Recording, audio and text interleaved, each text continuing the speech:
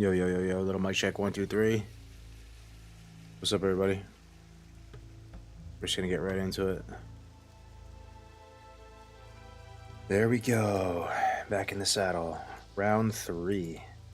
It's my 3rd stream of the day, man. Rainy nighttime Westfall. Little audio check. How we sounding, guys? We sound okay? Game volume sound okay too?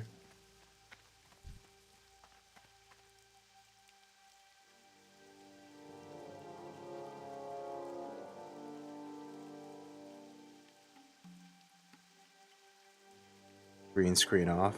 Yeah. The green it's a little bit wonky. The nighttime lighting, the green screen doesn't work so good, so just turned it off.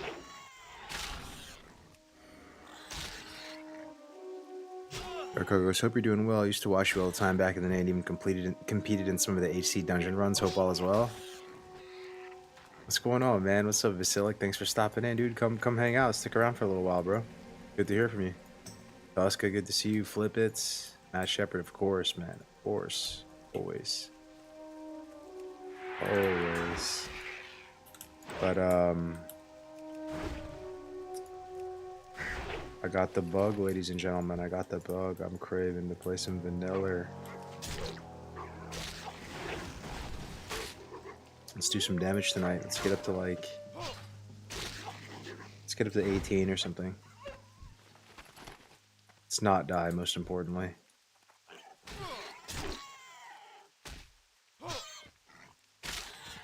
Oh, take it easy, Matt. Have a good one, brother. Have a good rest. I'll catch you tomorrow, man.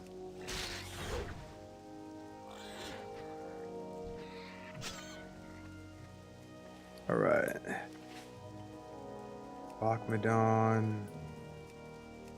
Armpike's delivery.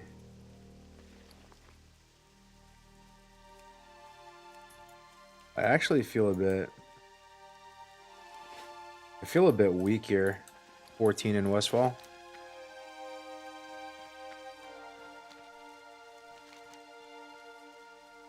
I think we should go to Lochmadon. Everything's pretty scary here. 14. Argo's late night streams are Abyss vibe. What's going on, Steel?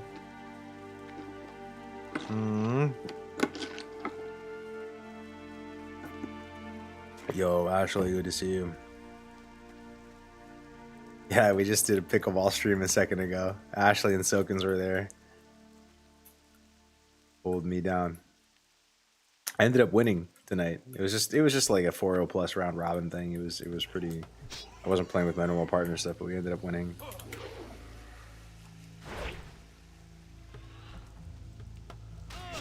Got a little exercise. My dinner tonight, very healthy. A giant bag of beef jerky from the gas station. That old Trapper. Any old Trapper fans? Peppered beef jerky and a big ass diet soda. Hashtag healthy. What can I do for you? Be careful. Greetings for the Alliance. Ice Brotherhood.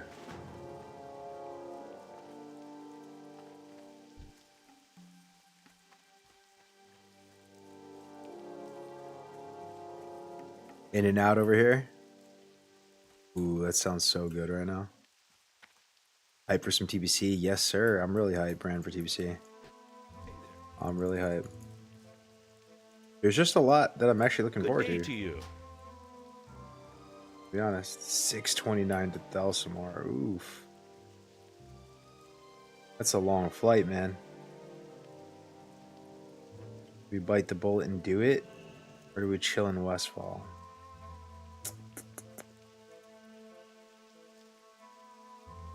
Yeah, let's do it. Let's go to Thalsamar. We'll just shoot the shit with chat and just talk for a little bit. Welcome back to the stream, guys. This is round 3 today. Streamed earlier for 5.5 hours. Had really good viewership earlier. It was a lot of fun. And then we did a pickleball stream. And now we're doing a late night, cozy, classic WoW leveling stream on our hardcore warrior. Doesn't get any better than that. Hardcore, death equals delete, classic HC, one life, vanilla World of Warcraft, solo warrior leveling, chef's kiss. Sing some Disney during the flight path? I could. I'm excited for this art, bro. So good to have you back. Oh, thanks, Steel Shield. I mean, you guys are awesome, man. Like, I love my chat. You guys are so dope. Like, I appreciate you guys so much. The questions you guys asked, keep the conversation going. Got so many subs today too. I think we got like 40 something subs today. Like, that's insane. Yeah, it's good to be back with you guys. You know, the hype to play WoW and specifically vanilla is cyclical, right? You got to be totally fried in the brain to just always want to play vanilla WoW and it never falls off. You kind of got to be grateful for when you actually feel the itch and you get to play this game and enjoy it, and you're genuinely like immersed in having a good time, because there's a diminishing return on it, you know, and that DR gets larger and larger, it gets bigger and bigger the more we play. But you know, like, I still got a little gas in the tank, you know. Brother Ahmpy says we're going again. Frontier 2.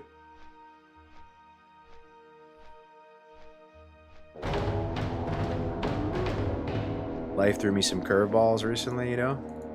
I have more time on my hands now. And WoW is actually seeming like the perfect thing to help kind of distract my mind, help like just balance me out, you know. Oh, this unit scan add-on is so annoying, man. I'm just gonna turn it off. That raid warning noise is just like the opposite of vibes.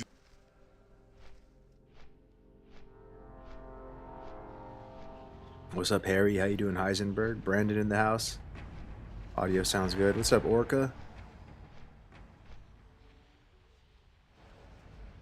Frontier 2, no world buffs. Ahmpy has big plans for Frontier as well. Like he's planning on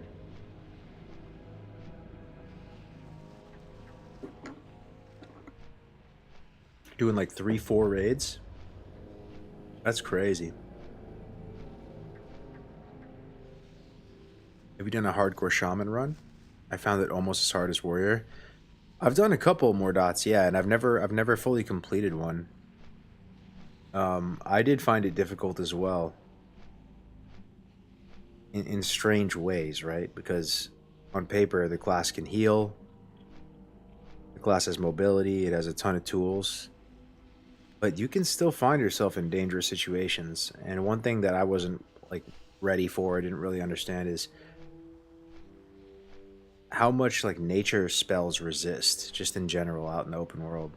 Like, and Earthshock just being like so unreliable, being so mana sensitive. Not really having like hard oh shit buttons you can press to escape danger. It's trickier than people think, you know. And the damage of shamans, kind of bad, honestly. Early game is pretty good. But if your leveling is enhanced, like even if you have like a Kangs with fiery and you know you're really a crusader and you're twinking it out, like, and you're just grinding in Feralus or something, because I've done that before, right? It's pretty bad. It's still, you're killing stuff so slow compared to warrior.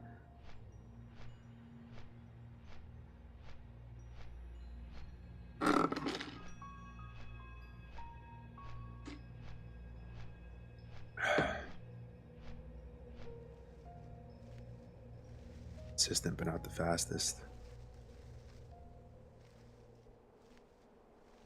3 streams in one day is nasty work. You love to see it. Yeah, what's up, Chadley? Hey, thanks for hanging out in all 3 of them, dude. That's awesome. Let me check the I'm gonna go chill in the Frontier Discord too. We'll just sit in there and see if anyone joins too, if anyone wants to come like hang out.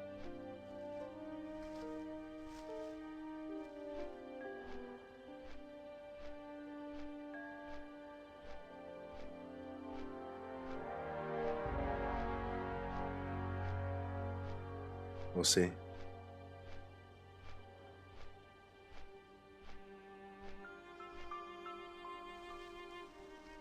But yeah, Ahmpy's doing a basically like a hardcore community cup as well.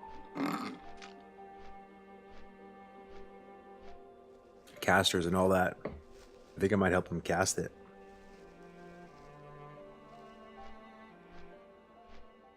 Damn, dude, you got ripped. I was wanting to play hardcore again, never made it to 60. What server is still active? What's up, Janky Johnny? We're playing Anniversary. This is the only hardcore server on Anniversary. Called Doomhowl. Seems decently active. There's about to be another big like push doing this Frontier thing, so there's going to be a lot of players on the server. But thanks for the kind words, man. What's up, Lightbringer? This takes me back to the golden era of Iron Lad. How time flies indeed, man. Indeed. Pretty sure Iron Lad looked just like this warrior as well. My very first hardcore run. About 5 years ago. Crazy, right? 5 years ago. First started playing One Life, wow. It was just entirely fresh new Frontier. How are you? Kind of crazy that Ahmpy's guild is named Frontier. Spider Ichor, we need that for something. Ops. Boar ribs? No, I don't think we need that for anything.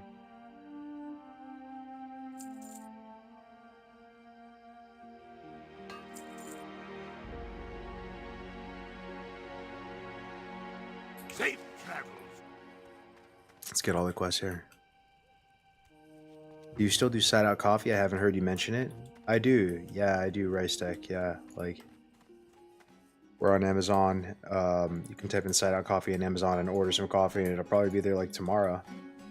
I've the finest wares in the land. But See you soon. Great to meet you. I'm Safe pretty excited travels. about the streaming at the moment. That's like the main thing. Like I'm still doing it. You know, side out coffee pays the bills for me. It's really like a catering business for me. Like I cater all the tournaments and stuff around me in Northern California. What's on your mind? I do farmers markets.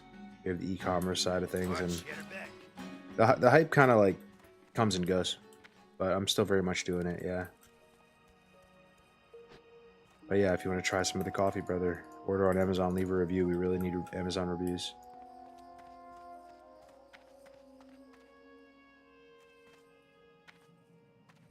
Well met. Be good.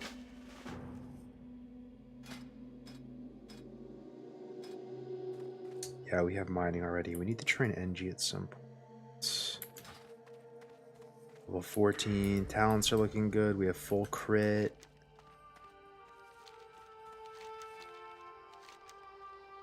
Rat catching. We gotta pick that up. This guy patrols. Yeah, there it is. What can Okay. I do for you? How are you? See you soon. Keep your feet on the ground. Keep your feet on the ground. Alright, we're doing okay on potions. We got some LHPs, but these are falling off, man. Like we need like the better potions. We gotta think back. Using our hardcore knowledge. Who sells the tier 3 healing potions? Who sells them? I know Wetlands sells them. Some Wetlands vendors. There's that one guy in the middle of Wetlands as well.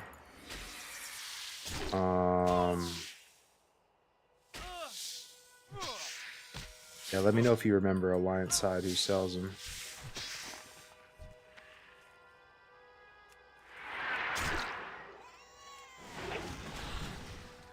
I seen the trailer you built for it on your other channel. I was impressed. Oh, thanks, man. Yeah, that's my baby right there. I built that whole thing by myself, and it's my mobile cafe.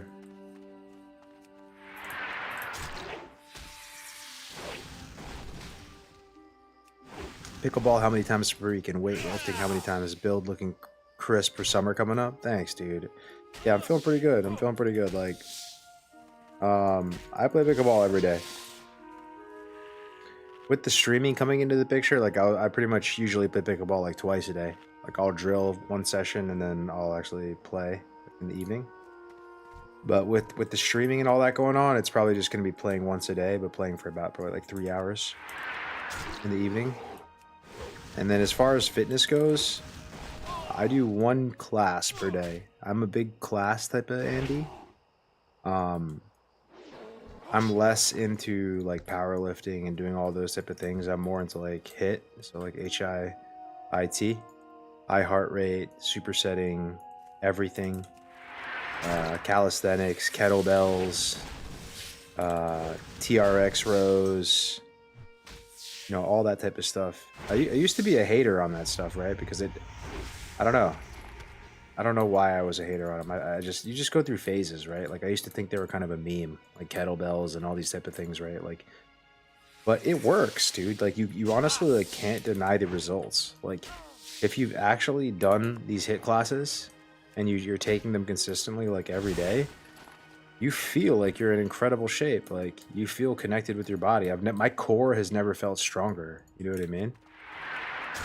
But you know, I'm not gonna lie, like I did bench the other day and I was like so weak on the bench, like I couldn't really lift that much. I was like, geez, like but you know, I can do a ton of push-ups, pull-ups, dips, all the body weight stuff. And so anyway, I don't mean to like beat around the bush, but like I do a HIIT class every morning, hour long. It's pretty much full body every day. Calisthenics. It's pretty much all girls in there. It's literally like just like 14 girls and me, and they all probably just think I'm gay or something. But it works for me, man. It works for me. Like it keeps me accountable, and it's enough. Like that's all I need. And sometimes, like if I'm feeling a little extra spicy that day, and I do the HIIT class, and I still want to keep, you know, like I want to hit a little chest or shoulders or something, I'll do a little after.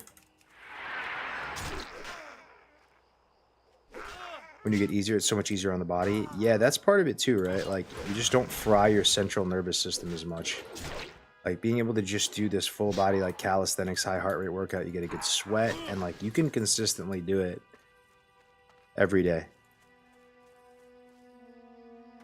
LMAO, nah, low-key, I sometimes do Orange Theory with my girl, and it's fun to mix it up instead of lifting all the time. Yeah. No, I feel you.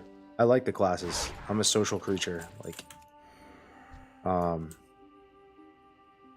yeah, the classes work for me. And I feel like I'm getting good value out of my gym membership when I'm doing the classes every day.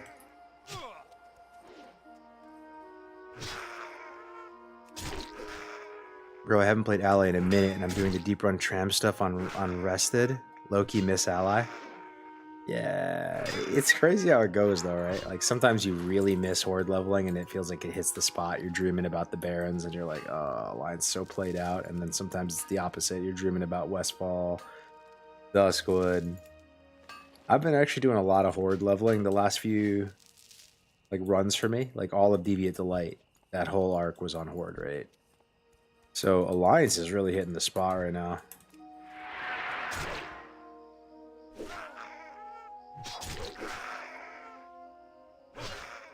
You take creatine? I recently read you're saying it's good for the brain also, even for older people. Creatine is very useful.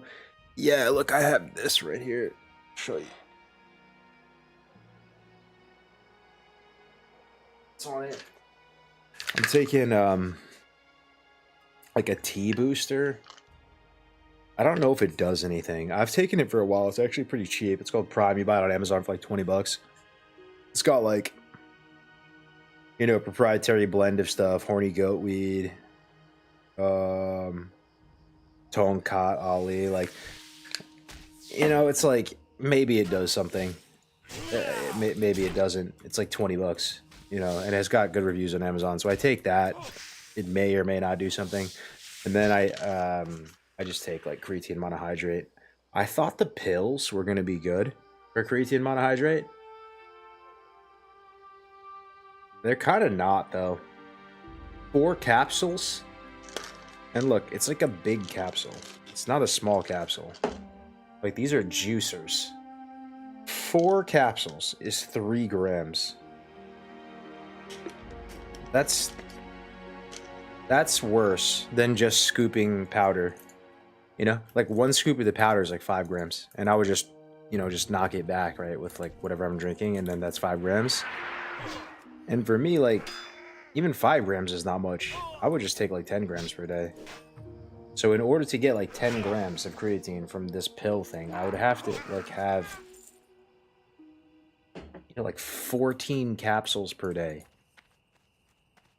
which is just crazy. So I honestly would just recommend getting the powder. It's the cheapest.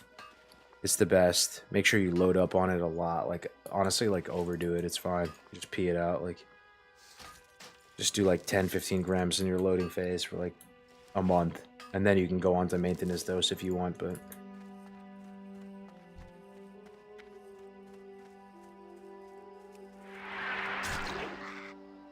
What's that T-booster you got called again? It's called Prime Test.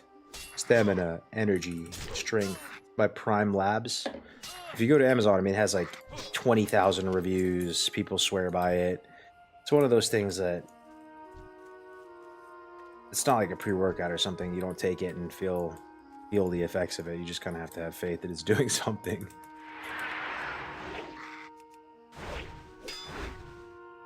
I started taking creatine last week. The watermelon tastes like ass, but that's okay.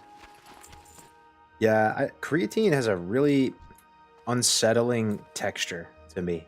I don't know if I'm the only one with it. Like, I don't enjoy it. It makes me feel weird. And I don't like to slowly sip on a drink that has creatine in it. It just gives me the heebie-jeebies. But I don't mind taking it. I just knock it back, like with a chaser. You know, I just fully take the entire scoop, 5 grams, 10 grams, put that big powdery mess in my mouth, and then just knock it back with whatever. And then that's it. So it's not that painful, but I don't think I could do like the flavored ones.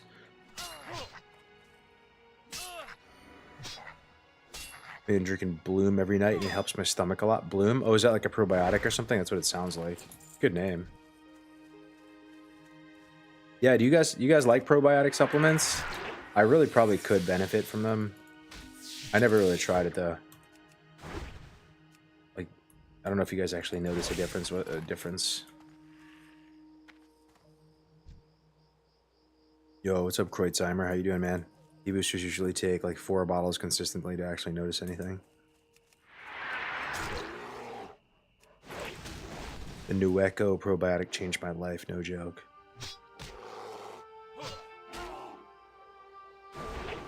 Kreutzheimer. Yo, I remember you, Kreutzheimer. Didn't we... Did you play Alliance and I played Horde and we actually ended up like ganking each other a lot or something? There's that name sounds so familiar. I know you from somewhere, man. It might have been Everlook. It might have been Deviate Delight. I feel like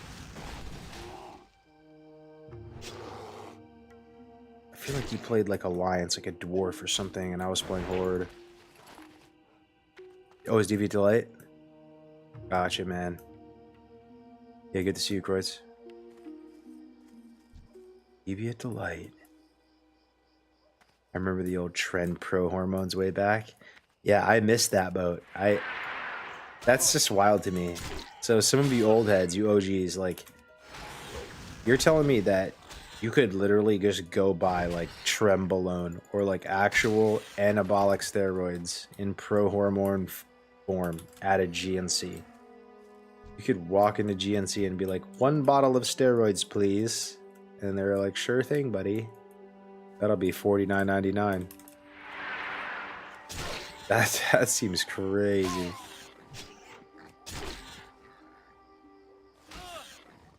One molecule off. Those DV Delight days are fun. Yeah, they were. So fun.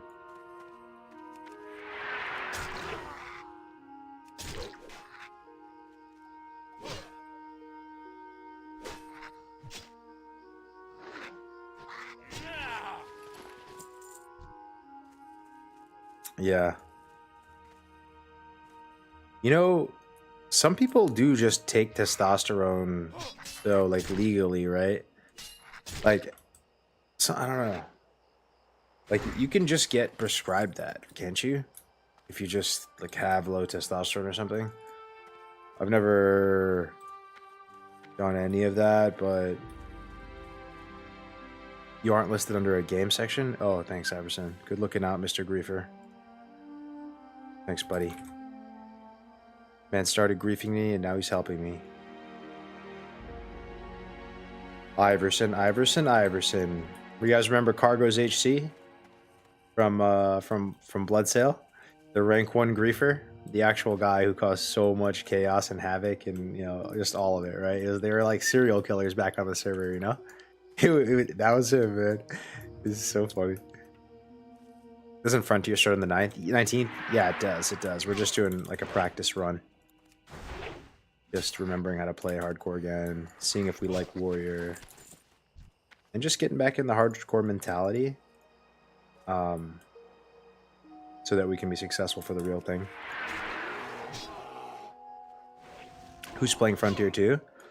I heard Joker's playing, heard Beans playing. As far as like streamer Andy's, I don't think Soda's playing. I mean, Ahmpy's playing, obviously. Asuvi's playing.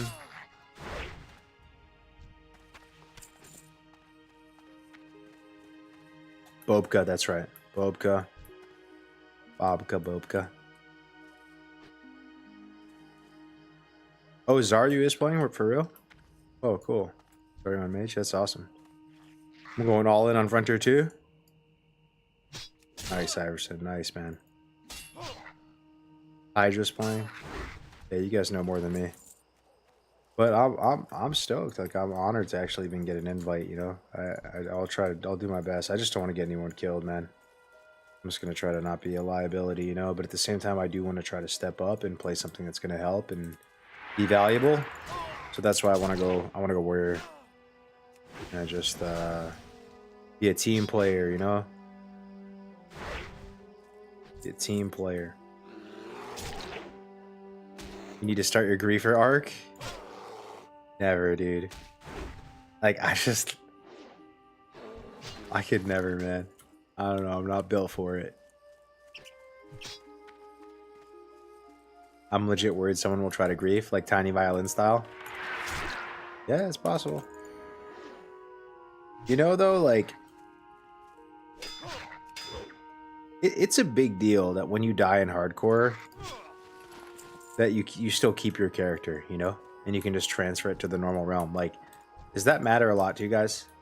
Is that like a big factor in going, you know what, this is worth my time, I'm gonna play hardcore? For me it is, like, worst case scenario, you die, you still keep that character, man. You can still play that character in TBC. Like, it's just you're off the server, I don't know.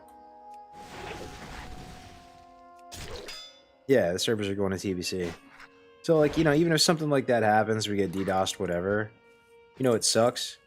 But it's not the end of the world, you still play that character in TBC. Maybe if you could transfer to PvP realms. Yeah.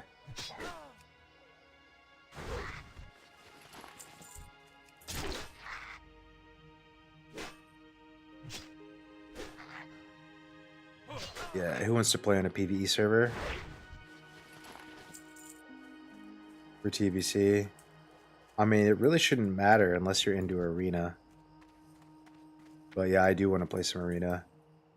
And the thing is, Human Warrior is kind of ass in TBC for Arena, right? Like, you have to be Gnome if you want to play Warrior in the Arena. It's not the worst thing ever. It's not, like, unplayable or anything. But you're not exactly getting... You're not, like... you're not exactly off to a great start playing Human Warrior in TBC Arena. You hang in there long enough, you get the Wrath, it's going to be sick, but...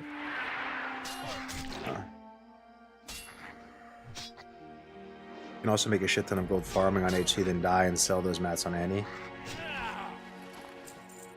Yeah.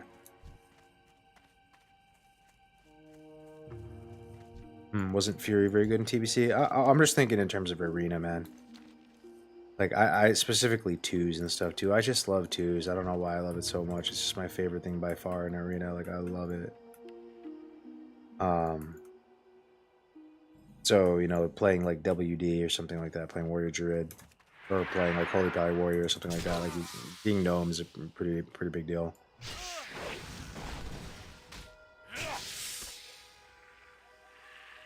In winter, do you wear the same stringer and crank the heater? No, not in winter. I wish. Like, if the weather would permit it, you know, I probably would. But it actually gets really cold where I'm at in California. Like, you have no choice but to, like, wear hoodies and stuff. Yo, Liquid Tager with the Twitch Prime, dude. Thank you so much for the 3 months of support. I appreciate it, dog. I appreciate it. So many subs today. We got 40-something subs today. So awesome. How you doing tonight, Liquid? What you getting into, man? What are you playing? Some Anniversary? What's everyone playing right now? Annie? I polled my community and I was asking everyone, like, what do you think the majority of the community is playing? Kata, Anniversary, Sod. You know, most people were saying that they're thinking like 80-90% of the community is playing Anniversary as their main game. My attention. Be good. Watch your back. It's kind of crazy if that's true. What's on your mind? Been playing a lot of Kata, getting ready for MOP. Gotcha. IMO, you're the king of hardcore, man. Welcome back. I appreciate that, dude. We take that title. We take it. And I slash bow. And I appreciate very much that you feel that way, you know? And I am proud of everything that has been built up at the end of the day. And I've been talking about it on stream a bit, but for those of you who don't know, there is a hardcore WoW docu-series being produced at the moment with everything high production value. Nice camera, lighting, equipment, red glowing backdrops. Winky's flying people out from all over the country. He's flying 2 people. He has a whole team of, you know, editors and people helping him with it, storyboarding it. And I did my interview, or at least a good chunk of it, yesterday with him, and it just got me so stoked. Like, I honestly can't wait for it to come out. It's gonna be so awesome. Yeah. Pretty sure it's 130 each. Kata, Sod, and Fresh. Yo, look who it is, man. Big Tactics LOL in the house. Big Tactics LOL. Good to see you, man.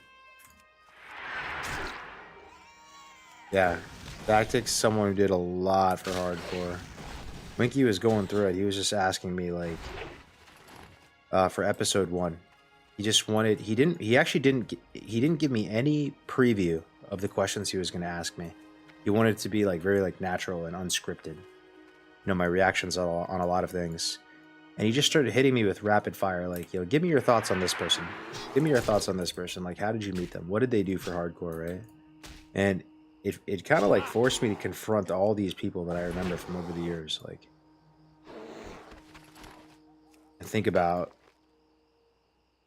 you know, their impact on hardcore and stuff, right? Like, and we just talked about like everyone. We just went through like 20 names, talking about each person and what we remember.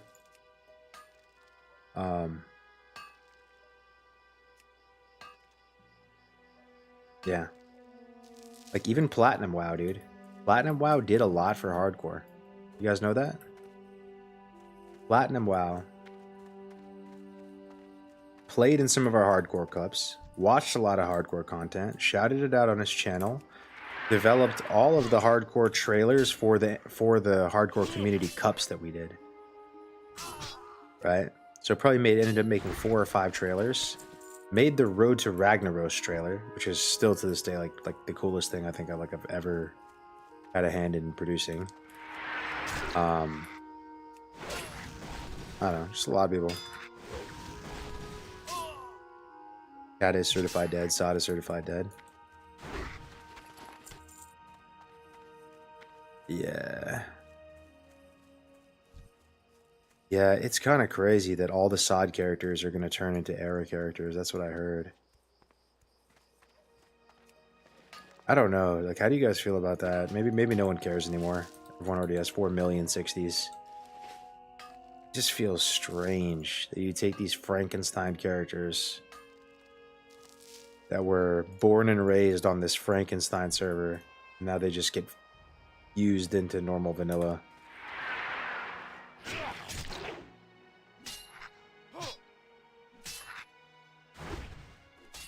That's not true. So you're saying that they're not getting fused with normal Era? That's what I was told. Yeah, hopefully I'm wrong. Because I do think that is weird.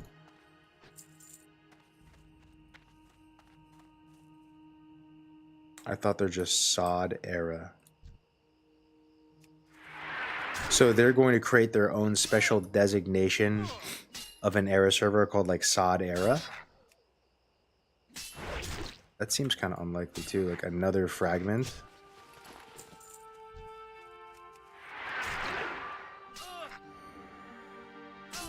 You're going to have a place to live on Sod Realms.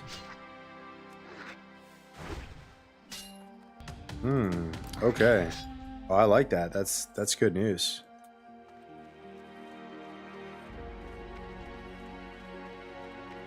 That's good news, man.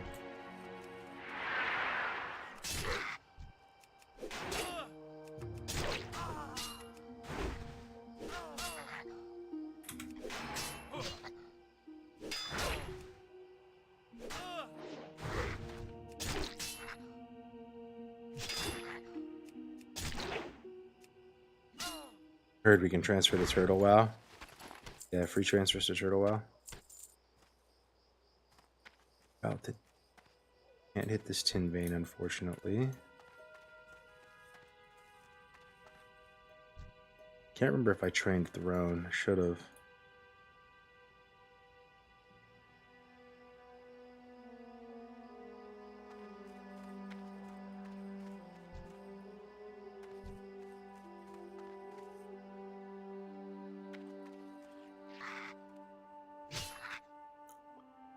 Did anyone show you the Egren post about Sod not continuing development and pretty much confirms Classic Plus?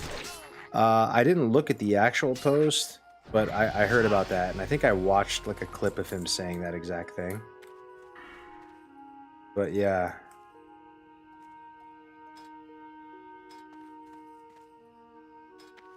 Let me see what we're gonna go now. Cruelty.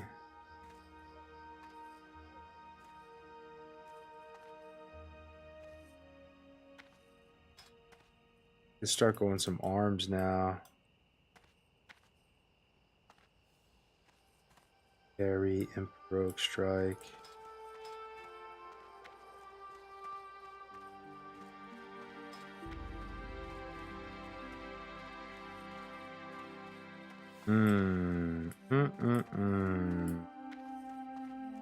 Maybe parry. Well, we're gonna respec regardless at 30. Or sweeping strikes. Read that thing I linked. Let's see. Update from the WoW Classic team. Greetings. As you may have read here, we're excited to offer those of you who have completed the Balnazar encounter in the Scarlet Enclave raid a free Mists of Pandaria Classic boost. Mop look a pipe. We believe that it would be a great capstone for Season of Discovery to offer those of you who are looking to embark on your next classic adventure this opportunity to hop into Mist's Classic right away when it launches. When we look back on the journey we've taken in Season of Discovery, we are incredibly proud of the time we got to spend with all of you in this unique take on the original version of World of Warcraft. From the first moments that players sat down at the demo stations in BlizzCon in 2023, I was there. I was there with the boys. Showback, Crix. Tactics, were you there? I don't know if you were there. Wait a minute. Maybe you were. We had this whole Airbnb hit house. Only Blacksmoke was there. Lesamos was there. I met Ahmpy. I chilled with Ahmpy in real life.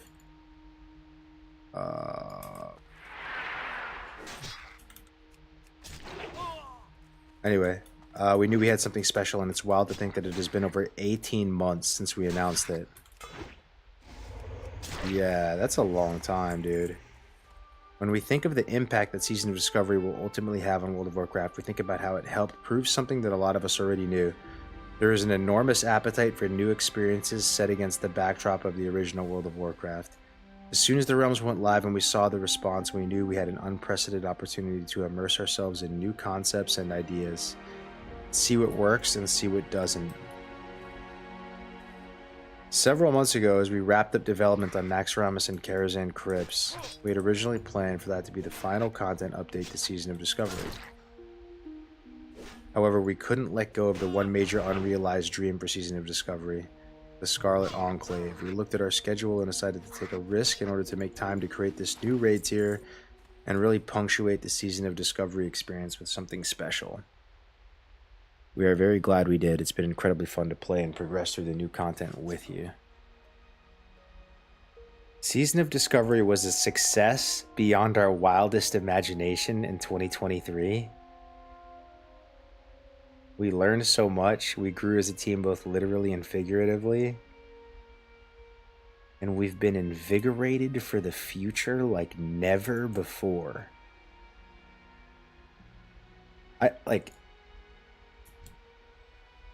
I don't know if I believe this shit, to be honest, man. Like, this is not very good. This is not, I mean, I don't know. In some ways it is, in some ways it isn't coming off as authentic, because they do have some humility in it, saying like, you know, some things worked and some things didn't. But I feel like this was a much rockier road with Season of Discovery, and it's like very mixed in terms of how the community perceives it. Like, they're painting this out to be like all rainbows and butterflies, and I think it would actually, it kind of like, it's creating like a rift in my mind in terms of like believing the author. Hold on, let me just look at the chat for a second. That post reads like ChatGPT. Sod was really great. Best time I've had on WoW. Phase 1 was super fun. I think they're gonna do a new season. Like, what are your thoughts on Sod, guys? Like, out of 10, like if you had to give it a rating, what is it? Like a 7.5, a 3.7, a 8.2? Like,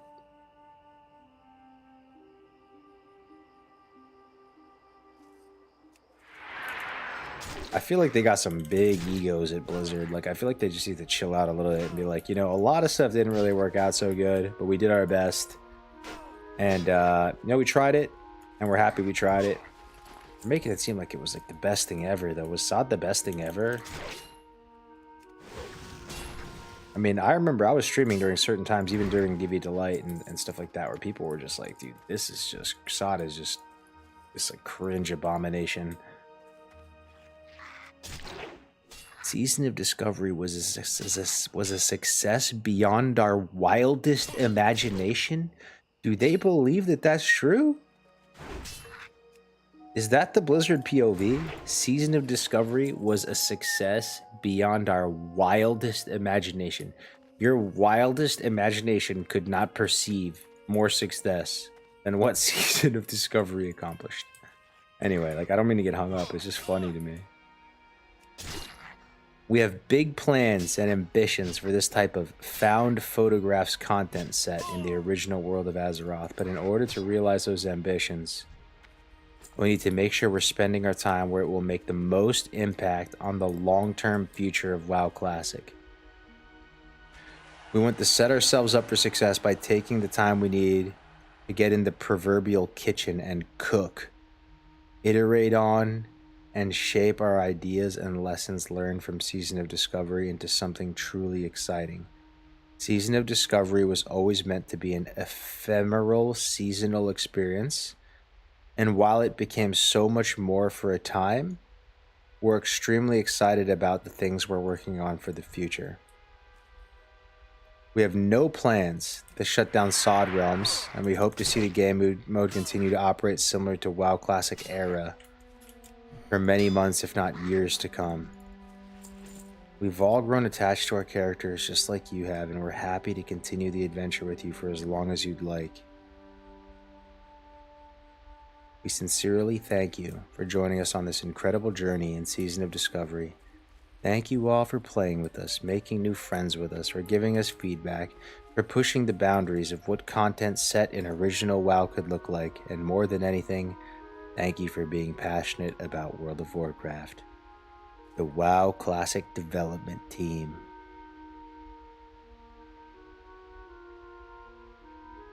I don't know, man.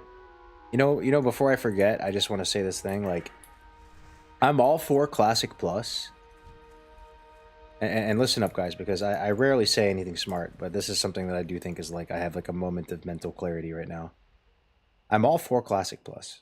I'm all for iterating on this like beloved game world, my favorite game. But I only want that to happen if the original version of the game is like accurately preserved and recognized, and there's basically like, it's in good shape, you know? Like, the original experience is optimized and intact, cyclical with, you know, a past, current, you know, like, and future to it, right? And that really takes the form of era, you know, Classic WoW era. And when I look at Classic WoW era right now, is that vanilla as I want to remember it? Is that vanilla snapshotted in time in the best possible light? You know, with the good, bad, and the ugly there?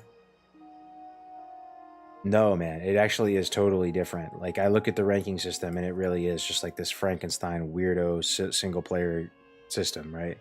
There's no brackets. There's no one doing War Song. There's no one doing a Rothy. It's like you're playing WoW Solitaire, solo, single-player, weirdo, like just hollow husk cadaver of an original PvP system. So, I mean,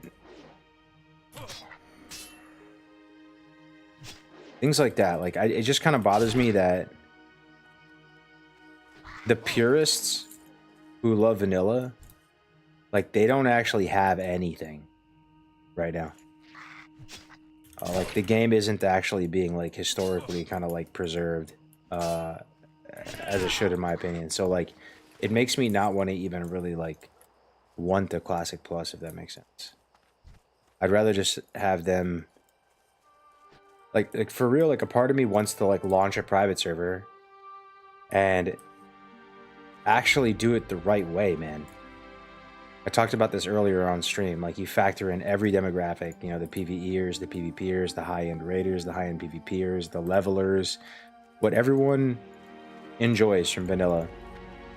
And you optimize the phase schedule, how you're doing loot, the PvP system, so that like you're preserving like the culture, the emergent gameplay that forms across all these like different buckets of players. You're preserving it all, but you're also kind of like optimizing it. Like, you're increasing quality of life, but I don't know.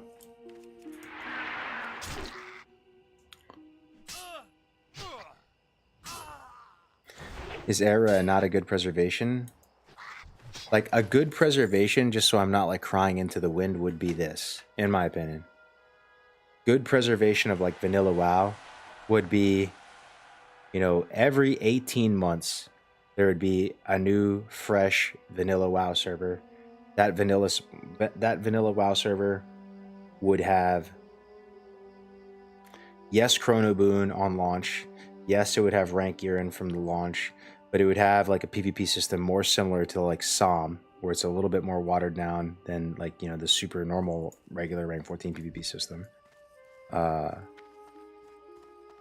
You know, the phases would be staggered in a way that it would give, you know, it would just be the best in terms of pacing for the server. Like when Dire Maul comes out, when ZG comes out, when BWL comes out, it would factor in just like all the normal player behavior of when people fall in and out of the pack, you know, how people are feeling at different stages of the game, and you space it all out properly, right? Like there would be one layer, there would be no multiple layers. There would be dynamic respawns and one layer.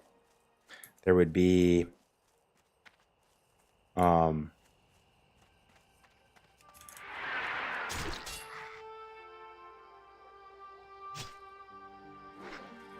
there would be no dual spec, and instead there would be reduced respec costs. Things like that, right? So it like preserves that original like flavor, that feel of vanilla, of like not being able to have your cake and eat it too. But it slightly enhances quality of life, so the game is able to like be that conceptual ideal, but also be a little bit more convenient to play.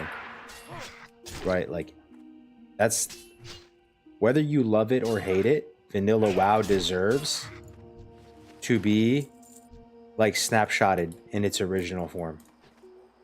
If we're gonna do WoW Classic and we're gonna do legacy servers, Vanilla WoW is deserving. It's the best game ever made by human beings, and it deserves to exist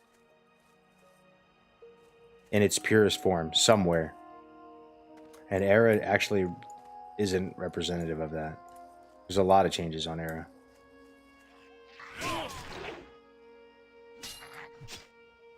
The issue is most people don't want no changes. No, I understand. I'm just saying, like, in terms of the game, even if they play day to day, right? Like, I get that. They might want to play something with changes. But hopefully they can all agree that Vanilla WoW, in its purest form, with all of its janky systems, if that's how they feel about it, it should be preserved. You should be able to log into a server and play it as close to how it was, you know, back in the day. Because you can't actually do that in the moment.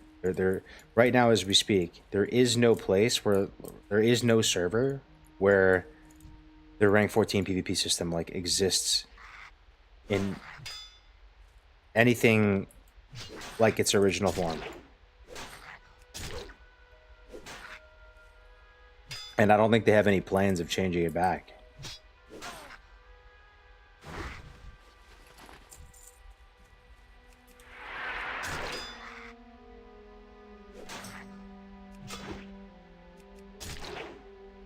Lightbringer Northdale is better than any classic server Blizzard has ever released. Yeah, I mean, there's some cool things though, bro. Like, honestly, like, Chrono Boon's pretty sick. I think that was actually, like, one of the most genius things ever. It's just, like, so good for so many reasons.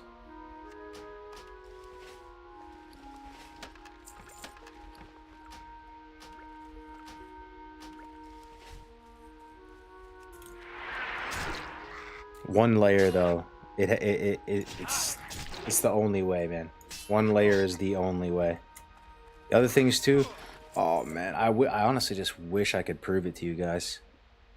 I swear it would be so good if I could literally have the keys to a private server and somehow was able to do everything, like buff the open world, like similar to how some of the private servers did it, all of it, right? Just like I would actually like assemble like a high council of all the, you know, people who've just played a ton of vanilla, right? From that represent every single like group of players that like enjoy vanilla WoW, and just make the server as perfect as it can. Factor in every demographic, every issue you normally face when you're playing vanilla, right? Like every pitfall, every turn where you lose players, every reason you lose players.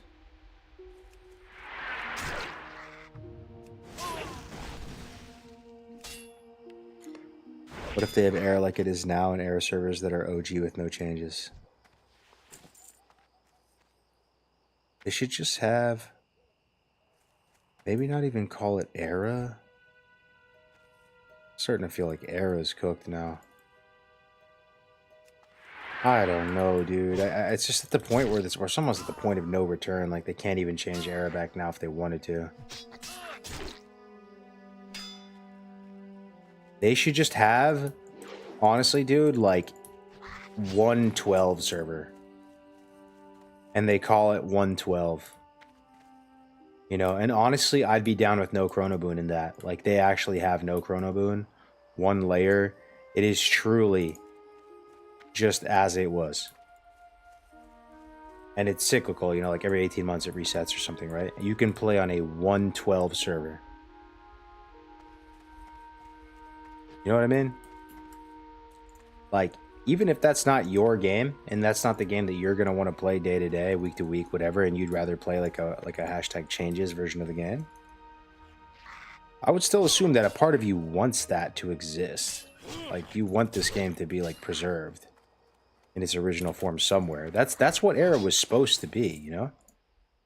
But it's definitely not like that now. There's hella changes on Era. Bro, they're even putting in new world buffs on Era. They're putting in that, yeah, that's why we made that big fuss about it, right? We did that petition and everything.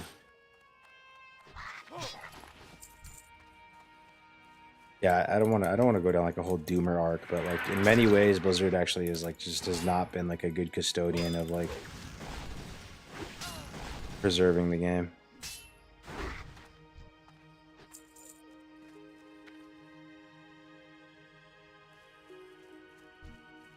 MMOs are about social situations arising from contact with other players. In 5 years, no one remembers them killing boars on a PvE server. They remember when they got camped by level 60. They banded together with other lobies, killed the 60, and camped them until they logged out. Hey Carlos, glad to see you streaming again. Your priest leveling guy video is the reason I played Classic. Oh, what's up, Hannibal Lecter? Thanks for stopping in, dude. I appreciate you checking in, dog.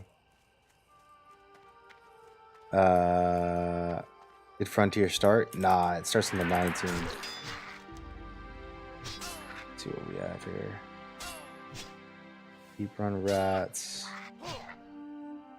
Oh yeah, we need to do Miner's Gear. Let's do Miner's Gear.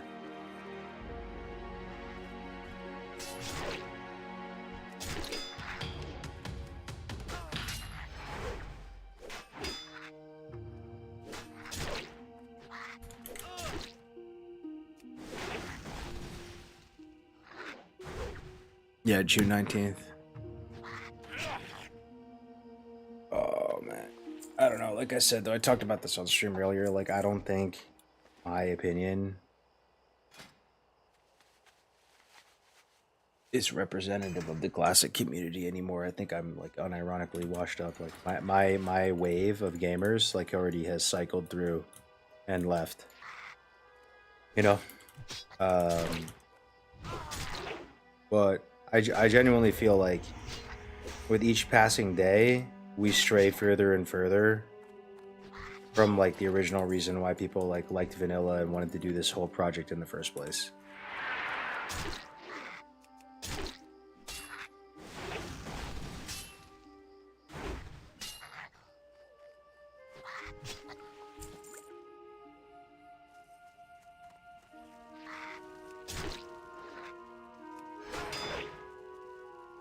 Would you ever do TBC hardcore? Yeah, man. I think I would actually. I think I have like an open enough mind to it now that I would, and we probably will see it in an official capacity in some shape or form. I would imagine. Like, is it possible that they would just take Doomhowl and then just graduate Doomhowl into TBC, like this server right here?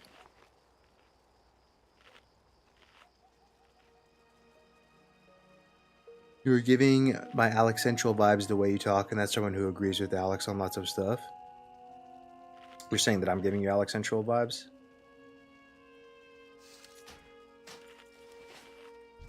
Yeah, I know. I mean, I appreciate your honesty and stuff like that. Like, I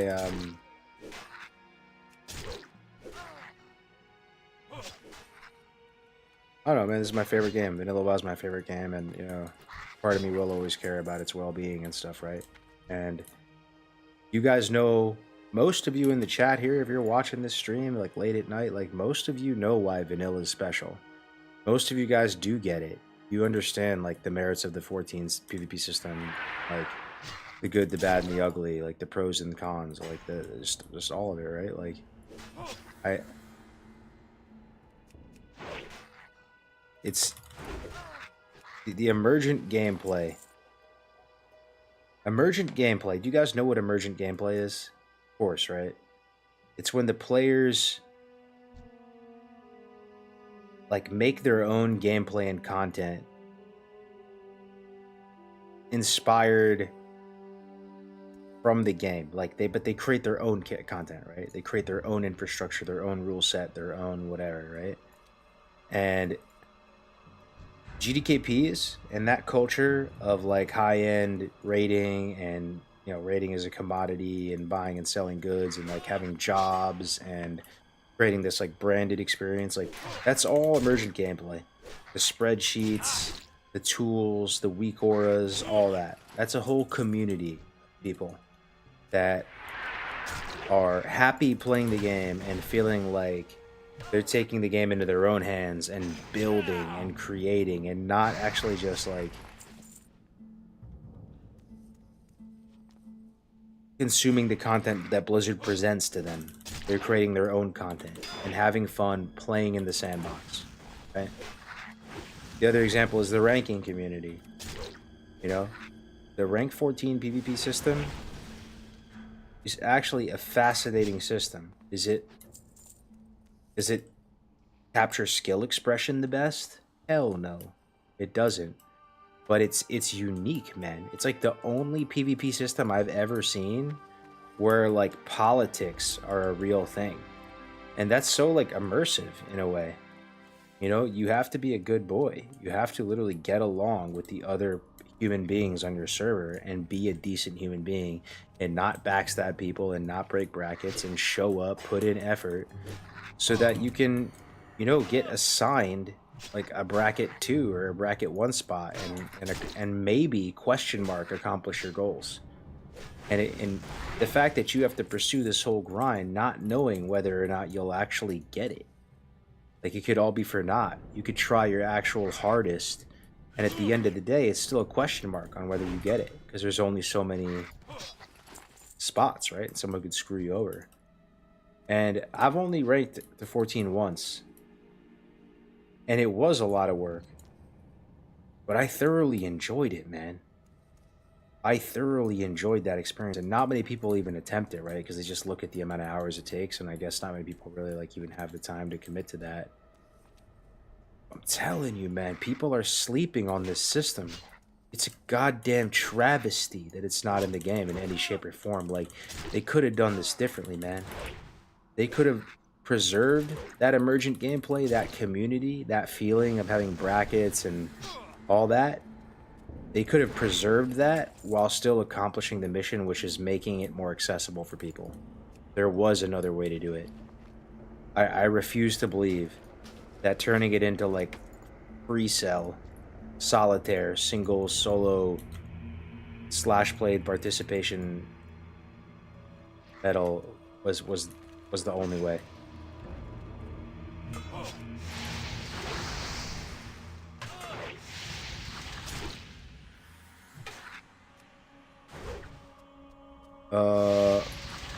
Sandboxing. I agree with you about the preservation of the original game. Yeah. Because we just don't have it. Yeah, we don't have it. The original game isn't preserved right now. It's just era.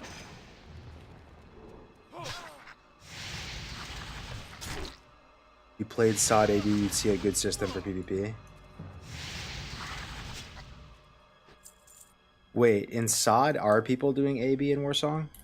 That is the meta of PvP in that, or is it the same as Era and Anniversary Realm, where it's just AV spam?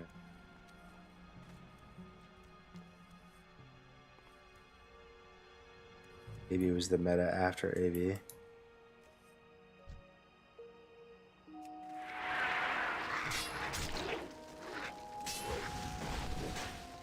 It was time gated and it was released too late.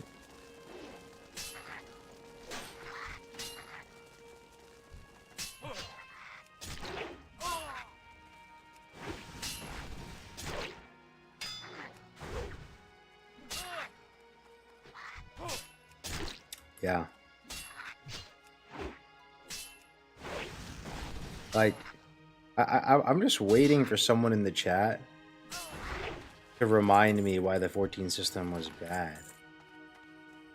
Like, can you remind me why it was so bad again? Like, I guess the like the original one, like the main people saying it was bad would say that it just is prohibitive. Like it just takes too much. Like a normal human being can't get for just like an ungodly amount of hours. You know, I kind of agree with you on it a bit. Like that's what I kind of mean. Like Psalm was able to tone it down a little bit, but keep the systems the same. You know, like I look at like the Gen 1 rankers on Fairlina and the Bobkas and the Bobkas or whatever, and everyone who is doing that, you know, that there is a line in the sand where maybe it is just a little bit too degenerate, right? But if you could just dial it back a little bit, you know, and kind of just like tune it in a way where that in order to get bracket 1, like you needed to put in 18 hours. 18 hours bracket 1. And, you know, maybe there's just a couple more bracket 1 spots. So that you did have like, you know, every week, maybe like 4 or 5 people rank out instead of 1 or 2. 4 or 5 people rank out per week. Boom. Perfect. So good. Like,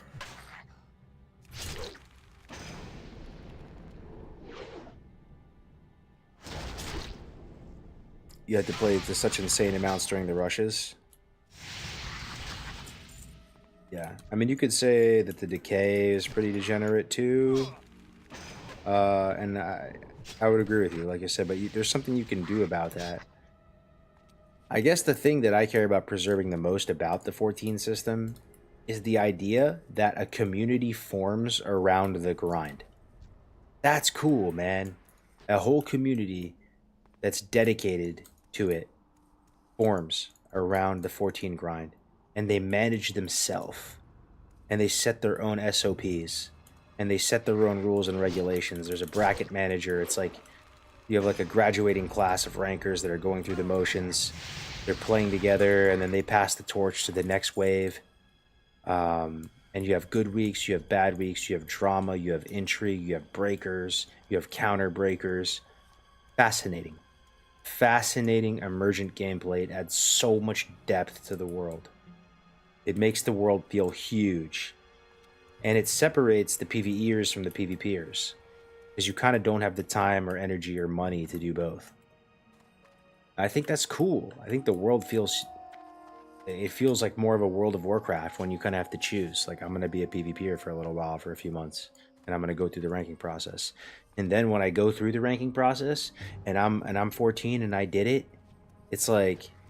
Now I get drafted into the best guild, man. Now, like, I did it, man. Like, I'm a first-round draft pick now. Like, now it's time for me to go shop around for PvE guilds. You know? I earned my stripes. I did it, man. I got my weapons. Like, you know, see you guys. See you later, guys. I'm leaving the PvP world now. Now it's time to shop around for a guild. People get picked up by various guilds. And then you get back together and you reflect on the grind that you did together in PvP. And, like, I don't know, it's just all of it. It's just like a very powerful and cool experience. And if anyone is like ranked in the chat, right, like you've done it before, even if it's not the 14, you know, could have just been to 12, 13, whatever it might be. Like, I hope some of you feel me on that. Like, that's one of the best things about vanilla.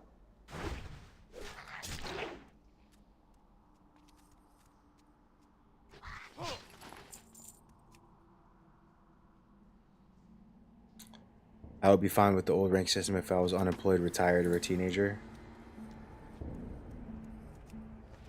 Yeah, like I said, there is a way to make it accessible while still keeping the community. There is a way, I bet you.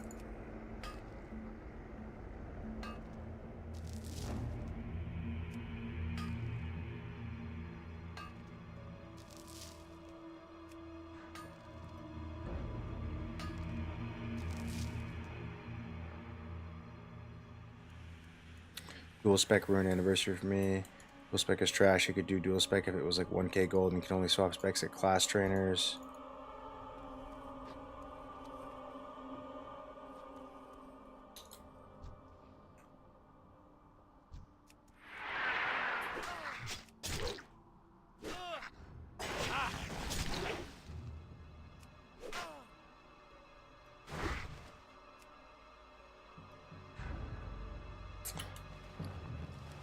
Alright, that's our last miner's gear. Nice. Silverstream mine.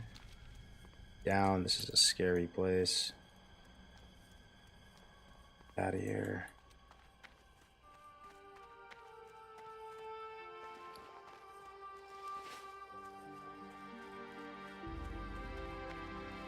Alright, we need bear meat, boar intestines.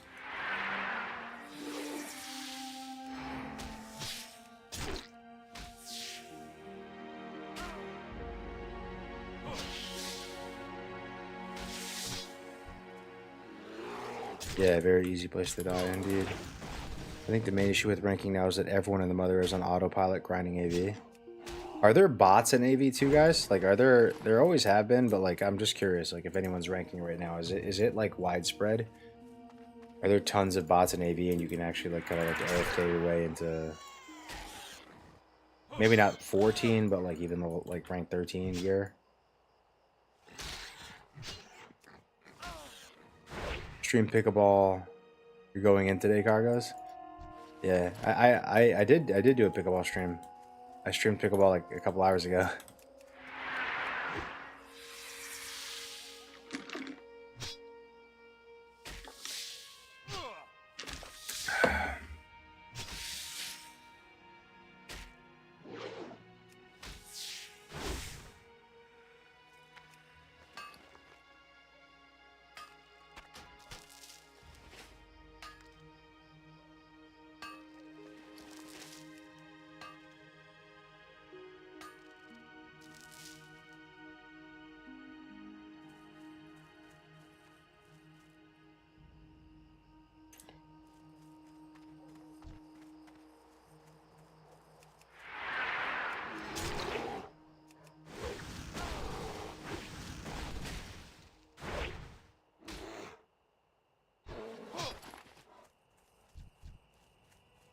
Nice cozy classic WoW hardcore one life leveling stream.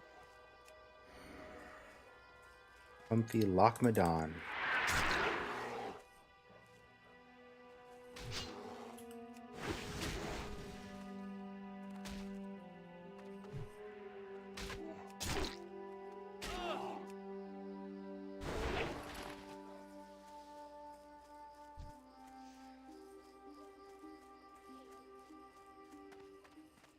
Still don't know if Graze is going to play Frontier as well.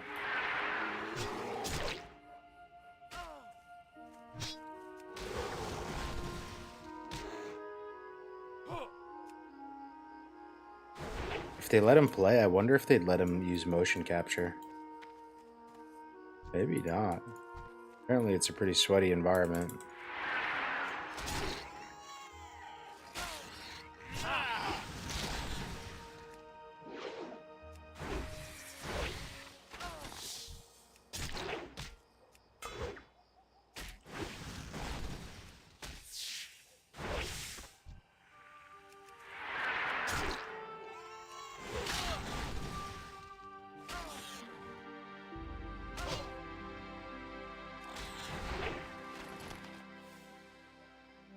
What is that?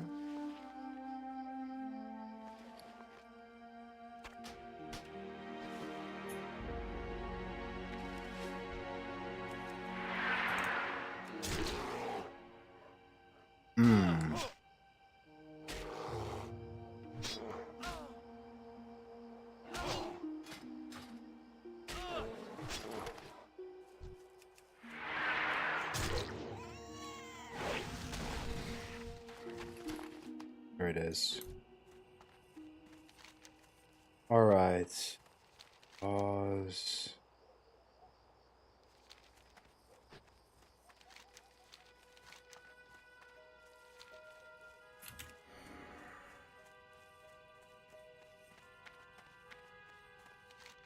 I swear I should turn this in right now.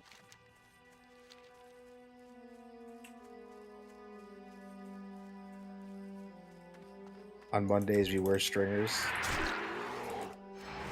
You should try it, guys. You should try wearing stringers. Give it a shot. It's 2025, man. There's people walking around out here in full drag. Like, you'll be good. Stringers are nice, man. They're comfy. Nice and comfy. Full range of motion.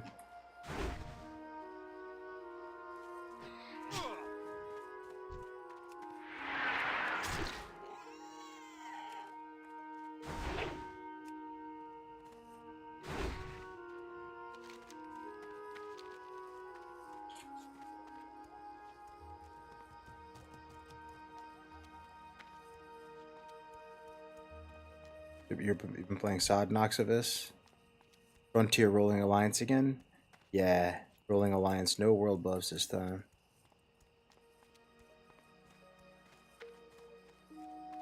I never left Bloodsail Buccaneers. What's on your mind? What's Frontier 2? Frontier 2 is the successor of Frontier 1, like the original guild.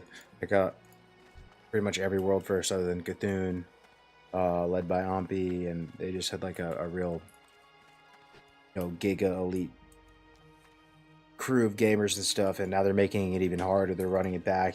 Regular hardcore One Life wasn't hard enough for them, so they want to do it with no world buffs and self-imposed loot rules and stuff. So that's Frontier 2. It's they're running it back on the 19th. It all starts. Is this Doomhowl? Yeah, this is Doomhowl. Off with you. Yep.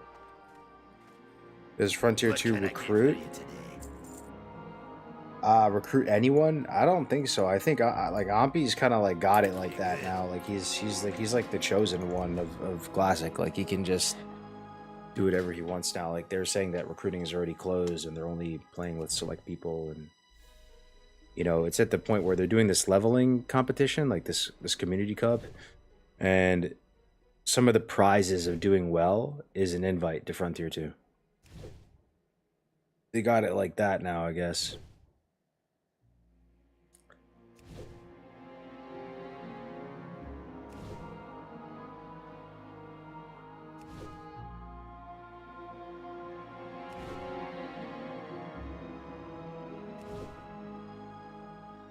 What is the website? What do you mean 8 above below? For Frontier, for Hardcore, for my coffee company? I don't think they have. I don't think they have like a Frontier website. I think it's just the Discord. Yeah, I don't think they have an actual website or anything. No world buff in raids or no world buffs while leveling. What about 60s helping, boosting? I think it's just no world buffs in raids. You can get them all leveling and doing whatever. But yeah, no world buffs in raids. But they plan on, you know, doing like 4 or 5 different raid groups, and Ahmpy said he's like gonna put in 16 hours per day, every day, doing Frontier 2 and stuff, so.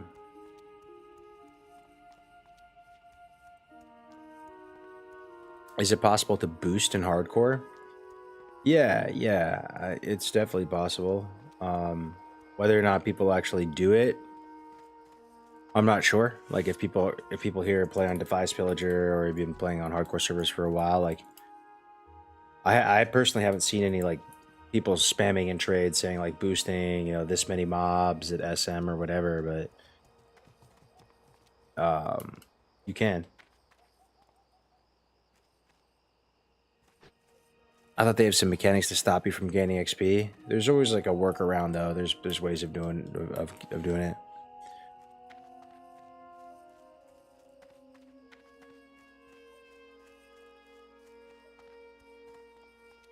Oh, mob tag, but it's not like the dungeon boost you see in non-hardcore, right? Yeah, I'm not sure. Like I assume it's the same as non-hardcore. Like they definitely made it harder. and you get less XP. But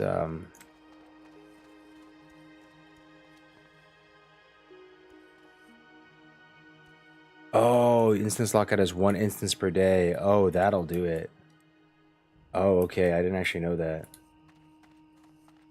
Oh yeah, that'll. I mean, so you can boost, but it's just only one. It's just only 1 lockout per day. Welcome.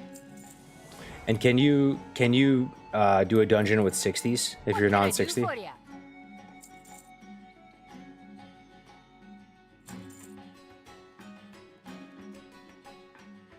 Keep your feet on the ground.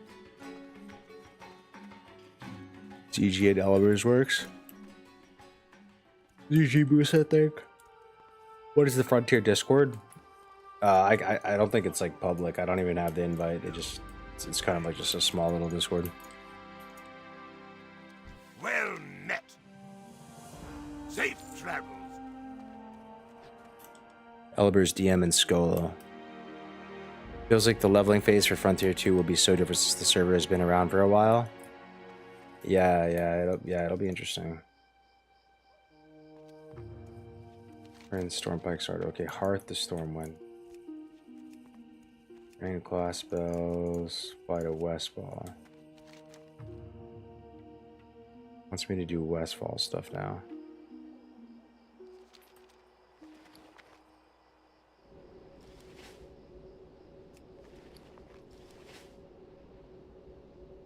So no TBC for you then, if Frontier 2? No, I'm definitely gonna play. TBC. Definitely gonna play TBC. I'm very excited for TBC, and all these characters Open for that we're business. leveling in Frontier 2, like we'll be able to go into TBC as well. On the PvE server, granted, but we'll be able to go. Light bless you.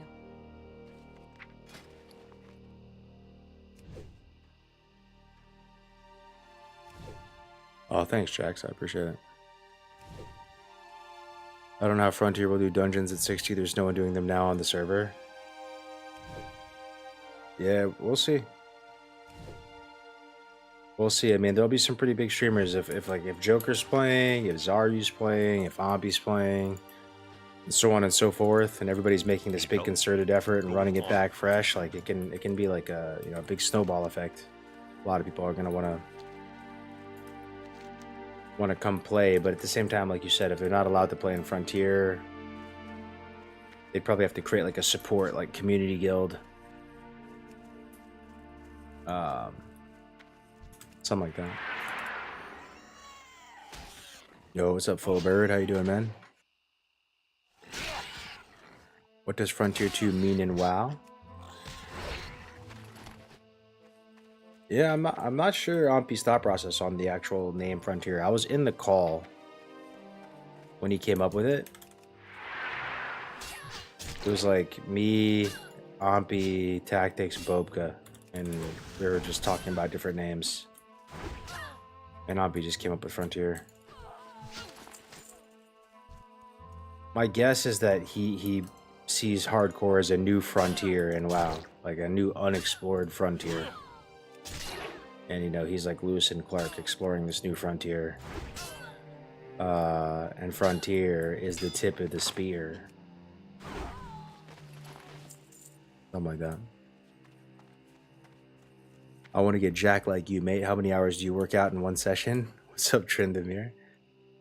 I just do one hit class per morning. That's my only workout, really.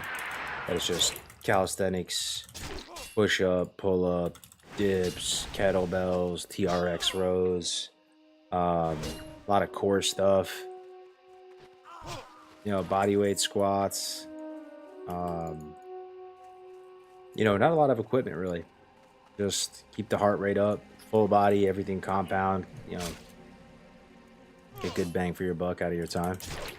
And I just do that every day. Keeps me in good shape.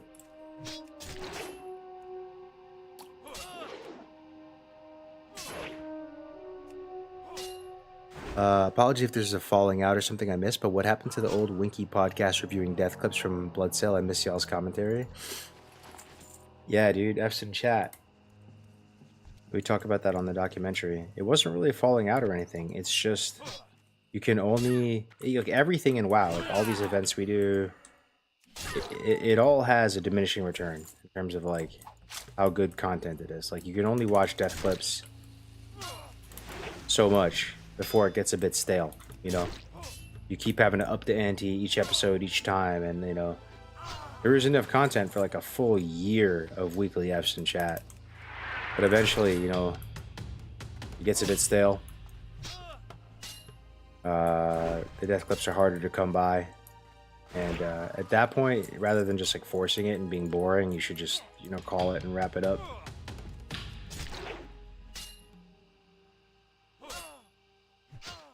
But a lot of first-time chatters. I appreciate you guys like, you know, commenting and engaging with the stream. I hope you're having a good time hanging out here. This is my third stream of the day, so I'm a little bit low energy, a little bit tired, but I want to play. I want to play WoW. I want to get this warrior going. So appreciate the follows, guys. Ahmpy said on his stream it would be 2 guilds, like a sister guild for people wanting to level and perhaps try out later for the main guild. Oh, cool. That's smart. That's smart. That's smart. So many follows, so many follows. Welcome, guys. Welcome to the community. Join the Discord. Follow the Instagram page. I'm going to be doing a lot of IRL stuff, too. I did an IRL stream today doing pickleball.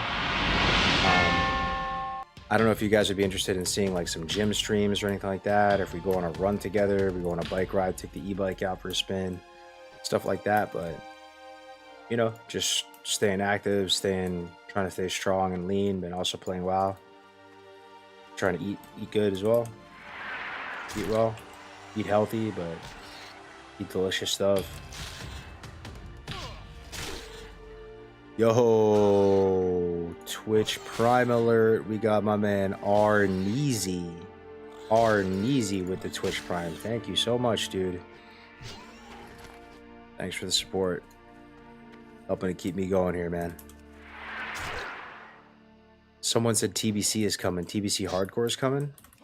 Yeah. Yeah. These anniversary realms are going to roll over into TBC as early as Q4 of this year. So most people are pretty stoked about that.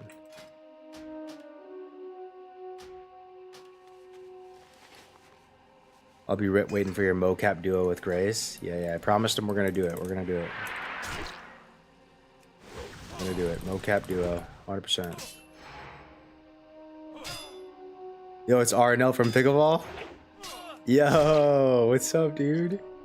Yeah, I just, you know, you're the one team we lost to tonight, RNL. Noah was sleeping tonight, bro. But we ended up doing well. I think we ended up winning the whole thing. But yeah, GG's, man, GG's today. I found out today that, or the other day, one of my pickleball buddies is a classic WoW gamer. Feral Druid main tank, MCP farmer. And he played on white main. Good to see you, RNL. Yeah, 99 parsing sweat Feral Druid. I love it, dude. You love to see it. You love to see it. That's sick. MCP enjoyer, that's right. Yeah. You'd be surprised. You'd be surprised how many people, even if they haven't played World of Warcraft, have heard of it. You know? It's, yeah.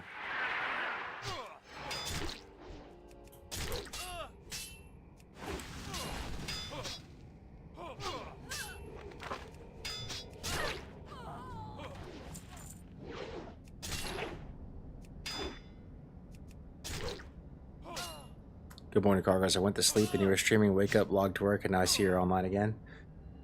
Yeah, dude, I'm getting the bug again. This is my third stream of the day. Streamed 5.5 hours earlier this morning. Had a great stream. Then we break for a little bit. Did a pickleball stream, and now we're back. I just saw your coffee truck setup. If you don't mind me asking, how is the Breville doing under high volume orders? So I actually love that Breville dual boiler, man. I don't use it anymore in the trailer.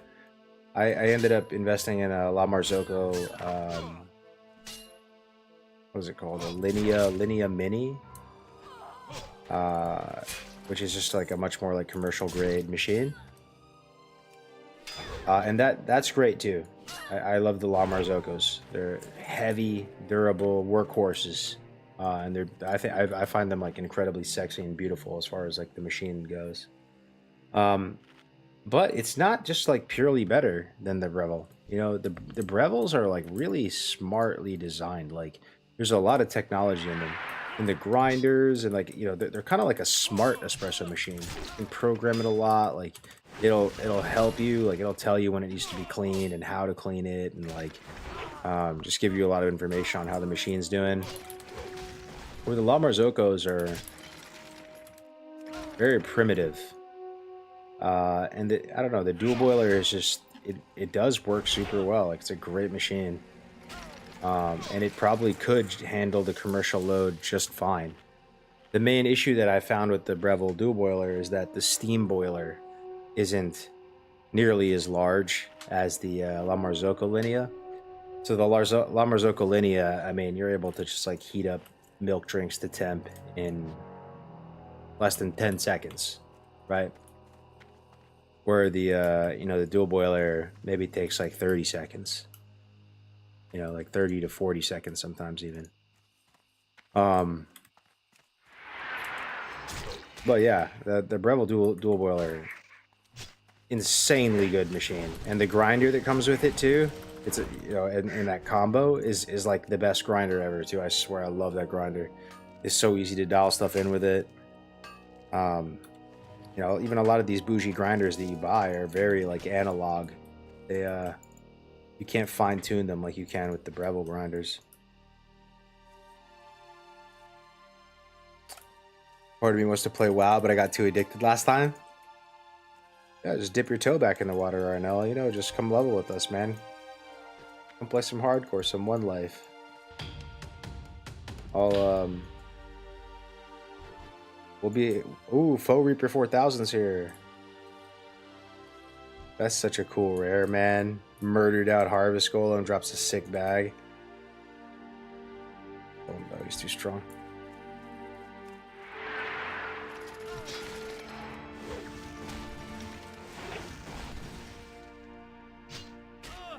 Interesting UI. Thanks, man. Is this a test for Frontier 2 or an actual run? How will the recruiting work for Frontier 2? I think the recruiting is done. Like, I think they already have the roster. I think they've invited everyone they want to invite. That people are saying there's going to be like a sister or a brother guild where the community can play in as well, and maybe like try out for the main thing.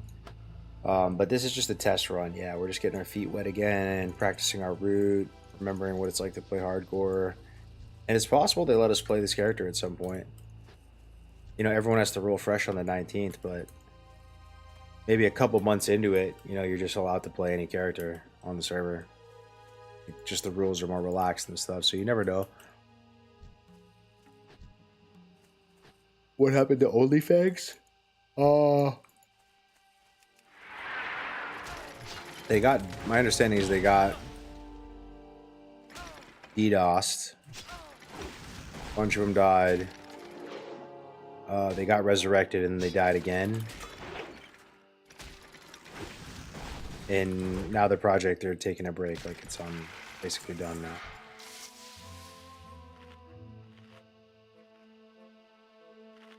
Yeah, a lot of people recommending the Linea over the Breville for a small starter coffee shop.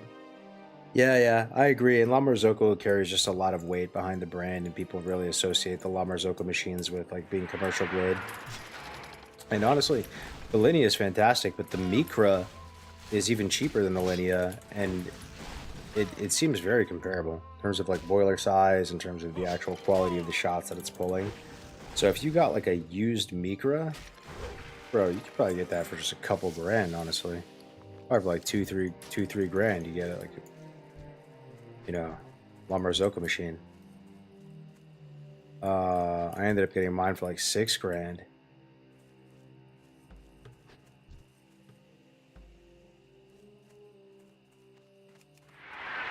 Ahmpy said something about an add-on which is mandatory to join Frontier. Not sure if it's meant to track something while leveling. Yeah, I think it's the OnlyFans add-on. I think that's what they wanted to use, or like a modified version of it. Didn't you help create Rested XP? Yeah, that's right. Yep, that's me.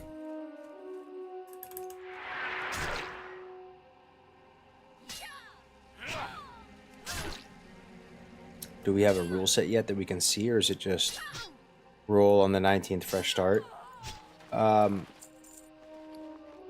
They might have something posted somewhere, but it's pretty much like guild found, loot, and all that, so you can't just buy anything off the auction house, right? You have to have the add-on installed. There might be like a naming convention or something for your characters, I'm not sure.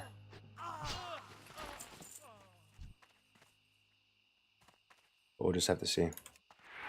I'm excited though, like it's good timing, right? I'm coming back at a good time because this whole new project is just about to start, and I'm just coming back to the scene, wanting to go fresh, wanting to level an anniversary, and this whole project is about to start within a couple weeks, so yeah.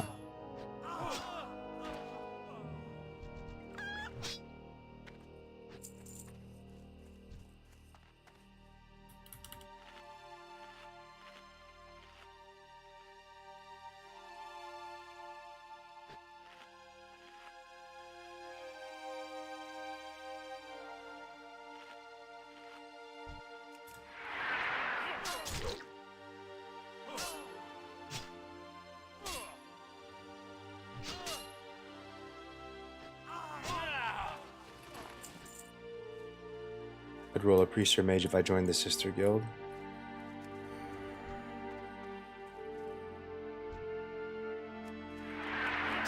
Bro, I'm down though to like duo or level in a group, honestly. If any of you guys want to play. I don't think they have any like grouping restrictions, right? Like if you're part of the sister guild, or even if you're just playing on the server, I think you can just group with whoever, right? So if any of you guys in the chat, you know, you want to level on Doomhow, like it'd be great to be able to play with my community, you know, do some dungeons together, level up as a big group. Like we can kind of do our own thing too, like we can chill in my Discord, or you know, something like that. I was hoping Grays would want to duo with me, but I'm not sure if he's actually going to play this at all. I feel like the prospect of sweaty raiding for months on end to Grays, it's possible that that's like a fate worse than death for him, right? Like he's not into that at all. So I'm not sure if he's into this, to be honest. This might not be his cup of tea, you know? How to join the sister guild? They'll probably just invite you, dude. It's crazy Grace hasn't taken a break from WoW for 5 years. Yeah.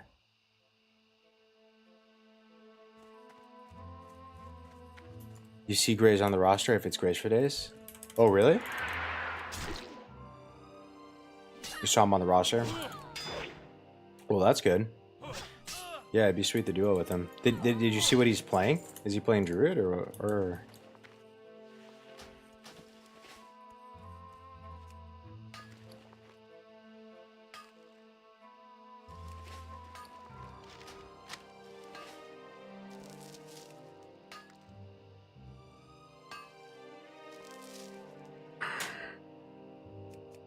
Is Frontier 2 going to be as troll as OnlyFans streamer drama, or will it actually push? Yeah, they have no interest in being a content guild. They want to be like extremely sweaty and try hard. And I honestly don't know how to feel about it. Like I don't know if that's going to be my vibe or not. I think it'll be fine. I'm not like the silliest dude ever. Like I think I would align more with the values of Frontier 2 than OnlyFans. Winky always told me like OnlyFans would drive me crazy if I played in that guild. So we'll see. But yeah, it's not a content guild. It's like a leading edge type of guild.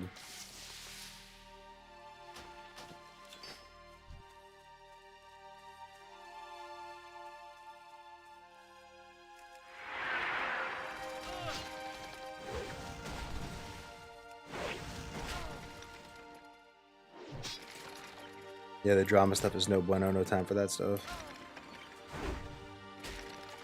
Yeah.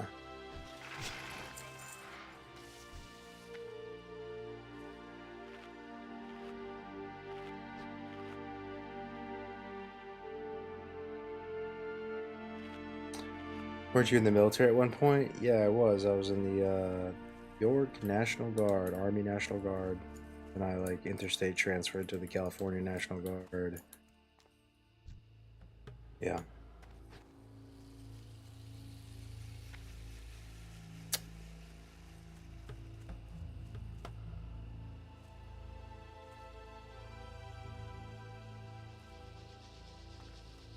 What rank did you have when you retired?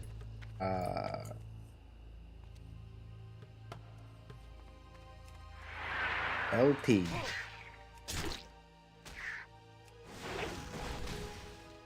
Still enjoy it, or did you hang it up? What, the military?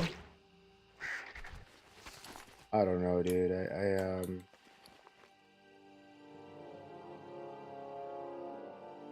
Glad I did it, I guess.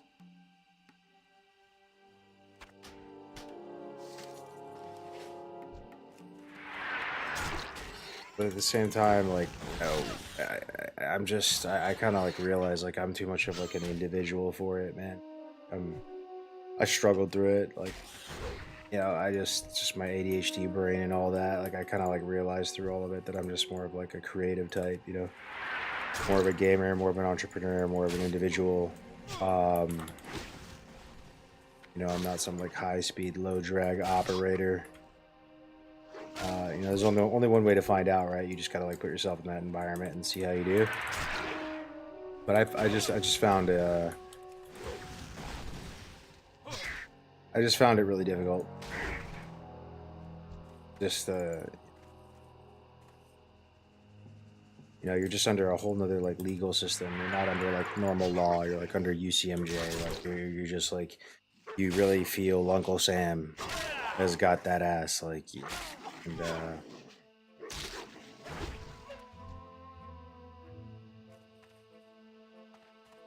I was incredibly relieved to be done with it.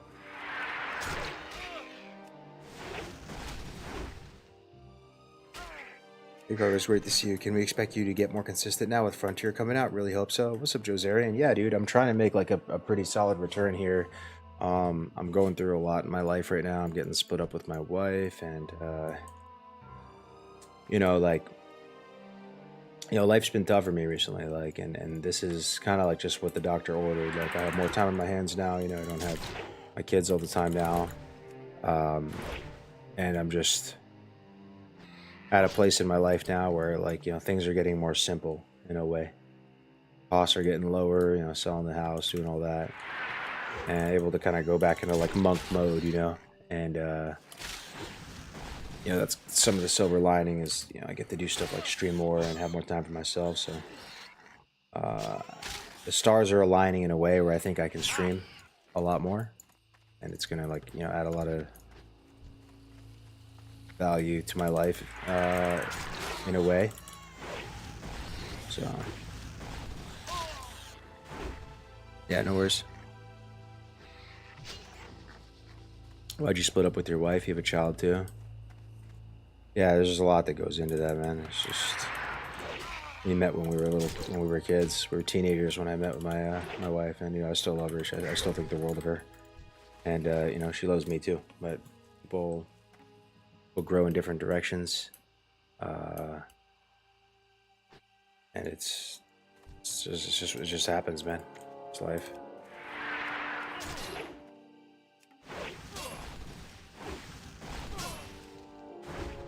Yeah.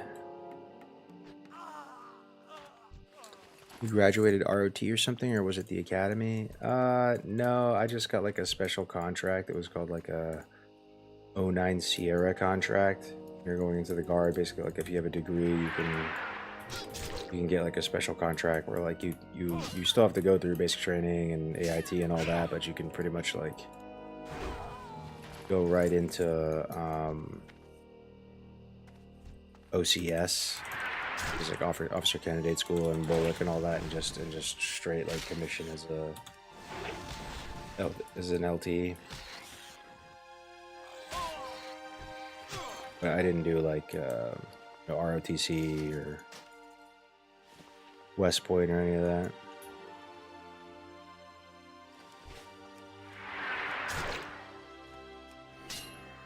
Yeah, no, it's all good, man. I appreciate it though, Jerky.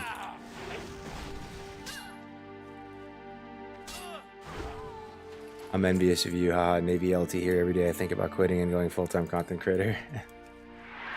Yeah, the grass is always greener, my friend. You know, like it's, you know. I'm sure you've met plenty of people who have done the whole 20, right? And like they made it all the way through, and now that they're like set for life, right? Like they did the 20, they're out. They still seem like they're reasonably sane, and that's got to be the good life too. You know, if you can make it. But for me, it's just one and done, man.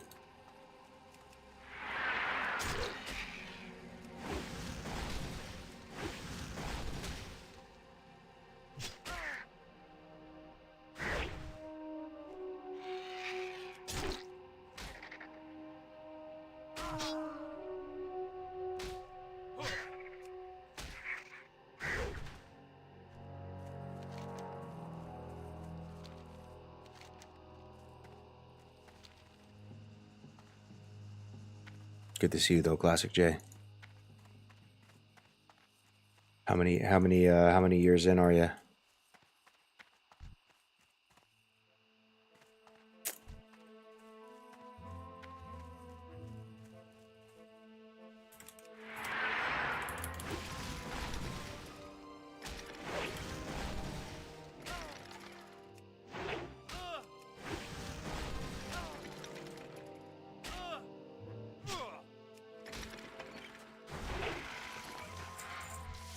Still, I appreciate you being ex-military. Could always tell this before knowing it based on all the acronyms used in your YouTube videos.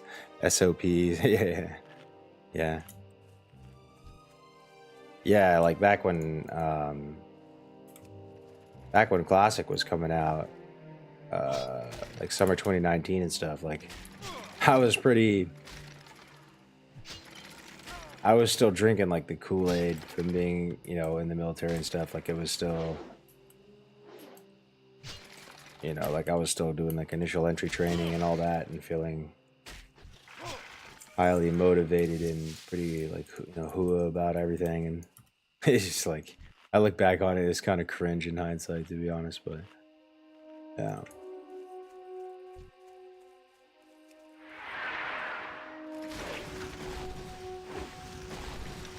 Graduated the academy in 2015, Romanian Navy though. Done with the mandatory service, can quit anytime I want now. Oh, cool. You're in the Romanian Navy.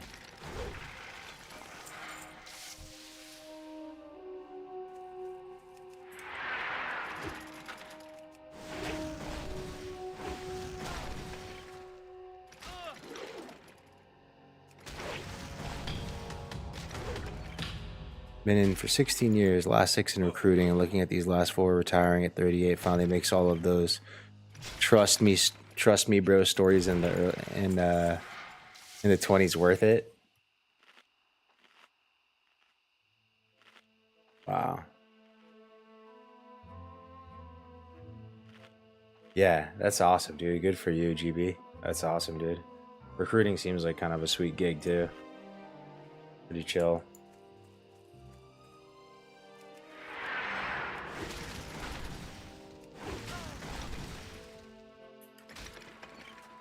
Is anyone able to join Frontier? What are the rules? I not anyone can join Frontier, but like we've been saying, there's probably gonna be like a brother or a sister guild, and my guess is anyone can join those. We're playing on Doomhow. You need like an add-on. It's gonna be, you know, guild found rule set. So you can't just, you know, like buy gold or use the auction house or do whatever. And the rating will be no world buffs. That's all I know at this point.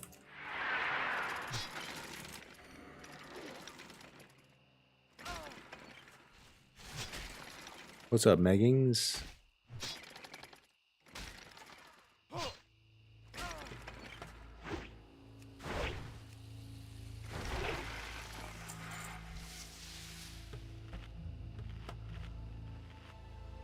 A ding soon.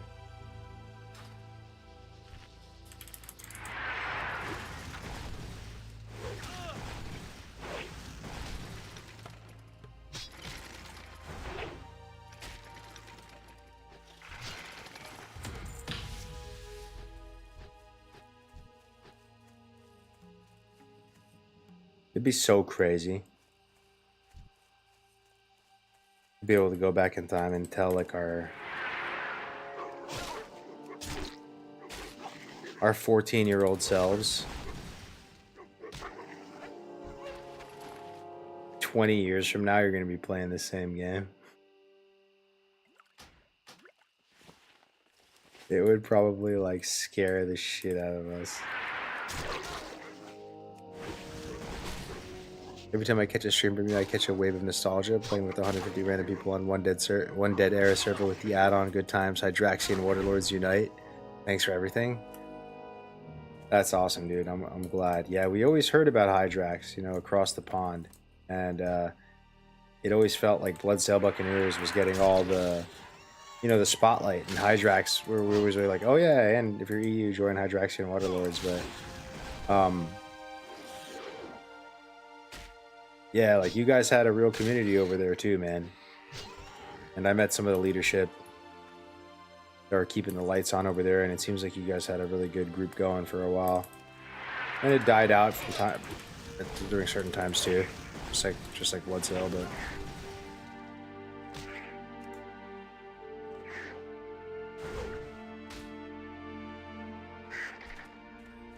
Yeah, it changed my life. I became the most followed recruiter on IG, and I just share stories of airmen in the Air Force. I feel no one has photo albums anymore, so I tell them to capture memories. Oh man, you're a recruiter and you're doing well. You're crushing it on social media. Yeah, that's probably. Yeah, I know the type, man. My recruiter is actually pretty famous too. His name is like Sergeant Lewis Swartz or something, and he actually has a massive Instagram following for Army stuff. He's like a New York National Guard recruiter. I remember it was like literally like in the middle of Manhattan that I met this dude. I just went to this like random spot and like, yeah, his social media just carries him so hard.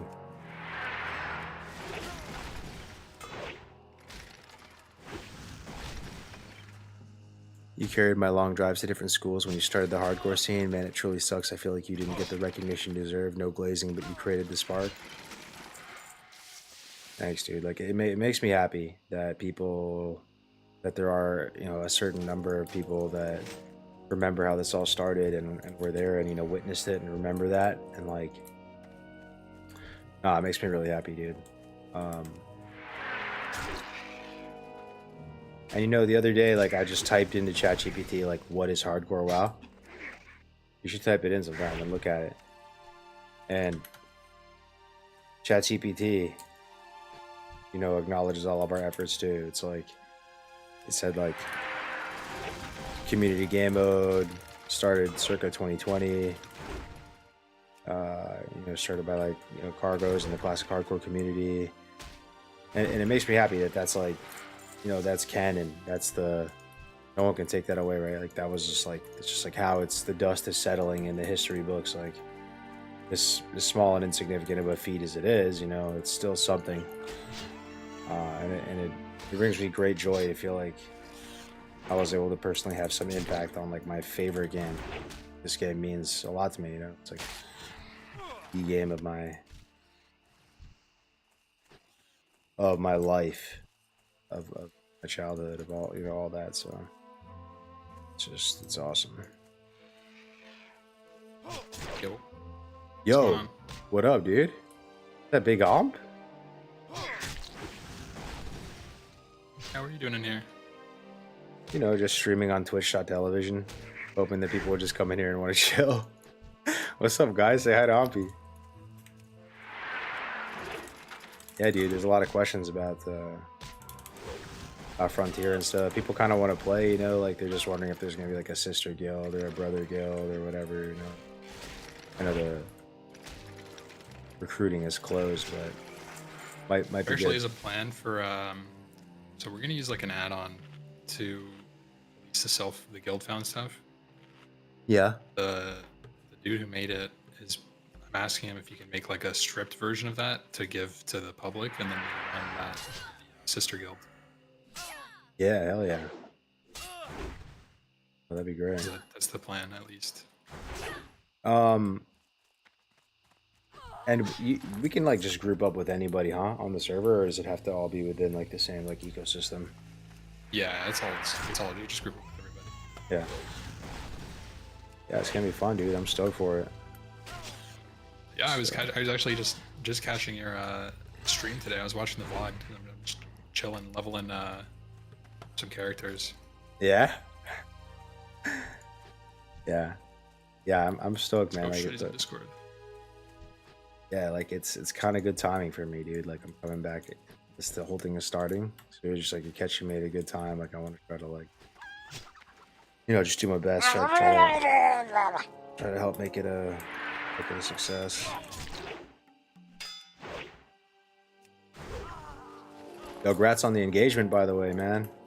I heard about it. Thank Winky you. told me about all of it. Like what Winky said is he said like you died in some kind of tragic way, and then just like immediately like popped the question like right away. Like I don't know if it was all part of your plan or if it was spur of the moment, but I was like, that's so cool.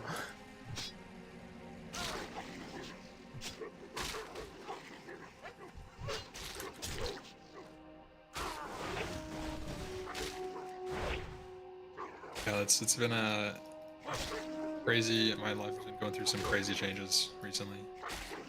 Yeah, dude. You deserve it though, man. You fucking crushing it, dude. It's a pretty cool little gamer love story you got going on though. I like it. It's Yeah. I saw the whole thing happen, you know, like we all did. Cause you met Liz through hardcore, no? Yeah. Like back when she was actually like Yeah. streaming and stuff. Like she was actually just like streaming like a warlock run and stuff. Like, Yep. yeah. Yeah, it's really. There's a couple people. I introduced. I always say that like a chatter introduced some guy named Get Milk here, bro. Oh, Get Milk? Yeah, dude. You know that guy? Yeah, dude, that guy's The such a hypothetical troll. question, dude. Yeah, the TVC. Yeah. Yeah, he instigated some like weird hypothetical, and that's like how we met. So funny. So it's hardcore OGs and Get Milk here, bro. That's Get all the hilarious. credit. Get Milk. That guy was such a troll.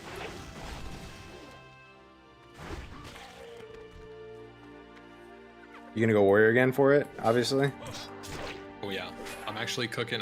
It's not really the spirit of hardcore. I feel like you're gonna see some nerdy stuff here, and it's not old hardcore OG hardcore type stuff. I'm gonna be doing 5 manual box of warriors, so I have backup characters. Just practicing. 5 manual box warriors, like all on follow and stuff, and like just. Yeah, see how it works. Whoa. Yeah, that's crazy. Tab, Sunder, tab, like.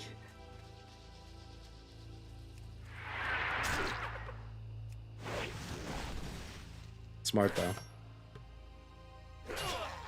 Yeah, it's way faster, and it kind of sucks to play, but it's like if you go speed run mode, you're doing like an hour to level 10, maybe a little like an hour 15 or something. Mm-hmm. But you got 5 characters, you'll finish it in like 3 hours, 4 hours. It's Yeah. so much faster in the long term. 100%, dude. Than just running it back every time, and I don't know, dude. I'm expecting to just die. I don't know if that's like not gonna happen, but I think you got traumatized by Twin Imps. I heard you talking about it today. That it just like, yeah. by the sounds of it, it just kind of like fried your brain. Like, you know, just No, it did, man. all main character syndrome was dispelled and you just died. And it was like, what? I think I just forget like how to play without world buffs. It's gonna be a weird. Did you play Psalm? Like, did you actually play like multi-life Psalm, like just raiding regular and stuff? I didn't outside of Road to Rag. Yeah. No, but yeah, you did Road to Rag though, so you kind of like got to taste it a bit. So, like, you know, Psalm, we did all of Psalm with no world buffs, right, guys? Like that was the best thing we can look at in terms of like how threat was. Yeah. And I remember is true. on Psalm, dude. So you remember Multi from he played with you guys for a bit. Yeah. I don't know if he ended up making it into like the actual main road. Yeah, no, he was gaming the whole way. He was in Max. That guy's incredibly tryhard. He's an absolute loot goblin and like, you know, parse goblin as well, right? And like his whole thing when I linked up with their guild in Psalm was like he was trying to get every rank 1 tank parse, and then he got all the rank 1 tank parses, and like then he needed more dopamine from other ways, so he tried to get like all the rank 1 like protection warrior parses and all this type of stuff, right? And like he got all the best gear, right? And then he built this like shield set. Like, you know, he went full min-max with shield slam and all that, like corridor shield, you know, 5-piece wrath. But we experienced a tank that was full like mitt, right, with like a shield and everything like that, but still kind of like min-maxing and trying to push damage and stuff with no world buffs. That's like the closest thing I can compare to, like with what it might look like, right? And the threat was kind of fine. Like we did have to watch it a little bit, but We actually were running threat some was Sims fine. in it. Yeah. It looks fine. It actually makes me be like, wow. Threat is less of an issue even than I thought. And I've always been kind of on that side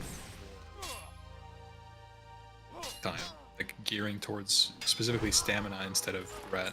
Mm-hmm. Especially, you're very rarely in a position where like people are actually pushing threat all the time. Yeah.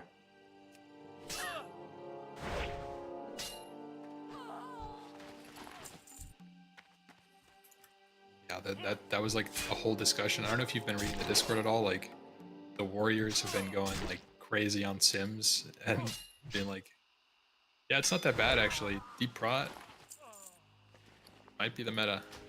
Oh yeah, no joke. I mean, I kind of want to go deep rot, man. Like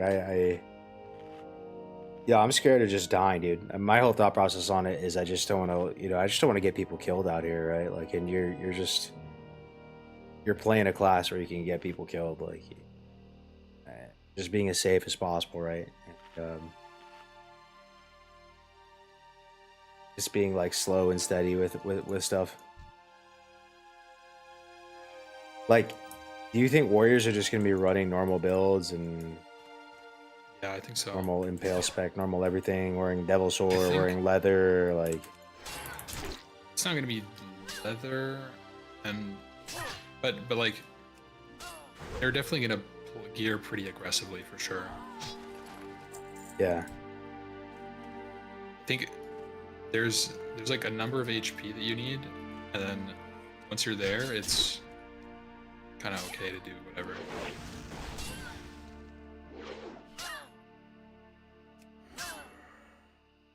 Five manual box sounds like it would get old real quick. Hey, this is Ahmpy we're talking to, dude. He could do it. He's ready for the smoke. The thing is, it's like 5 manual box does get old pretty quick, but so would leveling my 3rd character. You're right.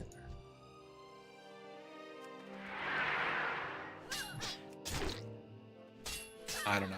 I'm still thinking it is pretty bad. They kind of they're like turrets. It's kind of like a Yeah. they just once they connect, it just smacking away.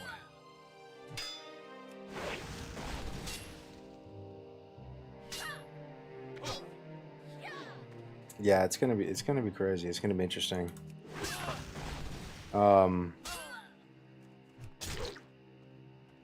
world buffs the whole way. Waiting for months and months.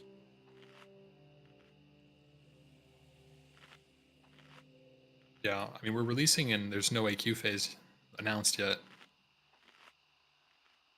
Yeah. Have you been playing? I heard you were talking about TBC.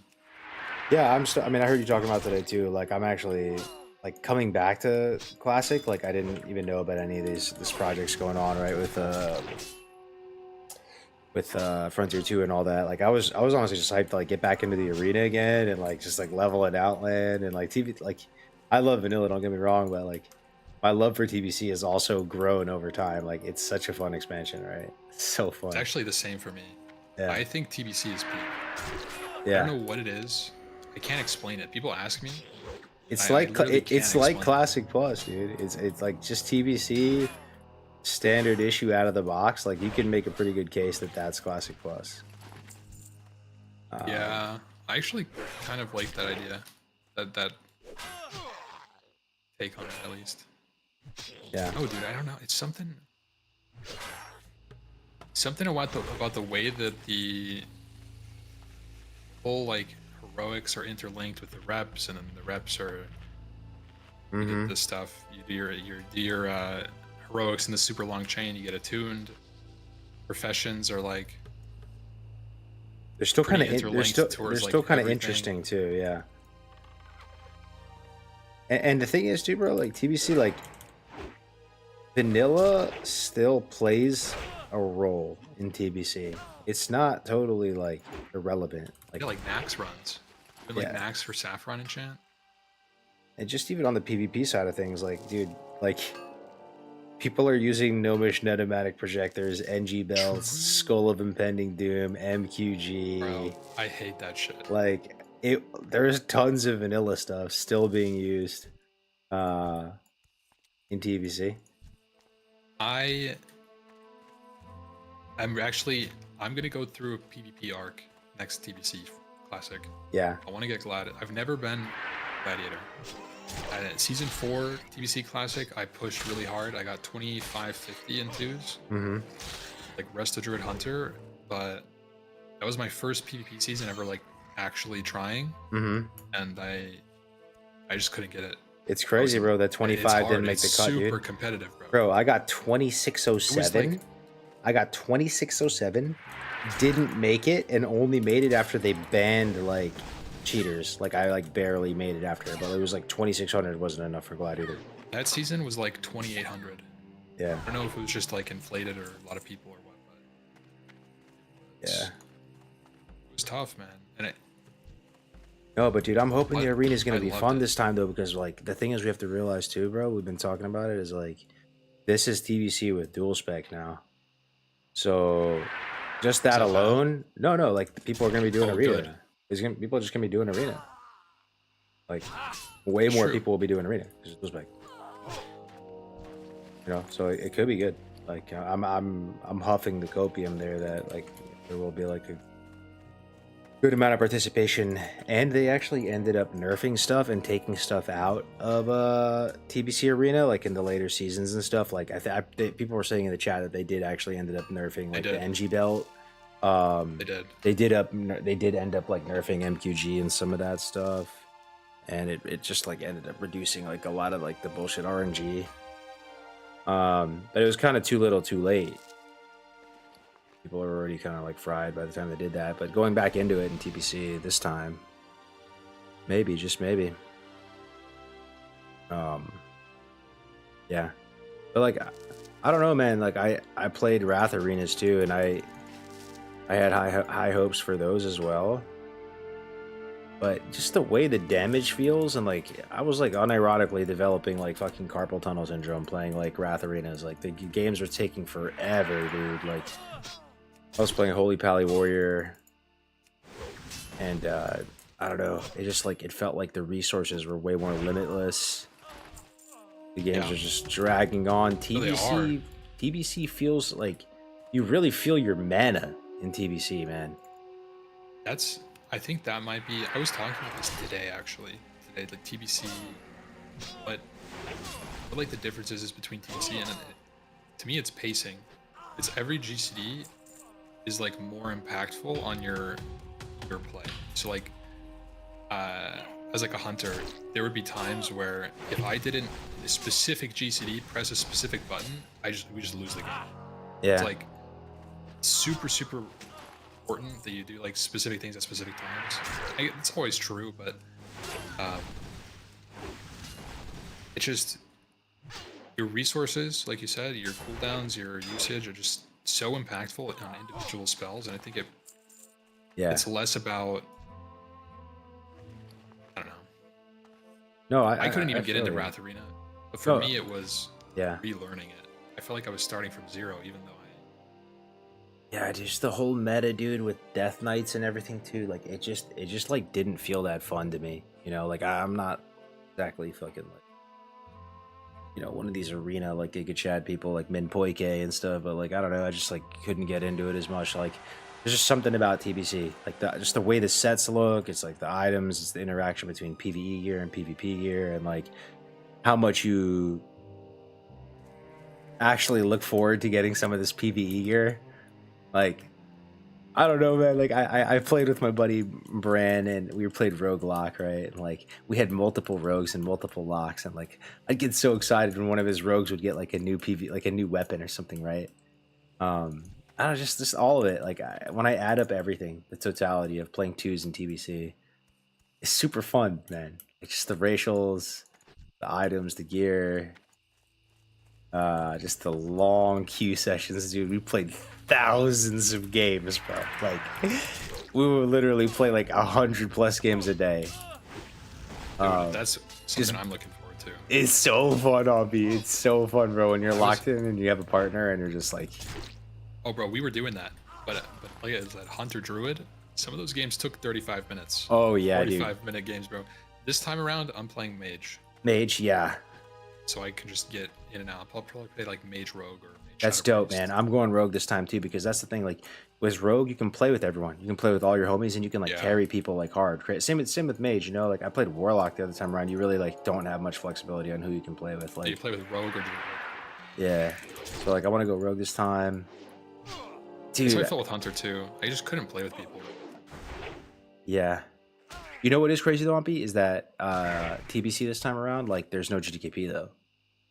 Right? Bro. So like if Oh, you're I a know. rogue, or if you're like, I know you get like super black belt on that, right? But like, you know, so rogues, warriors, really all the melees like out of the gate are not very desirable, right? Like to get raid slots and get what they need for PvP.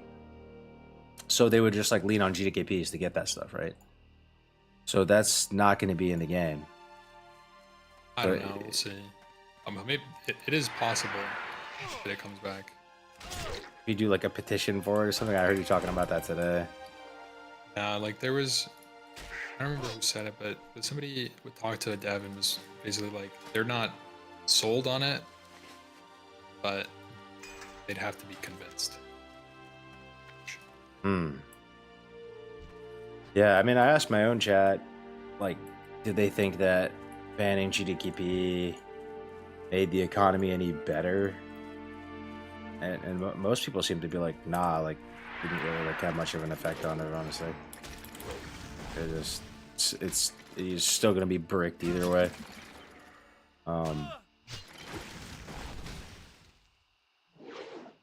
But yeah, this is, you know, how you feel about GDKPs, Ahmpy too. Like, is kind of like how I feel about the 14 system in vanilla. Like I think it's so stupid. what they've done with it now. Yeah. Yeah, because bro, like It makes me so sad. Me It actually too. makes me so sad that, Yeah.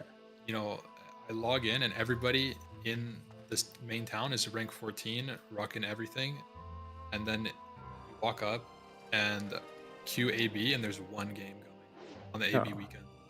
And I'm just like, oh, that's crazy. People don't actually PvP. Yeah, dude. Like, so my ranking experience is a bit biased. Like, I ranked to 14 only one time, and I did it during SOM, right? Like, so that's different from ranking. That was just like 2x, right? 2x normal. Yeah, it was 2x. Like I wasn't like a Gen 1 Fairlina ranker or Scarum ranker or whatever. I ended up ranking to like 11 or something back during 2019. But I ranked to 14 on Psalm. So this is, I can only speak on like the ranking meta of Psalm. But during Psalm, you queued all three. You were playing Warsong, you were playing AB, and you were weaving in AVs and trying not to miss them throughout the day. And like queue management was a big deal. And on my server, like we had like a bracket manager, and he was like this unhinged, like kind of like crazy weirdo guy, but you kind of had to be as a bracket manager because people had to believe that you were like the most degen goblin gamer, that like you had the power to just straight up like ruin the brackets if you wanted to, right? If people weren't like, you know, complying or being team players. And we had weekly bracket meetings, you know, where everybody would just like share their experience on what it was like ranking, who's putting in what hours. People would be keeping an eye on breakers. You know, people would talk about who's up this week, you know, who's ranking out this week, like, you know, who's in bracket 1 this week. And the bracket 1 guys had their own little like kind of elite club, and they just played with each other because they have to, because they literally have to put the hours in and keep the honor cap hidden and at a certain level.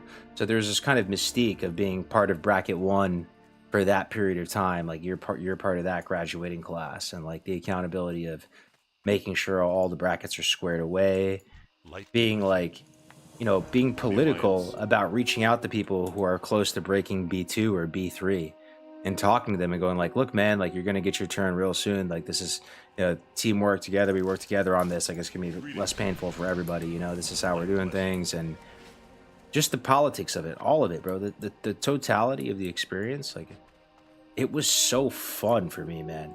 And yeah, it was a ton of hours. And I remember bracket 1 ended up being about 18 hours of PvP straight per day, which was still probably casual compared to like the Gen 1 Fairlane and all that. And I ended up having to do 3 weeks of bracket 1 in a row because I just missed it. Yeah.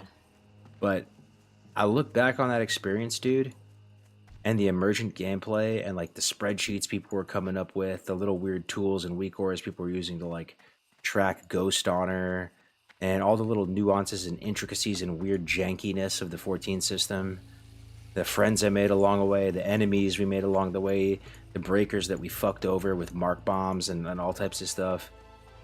And it's such like a colorful and vivid and you know, awesome gaming experience that I'm like actually super proud of, unironically. You know, like I really felt connected to that gear and to that character. And that's honestly like one of my favorite parts of vanilla, the fact that the world felt huge, man, because at least for me, like you didn't have the time, it wasn't physically possible to like raid and be a PvEer and also rank. You couldn't have your cake and eat it too, which is very much in line with the spirit of vanilla. Like you kind of just had to choose one initiative and do it properly. So how it ended up working is people would like do PvP first, right? And like it was almost like you were going to college, bro. Like you were getting like your degree. So then after you get your degree and you get your weapons and your gear, like you can go get recruited by a big like, you know, like bank or something, like Credit Suisse or like Morgan Stanley or something like that. And like people would rank out and it's be like, all right, man, like, yo, congrats, dude. Like, see you guys later. Like I'm passing the torch on. Like you guys are bracket 1 now. See you later, guys. I'm gonna walk off into the sunset. I'm gonna get recruited by this guild. Like, and like, I know. Yeah, sorry, go ahead, man. People, we would do like raids Monday night and Tuesday morning to like not like double up on the respecs. We only raided once every 14 days pretty much. Yeah, totally. And even then we had people that would like skip out and be like, I gotta get ranked bracket 1 this week. I can't. People just like didn't. And it really was like a priority thing, and it's weird. Yeah. There's those people that tried to do both, right? They tried to like get their support from their guild, take breaks from raiding, and all that, you know, like, but even then, I mean, it's really tough, right? Because like, if you are going to raid and rank, you're gonna make up for it with blood, sweat, and tears and pain, because you're gonna have to like, you know, make up those hours of PvP with sleep. Yeah. You know? Yeah, pretty much. So, like, the better way to do it was to just be a PvPer, hard commit to it, not worry about the PvE gear, not worry about the lockouts. You'll make up for it later. Go get your weapons and, like, get your degree and earn your spot in a good guild. And like it basically felt like there was two societies within the server.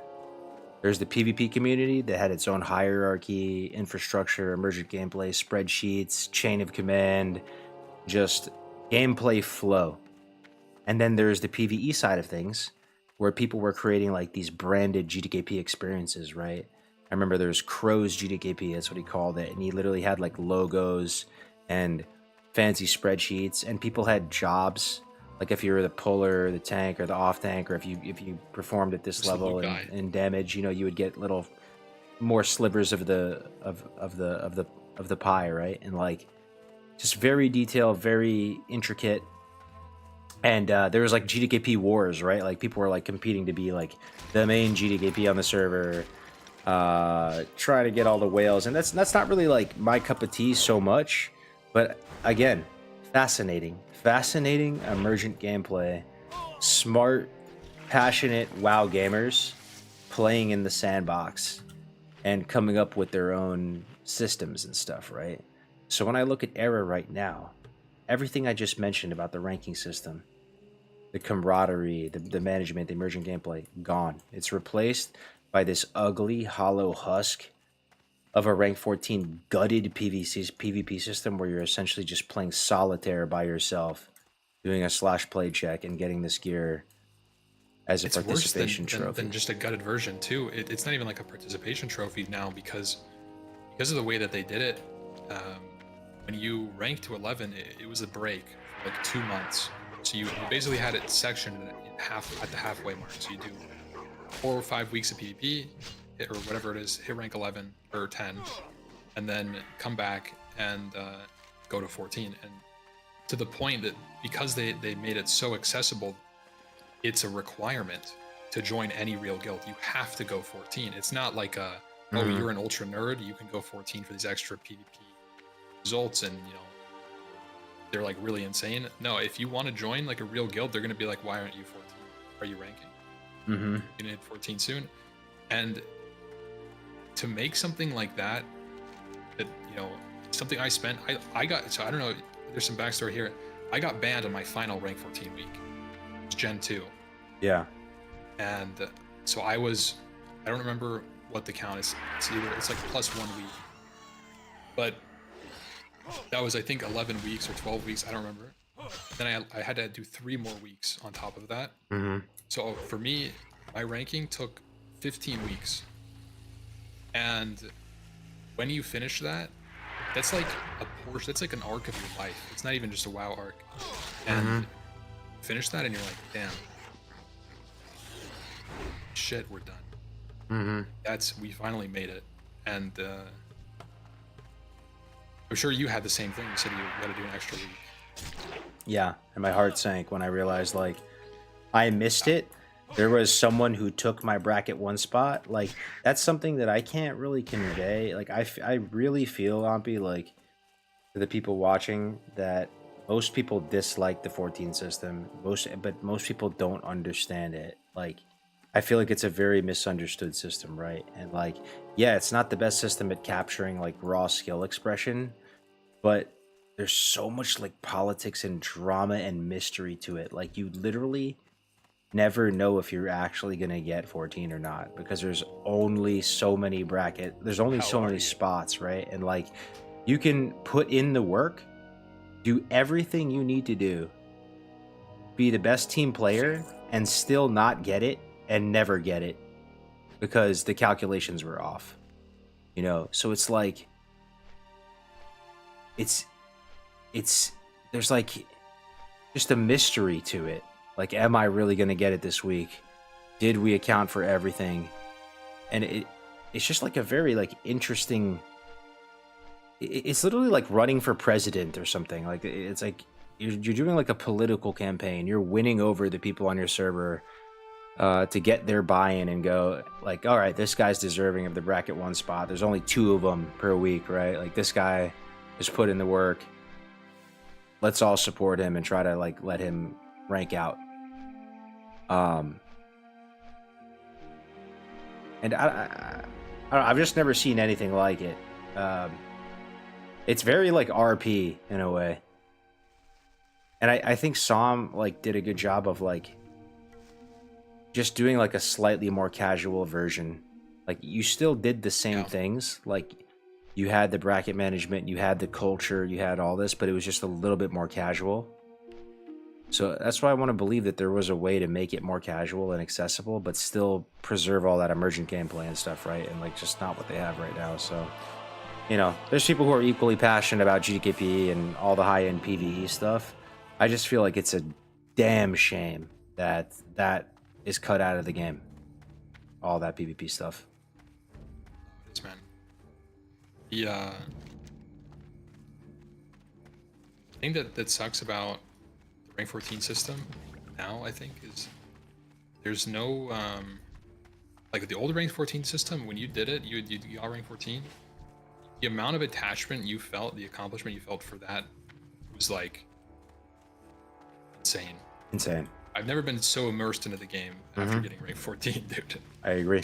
You buy every single item, right, from the shop. Yeah, it's like a and since there's decay, you have to. Hello. You don't have to do that anymore.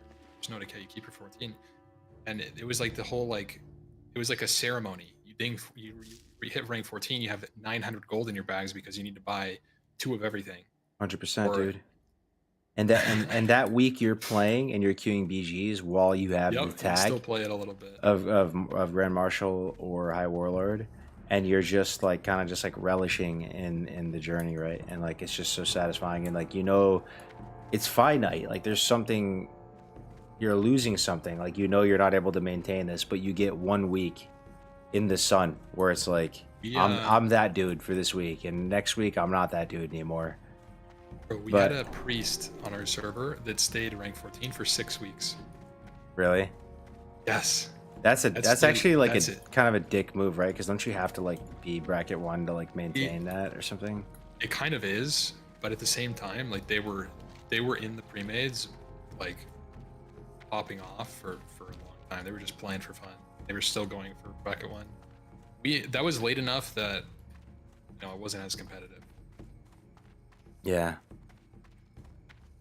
There's just so many weird little quirks to it too, man. I remember like hunting for breakers. Like they would literally be hiding in like a basement in Darnassus.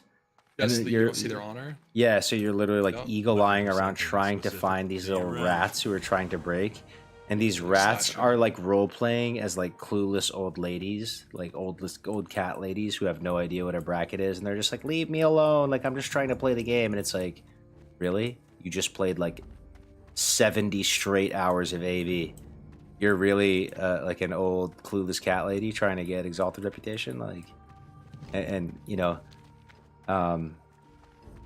just like weird little interesting things. Like you know, there would be this jawless, some people might remember from Psalm, like this like fearsome jawless pre-made that when they were all there and locked in, they were perma-noggin foggered up, right? Like Ellie shamans, anytime you would ever come into contact with them, you could never even hit them because the first button they would press is lip, you know? And they were just like unstoppable.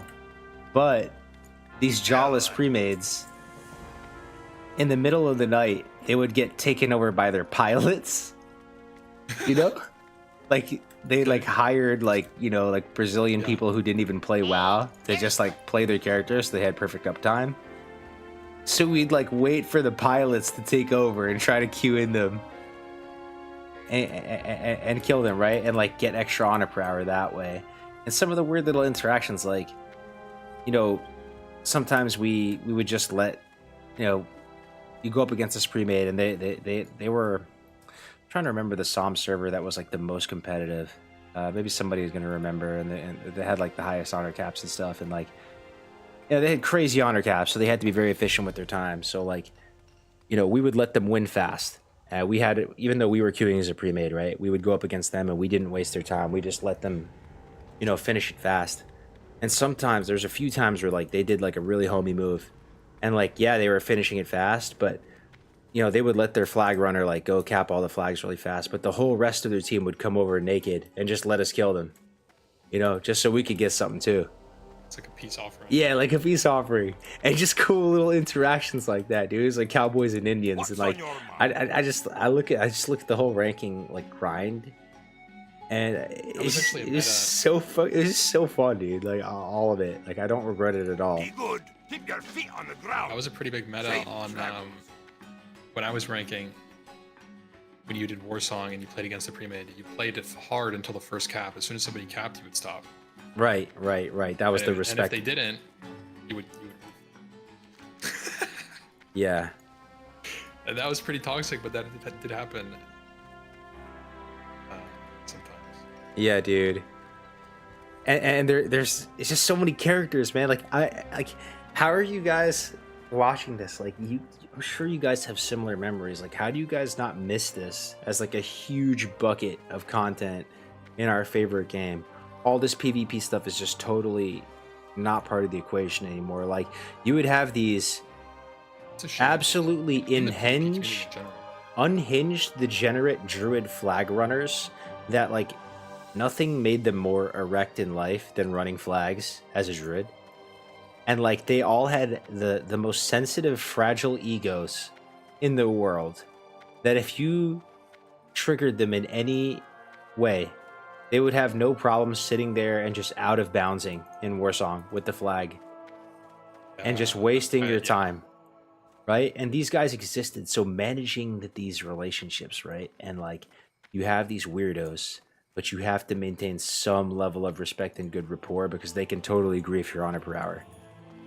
There's so many just like management of resources, right? And like honor per hour was a skill set, and different classes approached it in different ways. Like rogues could sit there and like just absorb and sponge up honor per hour in stealth, but at the same time they would DR out all of the enemy faction pretty quick, because you get less and less for each subsequent kill you get on somebody, right? And like so rogues would play different than warriors, and mages would play different than other people, and ultimately your skill as a PvPer came down to like what kind of honor per hour can you put up? How good are you at just assessing the situation and knowing when to solo queue, knowing when to duo queue, knowing when to five-man weave. Like how good are you at not missing AVs? How good are you at fully DRing out all of the honor kills per day? You combine all of these crazy little factors, and there actually ends up being a lot of skill expression, dude. Like, some people could do way more honor per day and per hour than other people. So you'd have to... I mean, that's kind of how Gen 1 worked, is like pretty much the top players would just get Gen 1 because they're able to finish war songs the fastest on average, or able to run more AVs per hour than you. Yeah.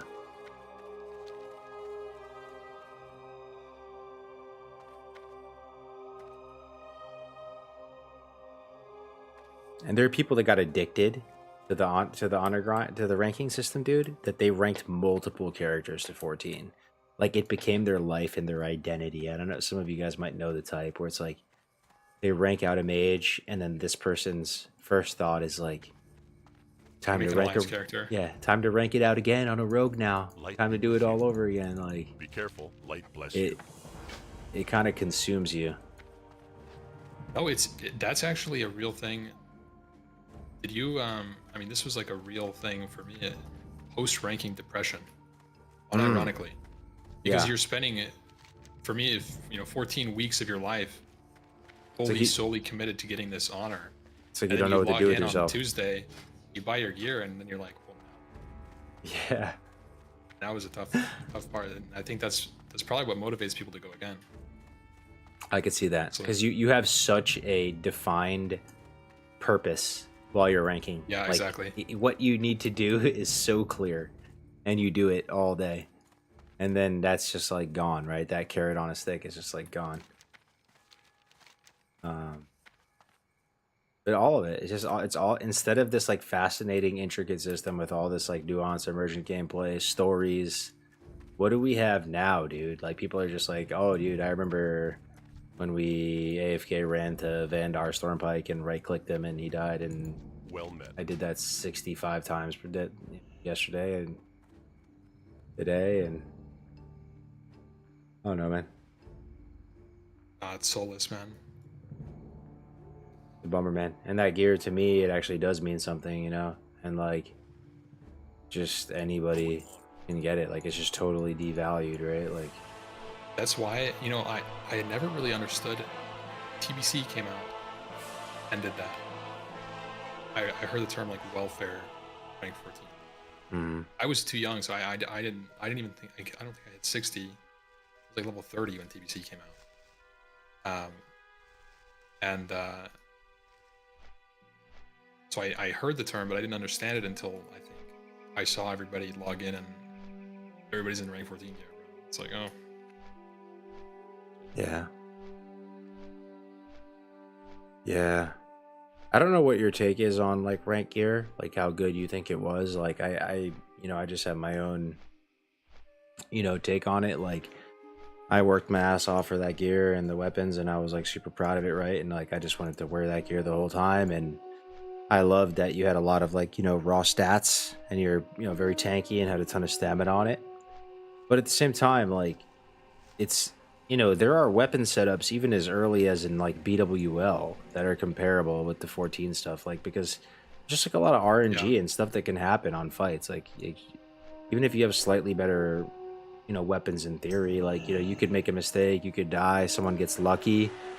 And it's not like you're just always going to be doing the most damage just because you have these 14 weapons. Like, you know, there could just be someone with, you know, like CTS and some other offhand or whatever that just like CTS Maladath is pretty much equivalent. That's what I'm to saying. rank 14. Yeah, I mean, it's probably only going to be like a tank with that, but like, you know, just like some Need BWL something? weapon or Safe even just like the travels. double glaives out of ZG if you have both, like, it's like not bad, you know? Like, I think people actually like overhype the weapons. Like, they think they're more god mode than they actually like are.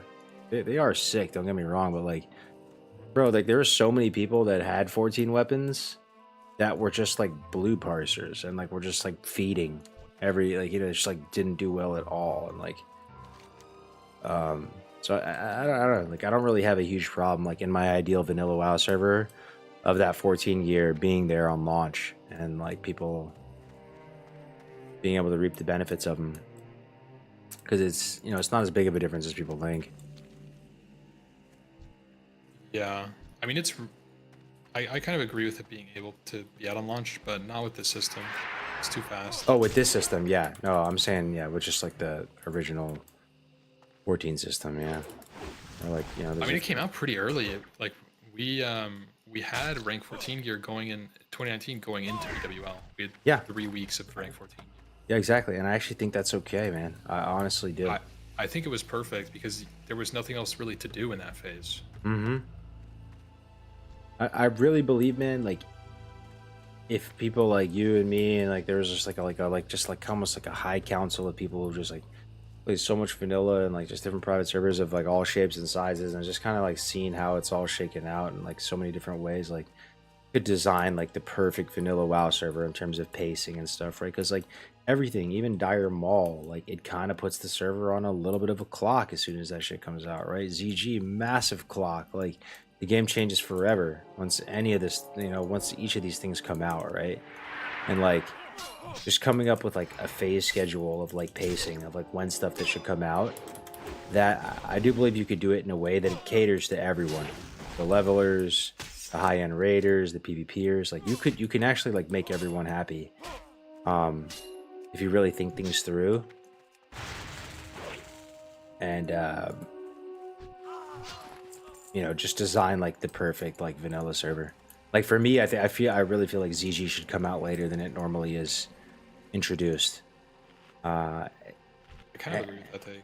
Anytime ZG comes out on a vanilla server, like I actually kind of feel like it's the beginning of the end, to be honest. Like all the catch-up gear happens there, all of your hard work, politicking, finessing to like get good gear, you know, it all starts to equalize. Even like the dog water warriors, the people who are just like underperformers in the raid or doing whatever, like they can start forming their own pugs, reserving shit, doing shit, and it's just like it all equalizes. All the blues from ZG, the rep, like just like it just the server feels very different once ZG's out.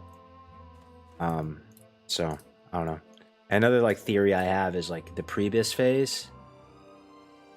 I almost think like it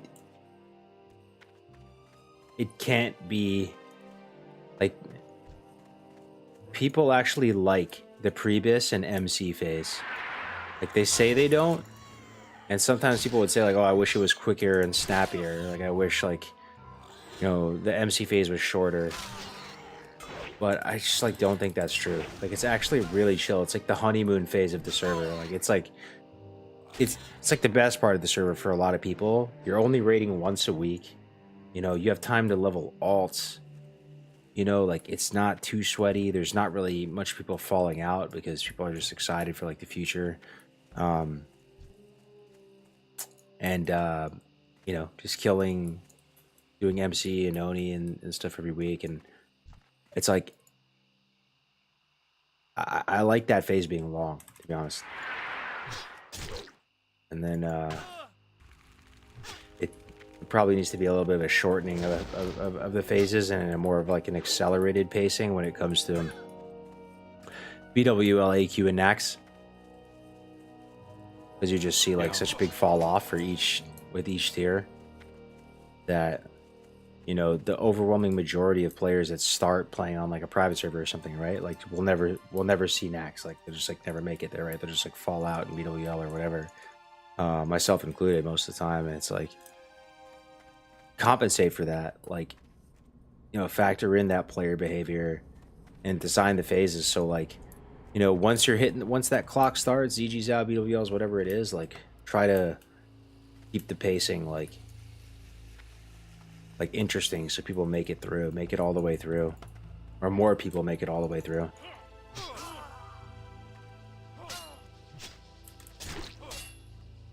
You do you like or dislike ZG being 3-day lockout? I think I dislike it, dude. I kind of do too. I've been thinking about it since ZG came out.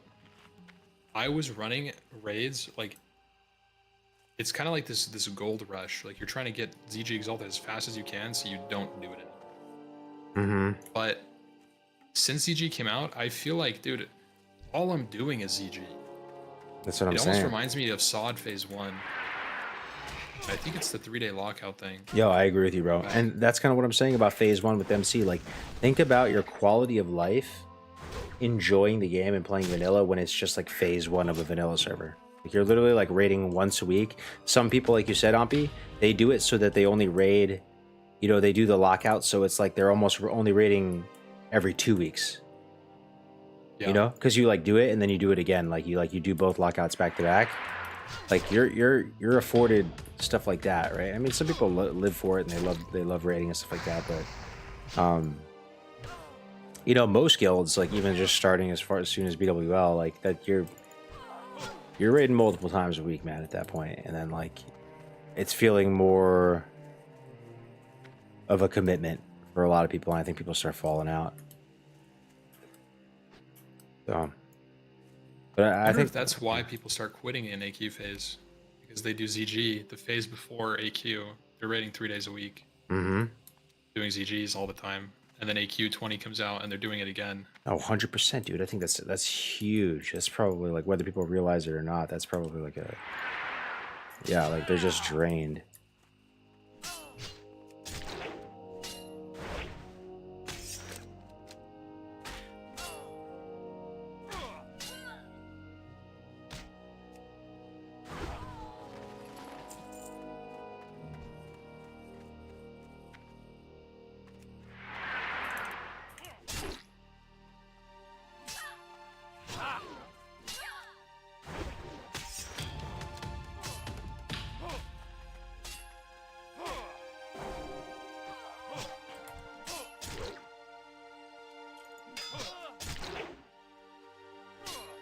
Put ZG on a 7-day lockout with 40-man raids. That'd be interesting.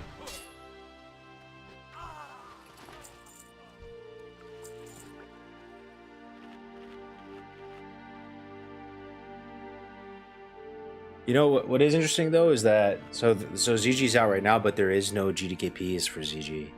That's like weird for me. Like, Yeah, it was always the GDKP thing, right? yeah, like maybe that kind of like fixes it a little bit. Like, I don't know. Like, are people get obsessed with ZG GDKPs, right? Like, it's just like that's the thing. And now that's not the thing.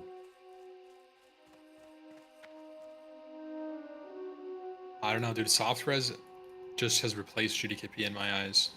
It's actually so. The system is so messed up right now, the way that it is. Yeah. So instead of running a GDKP and taking a host cut and splitting the gold with everybody, and now people just make a run and then everything is reserved. It's super normal now to like look in LFG and it's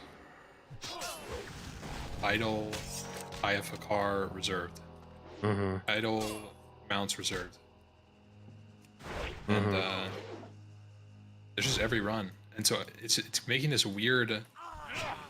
Like everybody makes their own run kind of meta. You don't want to play with friends. It's very weird so far. Yeah.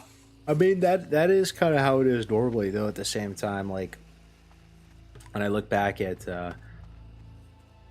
my past experiences, like warriors are so competitive with each other, right? Like the brown classes, like it actually becomes straight up toxic, and like you're like losing friendships because somebody gets like an onslaught girdle or something. It actually happened to me. I got onslaught girdle, and some people were just like super pissed, thinking it was like streamer privilege or whatever. And like I rolled hunter first and re-rolled warrior, and then I got onslaught girdle before some of these warriors, even though I was literally top DPS and I was like blasting and all this, right? Like I literally lost friends because of that shit. And like, but I remember when ZG would come out, like all the warriors, like they wanted the glaives from ZG, they wanted certain items from it, and they all just ended up like hosting their own things. And like they were independent contractors. They were like, I'm taking matters into my own hands. I'm getting what I need. I'm gonna tank it myself, and I'm gonna do my own ZG. And everybody just kind of like fanned out, like didn't play with each other, and either through GDKP or like hard reserve doing their own runs, went out and independently got what they needed to get. But I feel like that's just like how it works. Yeah, that's true actually.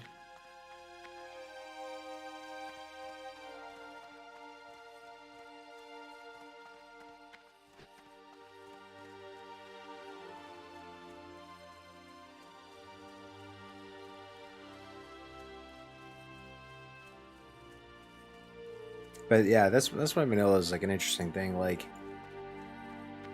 you know, brown class is like the hero class, right? To some people, when it comes to raiding, like you deal the most damage, you're pumping, like you're like the varsity athlete, you're like the quarterback, you're like that dude. Like you can be top DPS and tanking, and it's very sexy in some ways. But then some of like the dark side of it that you don't know until you actually like play it yourself is how like toxic your like warrior core is to each other, and the pressure you feel if you're playing brown class, and like what the expectation is and how sweaty you need to go, right? Like you need minimum rank 12, or you need minimum this, you need minimum that. And this is actually one of the things I think is kind of like interesting and cool about vanilla when you talk about balance, is that, you know, hunter, yeah, you're not going to be like generally like blasting as hard as a warrior, but like quality of life is just awesome. You know, you wear your full tier set, like there's just a couple of you, you're all pretty chill, you decide on who gets what pretty early. There's not this huge like expectation of you to be always bleeding edge damage. Your hunter core, you're pretty nice and decent to each other. And that's part of it, you know? That's part of like the balance of vanilla, the overall quality of life of what you experience, like how easy it is to get your own gear, how self-reliant are you, like how do you, you know, so I you know, if you have the time and energy to really like degen sweat, that's the truest, purest, best way to play vanilla is to play warrior, right? And just go the whole 9 yards of rank and just experience all of it that way. But like going hunter or something is not a bad way to go too. You know? Like just way more chill. Ride. You're still doing respectable damage. You know, you look cool. Adding value to the raid. No, I'm on an anti-hunter pill nowadays. Yeah? I feel bad about it. It's my origins, you know, but like I have this rant all the time. Hunters just put in so much, bro. To do anything. You gotta like make sure your pet's squared away. Your dead zone is you're all good. You're maybe weaving a little bit, making sure you got good range on your openers, or just I think I'm just tired of it. It's so exhausting sometimes, bro. But you actually think I don't know, it's I fell out with my hunter. you actually think that hunters are doing more than warriors and stuff though? Yeah. I Not don't in know. raid necessarily, Yeah. but like your overall like random experience killing mobs, playing the game, definitely. Like you're using at least 2x the brain power. Oh, warrior. Do the same to do the same thing as most other classes.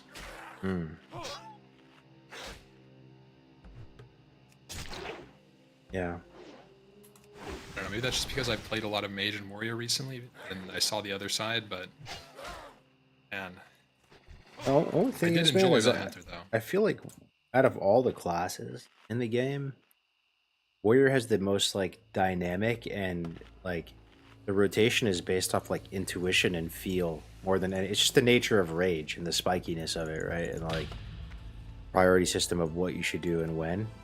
Like no other class operates like that. Like everything else is a little bit more scripted in terms of what button you press. Like where like warrior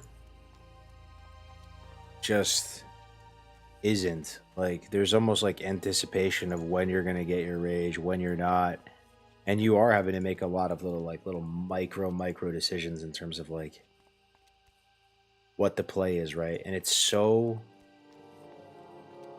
cooldown dependent as a warrior, right? And you're like using all of your cooldowns in reverse, right? For the execute phase. And I don't know, actually playing a warrior was like exhausting in some ways for me. Like I just feel like hunter is just a lot more like chill.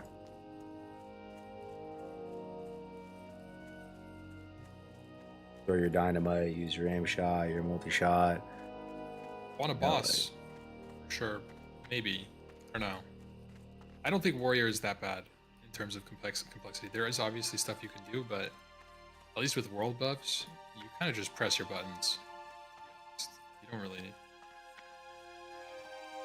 Yeah, I mean, I'm not the best warrior ever. Like I did end up getting some like, you know, mostly like 99s and going to that point at least and stuff like that. But like there's a lot of counterintuitive stuff for me. I've only really made warrior one time, right? So like some of the stuff I'm saying actually could be wrong, but at the same time, like I did experience some success on warrior, and like there was counterintuitive stuff of like I was overusing whirlwind, right? Like most of the time heroic strike just ended up being better, and like using whirlwind could actually like backfire on you. Like you could just like drain all of your rage into this whirlwind, and it's like not doing much for you.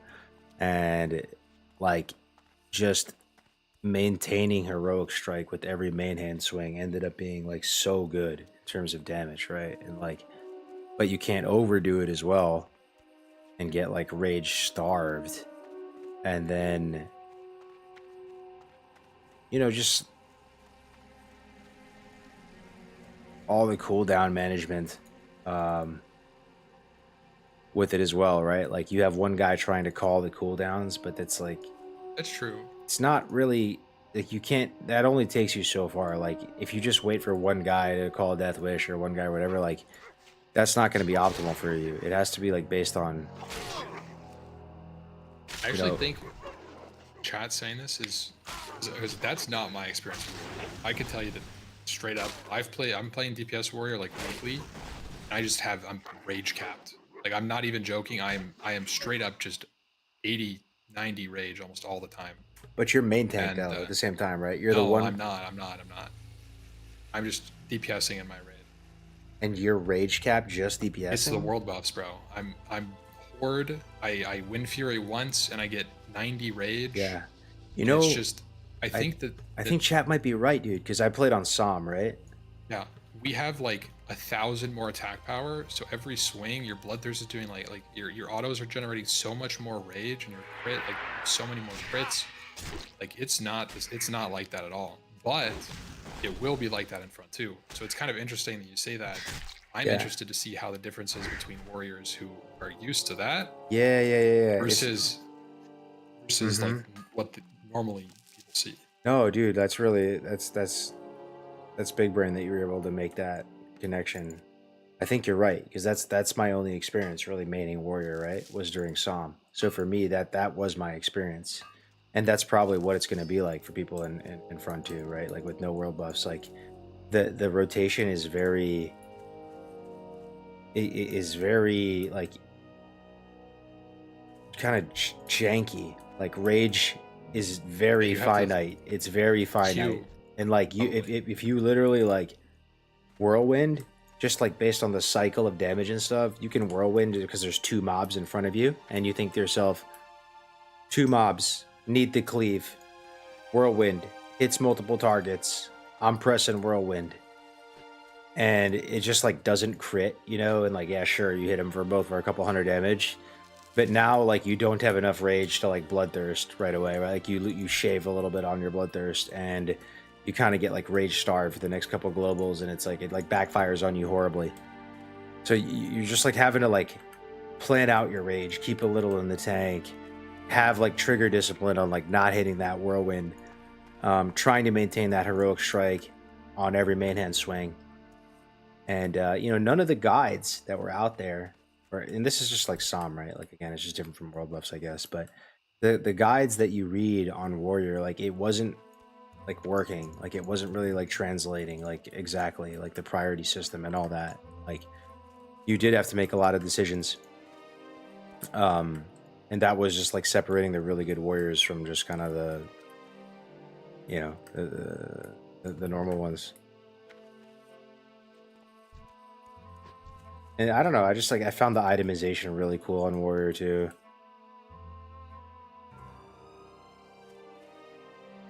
You know, like it really does matter.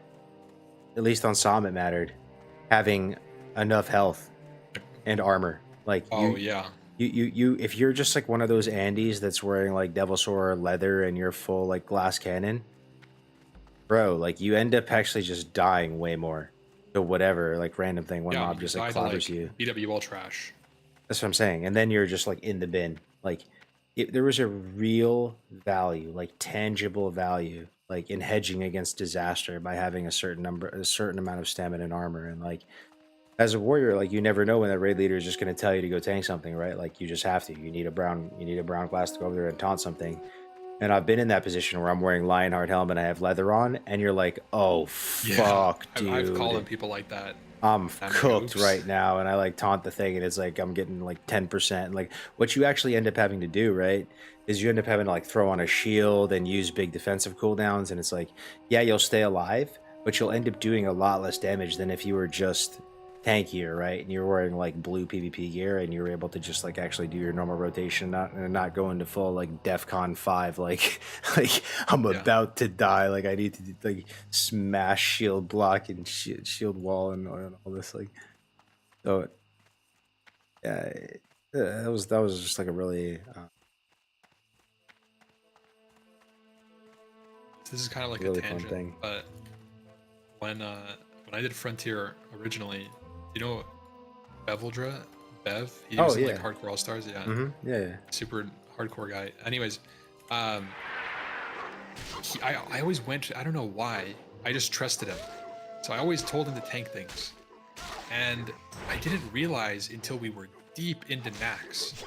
And I was telling him to tank things, and he's like, okay. And the dude's wearing like full blue still. Like he's in like less than ZG gear. He's wearing like Valor pieces, and he throws on his Draconian deflector, and it's like. That's hilarious, dude. That is I hilarious. got it, dude. I'll try.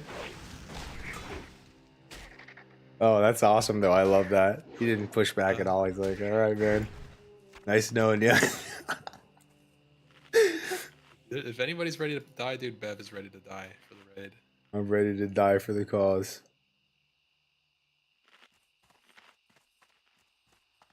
Yeah, that's the thing. Like, I don't know. Lionheart helm in a vacuum, obviously, like, you know, best this game helmet. But shit feels bad wearing it sometimes, man. Like, just like literally has no stamina or armor on it. Yeah. And like there are other ways of like getting those stats, right? And like I enjoy that about Warrior, that you're having to like unironically weigh survivability against damage. Like there's a relationship. TBC, actually. Oh really? Played TBC tank. It's exactly like that. Because of the way that they design the bosses, like for difficulty, things just one-shot you or they don't. And gearing is such a huge part of it, especially as like a paladin. I really like it. You got like 8 different gear sets you're swapping between. Yeah. It's fun. It's not like that in Classic as much. For Classic, it's very much me. I get like a 1 to 2 Well, sets. it'll be more like that now with no world buffs. Oh yeah, no, it will. I'm interested to see. Yeah. I think I heard you talking about it today, how you're gonna have to create like a whole shield block set and like, you know, just to try to basically smooth out the RNG, exactly. because that's really what kills you, right? The spikiness. Yeah, that's something I've had to like rewire my brain. I actually made I made 6 abyssalists, like 1 for every phase. And I like made them 2 months ago, and I'm thinking about the guild now, like the bosses and everything. Thought about it more. I'm gonna have to redo them under the like maybe make more under this new gearing premise. Yeah, I bet you're stoked to wear 5-piece Wrath, though. It looks sick. It does. Oh, it does.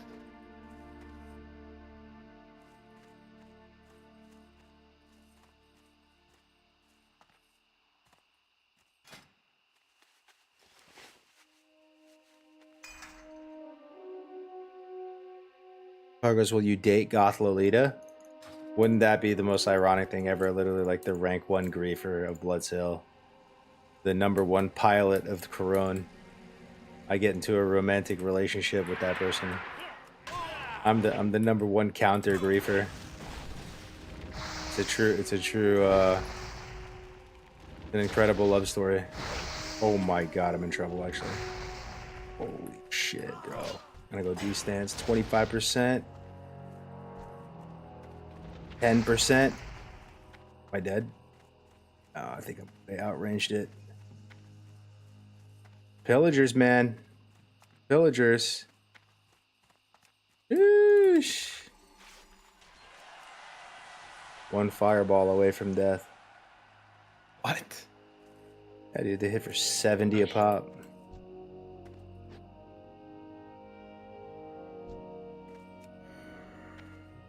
I'd ship it. Bible Billy Ver in here. What is this, griefer hour, dude? Yeah, yo, send me pics. Send me pics of Goth Lolita. I want to see. Just kidding. What's up, Bible Billy? Yo, Bible Billy, did you hear that there's a hardcore documentary? And Winky being half griefer, half hardcore mod, he's the perfect person to do it. And like, your whole crew's getting like a nice little cameo. Winky mentioned it. Yeah, we just shot like my like interviews yesterday. It was actually really cool. I'm stoked.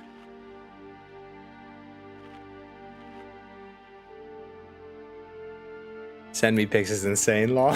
That's a more dog. Good to see you, dude. It's actually a fat dude.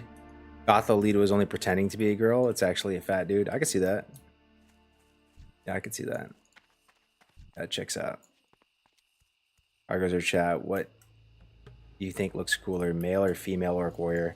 So I played a female orc warrior because I wanted to be edgy and try it out and try to just like, you know, 2024 new me, Deviant Delight. Let me try something different. Let me do my best monkey news, impression.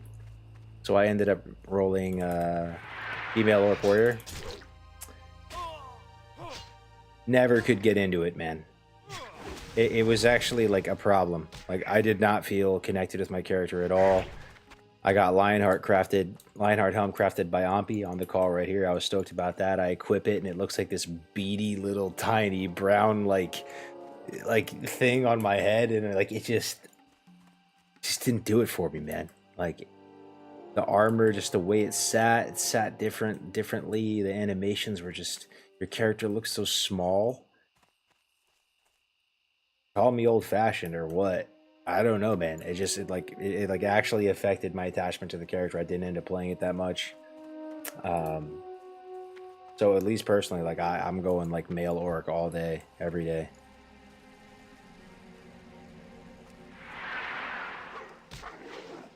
I have to try that out. Male Blood Elf Paladin. Male Blood Elf Paladin?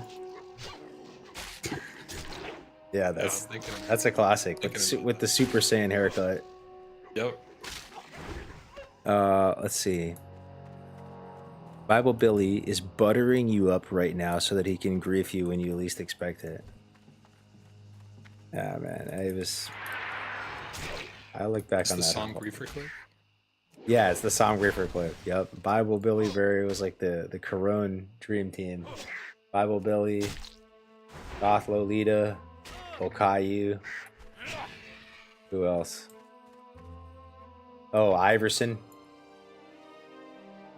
Yeah, it's crazy, man. After all is said and done, all the dust is settled. Like I know all the people that like griefed us back then, and they chill in the chat now and just like laugh about it. I just can't believe like Cargo's HC out of all of them too. Just that was like this night elf hunter, right? And he actually had rank gear, and he just put in like ungodly hours. Like he was constantly playing cat and mouse with us, constantly kiting these Anvil Rage Overseers. And he was like very evasive, using Shadow Meld for good measure, and just like logging in and out. And sending people like extended RP messages on my behalf, expressing how disappointed he was in them and stuff, and like pretending to be me. It caused me a lot of headaches, man. Like just a lot of headaches. So many like fires having to put out and all that, and like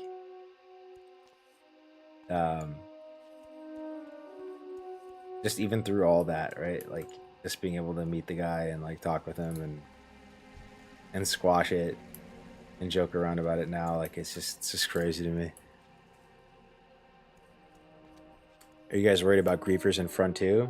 Yeah, Blizzard did a really good job of just like making this game mode so that you like can't grief people like in all those toxic ways. Yeah, Psalm really was the last unofficial hardcore. It's easy to forget that. Yeah. I made sure to like, you know, I'm very positive and I'm happy with what Blizzard created as far as like hardcore servers. I think they did a really good job with like, you know, the end product we got. But one of the things that I did try to put my foot down on when I was doing like these interviews with Winky is Blizzard totally shit the bed and dropped the ball and left us totally unsupported with Road to Ragnaros. Like there was widespread griefing, there was clear injustices happening. Like, you know, people were just like getting hard targeted, like big streamers, and like just not able to play the game, and like they were just doing fuck all. And I'll never forget or forgive them for that. Like I was literally just spending all day, every waking moment, sending them clips, trying to get them to do something, and they did nothing at all to help us. And then after the fact, after they ended up killing Rag and it was a big success, I remember they shouted out Road to Rag at like BlizzCon of that year, and it was like Holly and the whole team, and they were like, oh, we were just like so proud, and like the whole team was watching them kill Rag, and it was like so awesome and so great. The community came together to do this project. and like that was a cool shout out. Like I think we all appreciated that to a certain extent, but it's like they came in there to like scoop up the clout, like shovel it off the ground after it was all done, when they actually did fuck all and actually griefed us super hard, like Blizzard. And like, I don't know, I remember exactly how it all went down. Like we initially like had their support, and they like liked the idea of Road to Ragnaros, and then it was like they changed their mind a few weeks into it, and they announced that Psalm was going to have a bunch of changes, because we were already preparing to do this thing and not even knowing if it was possible, with just the original mechanics. And like back then we didn't even know if it was possible to even get into a raid with like 40 hardcore players, and like the bar was set I real totally low. forgot about that. I remember how it the all raid went down. changes. Yeah, we were ready to That's do. right. We were ready to do this without the raid changes, right? And it almost completely DOA'd the project and took the wind out of the sails of all of Road to Ragnaros, because like we just like wake up to a blue post saying like, oh, we actually decided to like just make massive changes and make everything way harder, hard modes, buff all the boss health. So Road to Ragnaros, not only was it more difficult now, and people were wondering if we could actually do it or not, but also we were having to face the beast of people potentially just wanting to experience this content that would be fresh and new, like just under like multi-life normal gameplay instead of hardcore, right? Like, so it was like a double whammy and kind of like hurting the project. But you know, like you being down to proceed, and I remember we had that big call with like, you know, stay safe and tactics and everyone on there, and like everyone was like, you know, let's just try anyway. Like ended up trying to do it. Somehow got it done.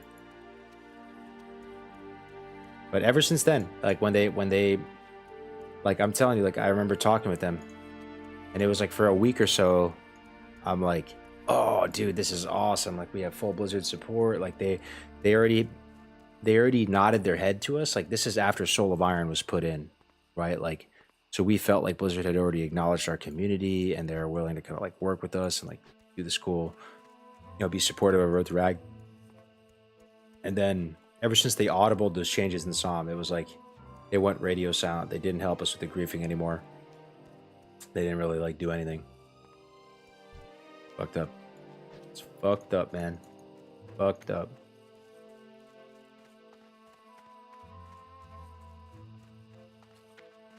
Argos, you sound a little drunk. I'm just tired, dude. It's my third stream of the day. Did 3 streams? Yeah, dude. Streamed for 6 hours earlier. Got like 500 on Twitch. It was pretty awesome. I was like just stoked, like just talking about hardcore and stuff. Then I did a pickleball stream.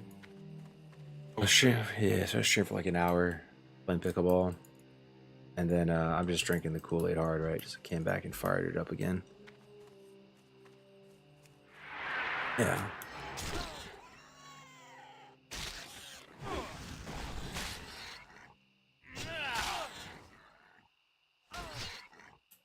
Are you a bit sad that you did not join OnlyFans, and did you watch some of it? I mean, I was in the guild and like I leveled up a little bit. I do think I, you know, I just wasn't in the headspace to do it, man. Like I was building these businesses, and I just like, you know, it would have been one thing if I was in the headspace and I just self-sabotage myself, but like I just know where I was at when it was going down, and like it was like my mind wanted to participate, but my body would not, because I was just super busy with a lot of stuff going on. But I don't know. I would be more sad to miss out on this Frontier thing than miss out on OnlyFans, because it's just, I know like a lot more people that are actually, you know, playing in this Frontier thing. Just a lot more like personal friends. Like I'm not really like, I don't really know any of those big content Andes or OnlyFans OTK people and all that. And this is a lot of hardcore OGs. that's what I'm saying, bro. And these are people that actually like love vanilla and have played this game for a long time and stuff. It's not like just complete noobs and stuff. So Things was definitely like it was almost like touristy in a way for a lot of people. It was like the Twitch meta at the time. yeah. It's good for me, but definitely a lot of people kind of just playing that Did they space. did they let you into all the raids though? Because like they're telling me that they like didn't want sweaties in there. Like they only wanted a couple. They had people who were like They were did. It was there was a lot of people that got. I think because my stream started doing well, like I think I was able to get in still. But there was definitely like a discussion where it's like that's too OP. yeah.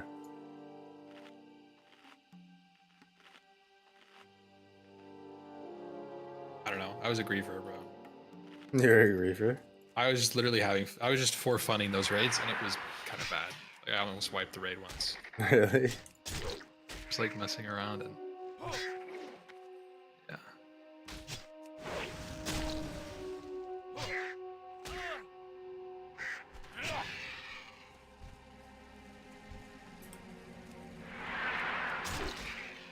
In some raids, Ahmpy wasn't allowed to talk. Heck, W. Yeah, that's true too. Sweats weren't allowed to talk at all. Oh my god, that's so We were funny. like persecuted in that guild. It was crazy. That is so funny, dude. You got muted.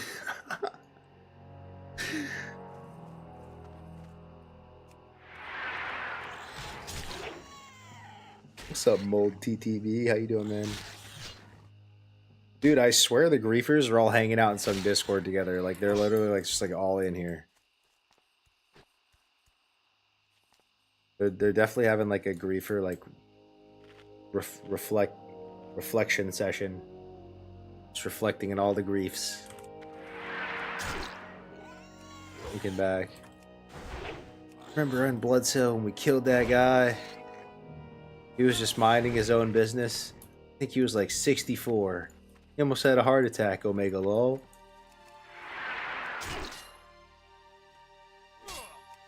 Bloodsill was this. Yeah. Reflect on Deviant Delight. It was fun, dude. It was fun. Ahmpy had the blessed run on Deviant Delight. I remember he got like edgies at level. He was like 40. Yeah, he was like 47 and just like natural edge master drops for him on his troll warrior. I had some real lucky stuff happen to me too. Like early, like some like viewer just came up to me and just traded me Crusader like really early into it for free and was like, "Thanks, man. You got me and my wife into pickleball." Oh, so good. Ahmpy was the real winner of OnlyFans. Why do you say that?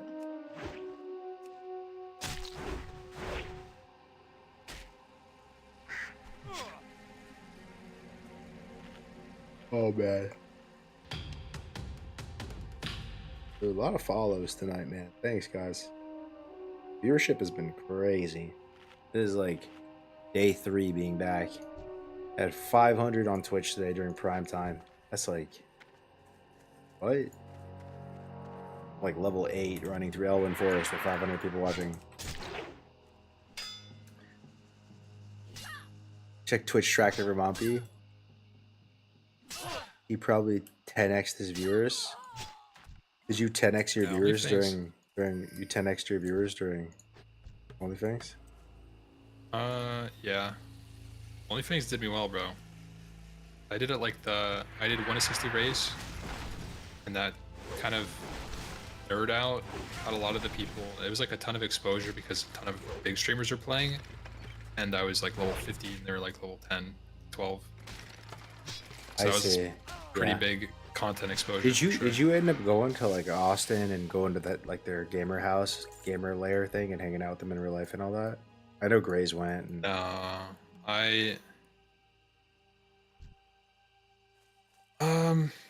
No, dude, like you can't. I feel like it's not good to go to those things in terms of like streamer value. Like it's good to like establish a connection, like talk to people, meet people in real life, but man, taking a break for like 4 days in such like a prime content time was so hard to do.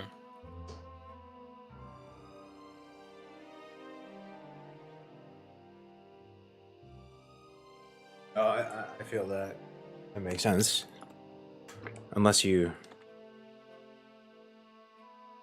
know, like, unless it's really worth it to just like strengthen those relationships and you like move in and join their whole organization and do all that, you just miss out on a lot of. I mean, I wish I subs could and have growth. gone for sure, but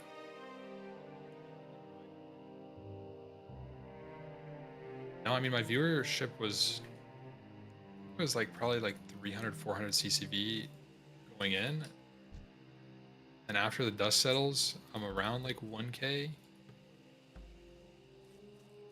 It's But so during like peak OnlyFans, it was way higher, for sure. Everybody, WoW was insane, bro. Like as a category, you just stream WoW and you had like 5x the viewers as normal. It was so crazy. yeah, that Even is like wild. Peekaboo Zaryu were at like consistent like 10K plus, just for no reason. They're just doing nothing. And it made me laugh too, from the outside looking in. That classic was absolutely like shitting on retail in terms of viewership too. Like it was, Yeah. yeah, it was good stuff, man.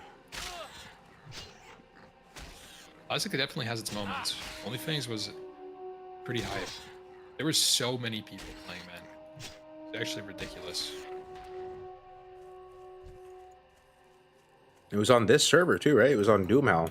It's kind of like dead feeling right now, but Oh, yeah. Alliance is dead. No, it's 80-20 in favor of Ward. Because OnlyFans went because of forward. only Like, things. normally it's the opposite way on like any PvE server or whatever, whatnot. Yeah, Everybody played Horde. yeah.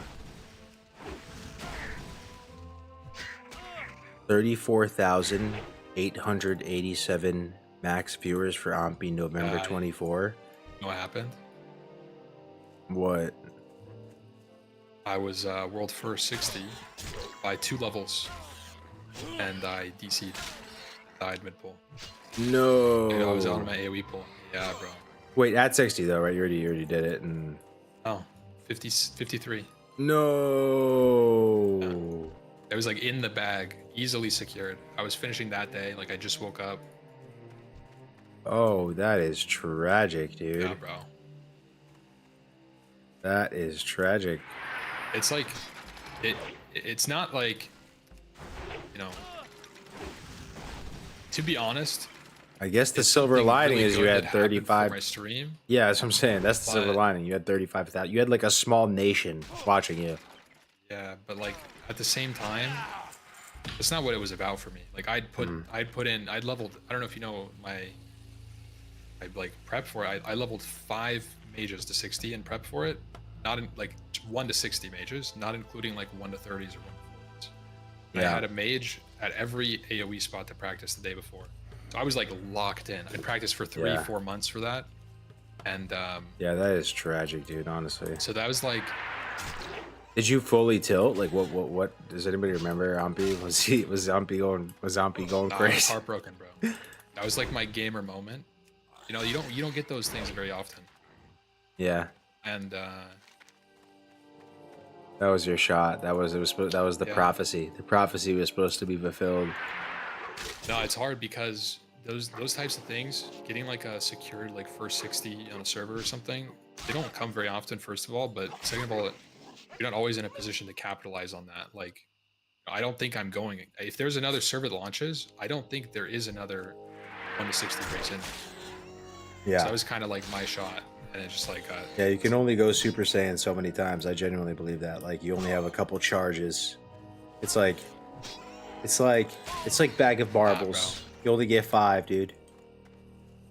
this Drazen guy, my own fault. Basically, what happened? You know, everybody could be like, "Yeah, it's his fault. He could have stopped playing." Basically, what happened is my drivers, my audio drivers swapped.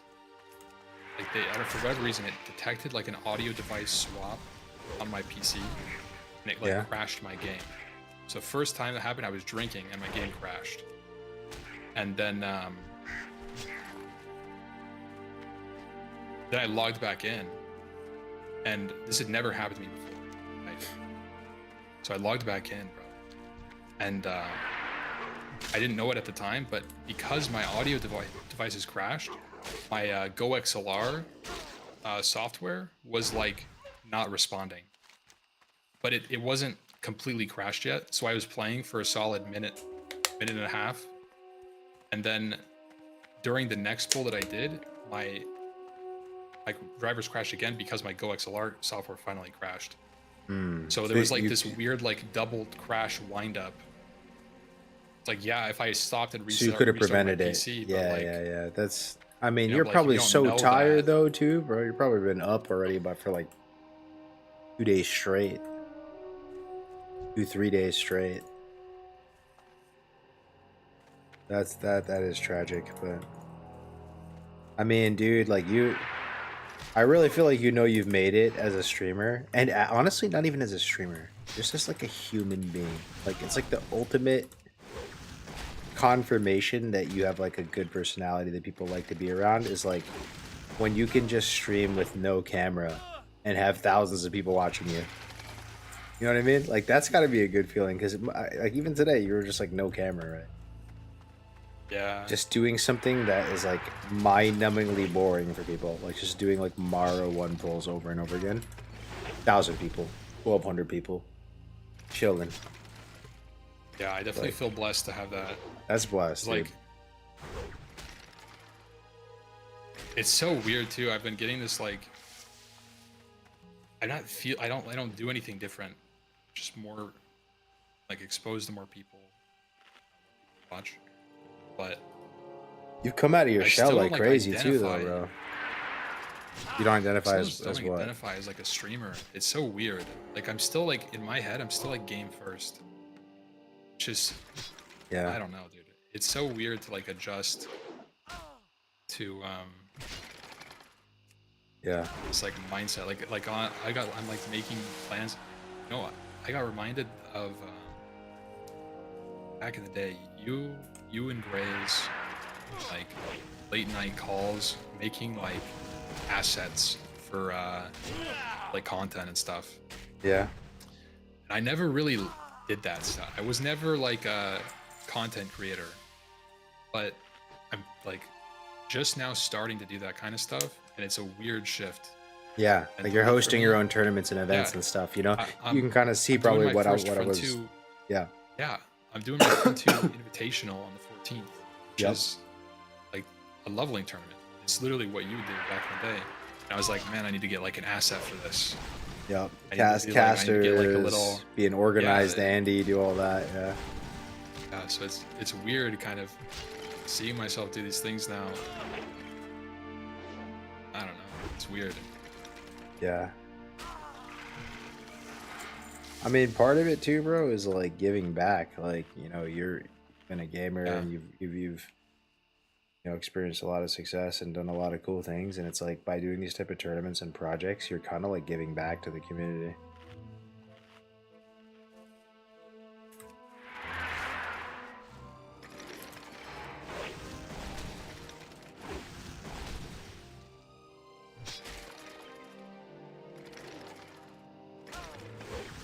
So I heard Joker D's playing in this, and Zarya's playing in this too.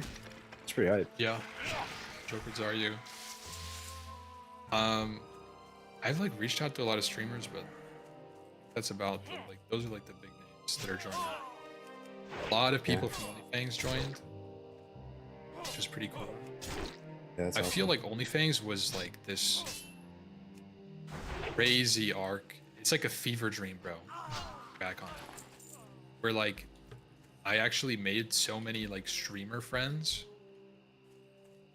Yeah. It was so weird, but like connecting, there's a lot of people.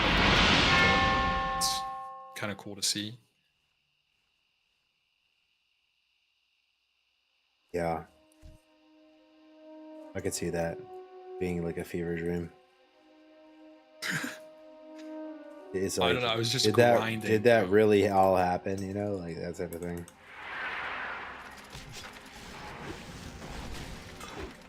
There was like times in the things arc where I would die in the raid. This happened twice. I died in the raid and then got a level 60 back for the next raid. What? Yeah, twice, bro. I remember when you died and you made Ahmpy Inferno, and that was the guy who ended up getting like the Thunder Fury and shit, right? Like whatever Yeah. character died right before Ahmpy Inferno, I was like somehow like I wasn't playing WoW or whatever, but like I watched you die, and I watched you like running through. You're running through Duratar doing like the Sunder armor like D-Stance quest, killing like those thunder lizards, and you're Yeah. like, I'm not fucking around, dude. Like I'm literally like I'm pissed right now, dude.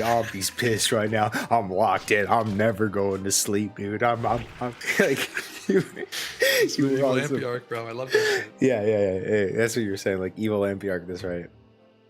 Yeah. And then I check back in like a couple weeks later and you have like full Thunder Fury and you're like shaking the ground on your Tauren Warrior. I'm like, whoa, what happened? No, that was like basically I died on my mage. You know, say whatever. First week I died. Yeah. I leveled the warrior up. I had a warrior at like level 40, so I leveled it to 60. Died that same raid. You know, so 2 weeks back to back I died. And that's why I was so tilted, it was bro. back to back. Wait. It So was you died on back-to-back raids. Wait, you died on the mage 56 or 57, and then you No, died no. at yeah. No. I this is like I die 53. 2 months later, I die on my 60 mage, my main. The only character I had at 60. Yeah. And then the next week I raid after tagging a character up, I die, and that's where that Ahmpy Inferno was started. Oh, how'd you die on that So one? that's like you've seen the Tyler 1 clip? I'm like dying to Baron Geddon. Yes. Oh, I did see that. Yes. Yeah, that was some bullshit, actually. Yeah. I fucked up. It was my fault that I died there, actually. Bro, I had like 100 rage, Zerker stance, and I meant to charge, execute, like intercept, execute, D-stance, shield swap, shield wall. That was in my head. That's what I was trying to do. My fingers fumbled. I didn't press execute, and I lost an 80 rage execute, which would have killed them up. Oh, I'd that's saved like crazy. 3 people, bro. I flubbed it. Loved it. Yo, Mungo Token, man, thank you for that Twitch Prime. I appreciate it, man. I think we have almost like 50 subs today, guys. I appreciate it a lot. This is chill though, dude. This is a chill stream. Chilling with Ahmpy. This is a real treat, dog. Hey, can we get some hearts in the chat for brother Ahmp, dude? Just like he's just down to kick it in Discord. DJ hours. Just talk about stuff. Dude, from awesome. the trenches, bro. Yeah. That's the I'm thing. actually boosting right now myself. Boosting? Some degen activity. That's how you know Ahmpy's a real one, too. He's not even on the clock right now. He's still keeping the GPH high, dude. He's still keeping the XP per hour up. I'm boosting 4 characters on my accounts in RFC so I can make more Mooncloth alts. Oh, I Russian see. CDs. I heard It's the Ahmpy say passive some, income. I heard Ahmpy say some funny shit today. You know how Ahmpy goes to sleep when he's having sleep problems? He literally starts doing leveling routing in his head, and he starts Yeah, going I do. like, it's like, I can tell you by heart the Night Elf route 1 to 60. I'm 1 not to even. I can walk you 60? through. I thought you were 1 gonna say 1 to 60, 20. Night Elf Hunter. I can walk you through every step. yeah. I've done it a couple times. Like, but that's how I learned, because I didn't have rested XP when I did my 1 to 60. So I like had a spreadsheet that I memorized the steps on, and I had a guideline of, which was like a primitive rested XP. 100%. Zorant made that shit, dude. He literally was like the first guy to make like guideline work for all this stuff for the leveling stuff. Man, it still kind of feels like yesterday in a way. Like I remember just being part of that, like Joe and us, rest in peace, like speedrunner Discord. It's like watching Zorant's Night Elf Hunter runs, watching your Night Elf Hunter runs. That was an arc. Yeah. It's so weird. It's not weird. It's surreal. Almost. I feel like with this leveling event, it's like ushering a new speed levelers. Mm-hmm. It's like young Ahmpys are on the rise somewhere out there. 100%, dude. Dude, like And the classic it's weird as a community gamer now to be is like that. is different. It's different now.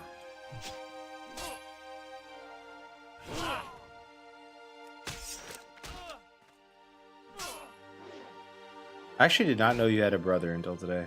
I was listening to stream. And a Yeah. younger brother too. Yeah. It's That also streams. he That's, streams, but it's like completely. I've hosted him a couple times.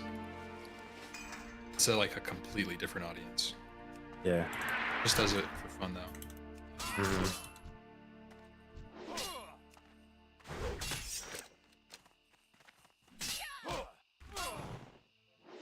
I don't know. I have a hard time mentally dealing with I don't know what this is. It's just like mental thing. But I it's very hard for me to accept like donations or help. Hmm. Or and I don't know, whatever, or like I feel weird asking for like selling out in ways. Mm-hmm. I don't know why. I don't know what it is about it, but that same thing extends to like hosting people. Like it's sometimes hard for me to host people like my brother, who has like has like 5 viewers. It's like hard for me in the same way to like give. Yeah, interesting. That's like a little spectrum thing that I have. I think it's a good thing though. I think it's a good quality. It's like I don't know. I don't know. It's you don't it's you been don't bad like for me. seek out handouts. Like just would rather like not have to ask and just do it yourself. Yeah. Yeah.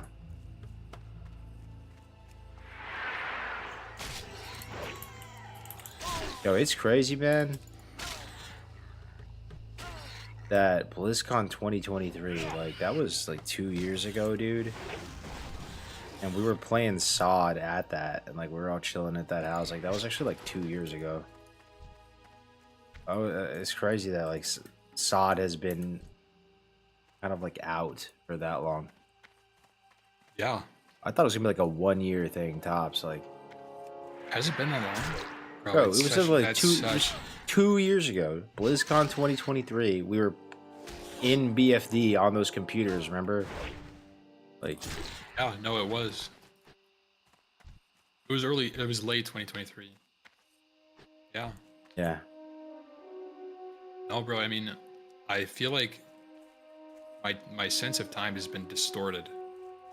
So I've been streaming Yeah. as a career now. It's weird. It's weird that it's been. The days go by so fast. I remember when I was in the thick of it and just like in full content creator mode, like the days just week goes by in like 2 seconds. All blends in together.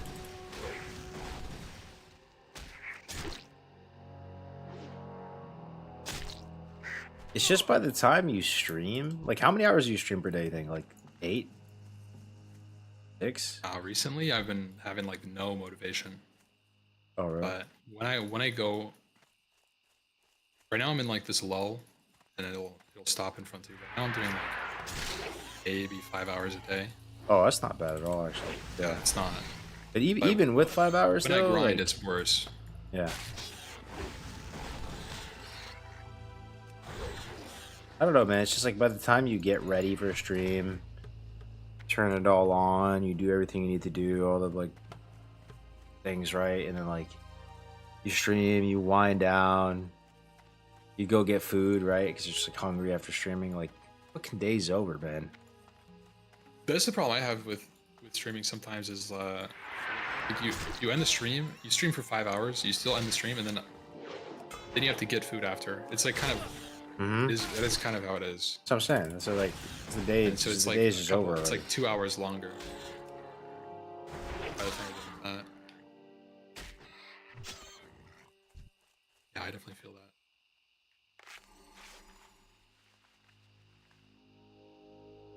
speaking about motivation, I'm worried about Grays, brother.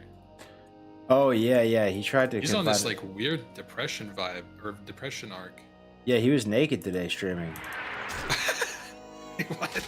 Yeah, dude. Somebody was in my chat. He was like, "Yo, pull up Gray's stream. His nips are out." And yeah, dude, sure enough, his nips are out. He was nips for days. Nips for days was out, bro. He was just.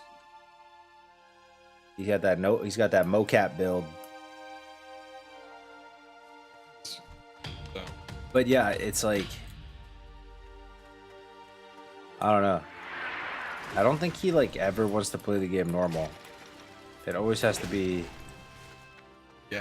That's just the Gray's way, you know. Like I was desperately trying to get him to play Deviant Delight just normally. Like, bro, we don't actually have to like reinvent the wheel. Like we can actually just like chill and play normal vanilla. It's kind of a vibe, dude. We don't have like griefers hunting us down and trying to like murder us every stream.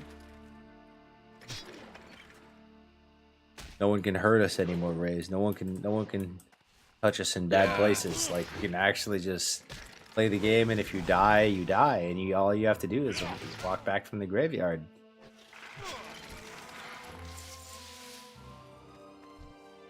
But dude, at that BlizzCon that we all met up at, remember Grace got the massive hardcore tattoo? Or maybe you didn't know. No, I didn't know that. Dude, I he think got a I had left huge there tattoo early. on his ribs, and that's why he was so like, he was like fucked up one of those days at BlizzCon. Oh, Because he was like just fucked. yeah, because he was like in pain from getting this massive hardcore tattoo on his ribs. Well, I just remember Grays like passing out on the floor or something. I don't remember. Yeah, He was out of it, dude. yeah, he was. Yeah, the guitars, bro. I remember going to Chick-fil-A with you. We just got in that little like Mercedes, Oh yeah. little convertible, and we went to That was Chick-fil-A, a got crazy. some nuggets. Did you just like rent that? Yeah, I just rented it for Nice. this game. I like using like Turo and stuff and just renting some cool cars whenever I go somewhere. That was a fun little house though. Only Black Smoke was there, Lesamos, Yeah, I was bunked up with Grays. Pinky. Oh yeah, that's right. I was on the bunk beds. Yup. And then you just like dipped. I remember you like dipped early, like you wanted to get back to stream or something. Yeah. Like you just vanished. Just pop smoked and vanished. Brother Ahmpy was gone. Just like Yeah, that. bro, I hit my limit. Social know. limit. I'm not social. Like 2 days, I was like ready for another day. Get me back to the basement, dude. I'm trying to grind. Yeah, I need to do some fucking dungeons.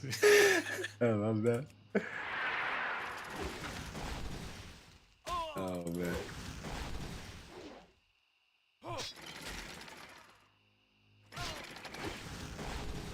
What's up, Calf? Good to see you, Caffeine. Gray's little brother vibes. Yeah, of course. But wait, is Grace gonna play in this?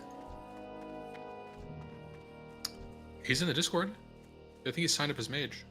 Oh, nice. That'd be awesome. I hope he just plays, bro. That's what I'm saying. No cap ammo. Grace He's is gonna- playing. Man, I love Grays, but sometimes I feel like his need for a niche like harms him. Yeah. I feel like if he does mocap, he's not going to be able to participate in like level 60 stuff. He's going to just be doing his own thing still. Mm. Yeah, I think he I mean, really sure he believes can in hit mocap 60, but- stuff. I told him, I promised him I would do a duo with him for the mocap at some point. I think that would be sick. I think like a full party mocap dungeon would go crazy. Mhm. I was talking about that a while back when he started it. Yeah. I mean, it's kind of amazing what he explained to me is like you literally can just play WoW on a TV. Like well, with no equipment. Like there's no mouse, there's nothing, like is my understanding. Yeah. Like you just He's gotten smooth with you it. could that's what I'm saying. You could set it up on any TV and just like play this like insanely complex MMO. Like basically just using like an Xbox Connect. Like that's kind of what it is.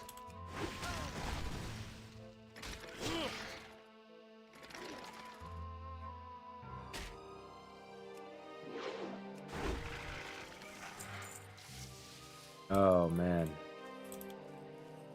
I wonder if he can go back. Has he? I don't know if he's even played normally since he started that. Yeah. I'm not sure. I'm gonna try to hit him up again tomorrow. If he's down. Duo or do something. That was, yeah, I've talked about it on stream quite a bit, but like, you know, that's pretty much the highlight of my whole WoW career was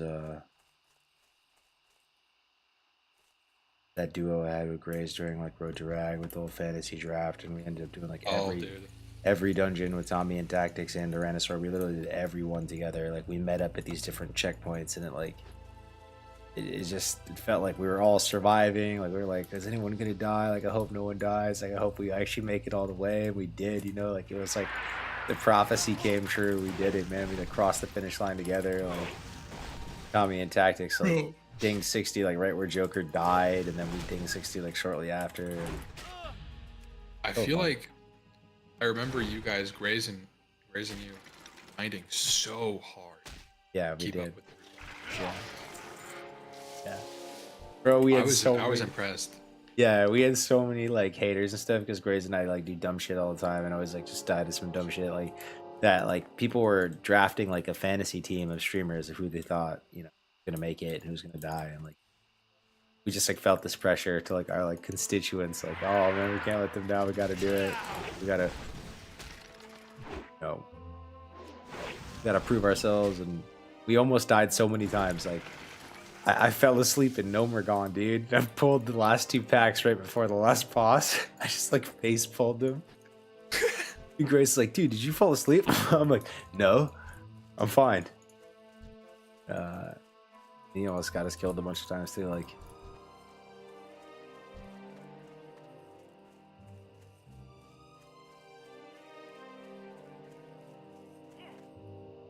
Have you decided what you're gonna play yet? I think it's gonna be Warrior, man. Next Like, Warrior? I kind of want to step up. Like, I feel like that's how I just Bro, like. I think with your Psalm experience, you're in a unique position, like kind of have a leg up over people too. That's true, man. It's a With good point. experience. It's a good point because I played like all of Psalm all the way through Nax, right? And just like no world buffs, did all the hard modes, did all that stuff, and it's like, yeah, good point. You know, I feel like the bitch move is to play Hunter right now because it's just like what I know and I'm like comfy in it and stuff like that. But like, how much can I really like help playing green class? No, it's like, You know, leveling on Warrior isn't even so bad. Yeah. You just, I feel like what I've learned on Warrior is just, I just skip any sort of sketchy quest. Just grind more. Yeah, I mean, it's a fucking awesome class to grind on, dude. It's so fun. Eat, bandage, pump.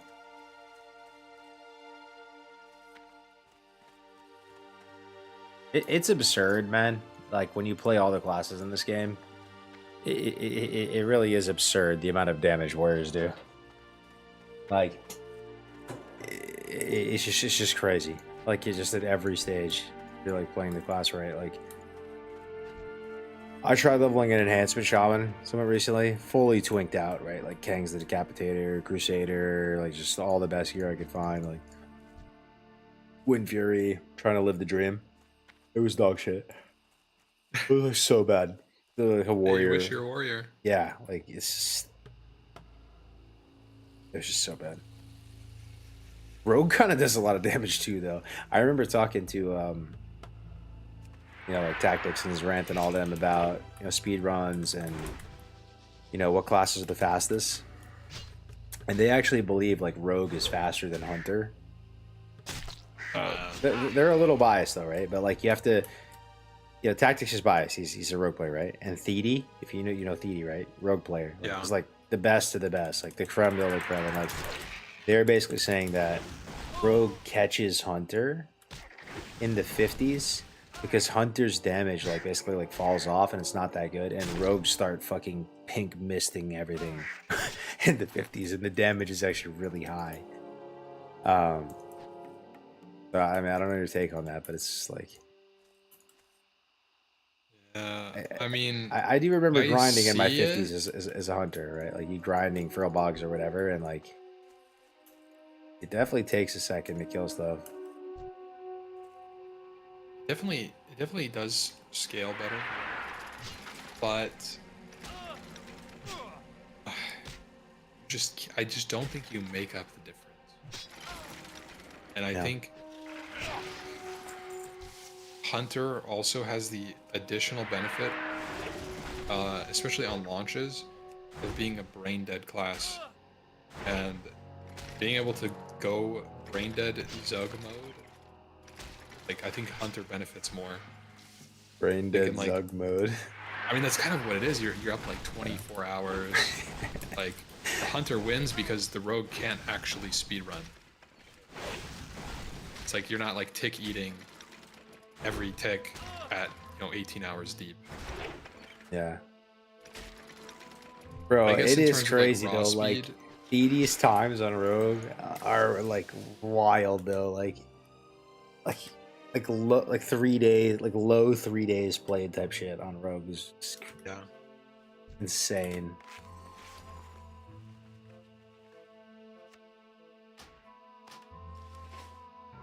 I think Warrior is a very interesting class for speedrun. Mm-hmm. Warrior done some weird things you can do with it. I wish I'm not going to. But I was planning on it. Wish somebody would, so I could see it. I'm curious. You can have a spirit set for out of combat, so you regen while you're eating food. And I had used it to some success in like 1 to 30 runs, and it ends up saving you like,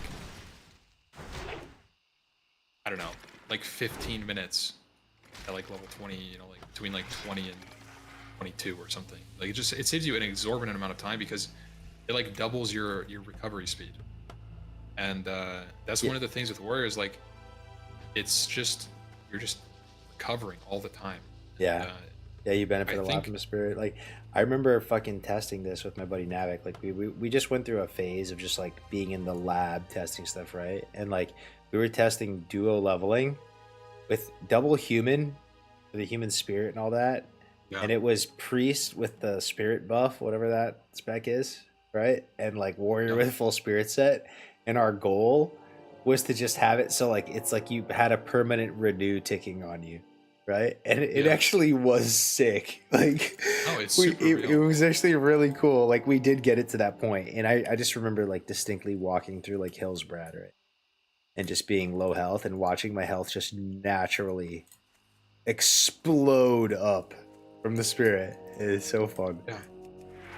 Yeah, no, that's like some dark arts technology that people don't use in the Warrior speedrun. Like I don't know, Warrior is a category that people don't really speedrun.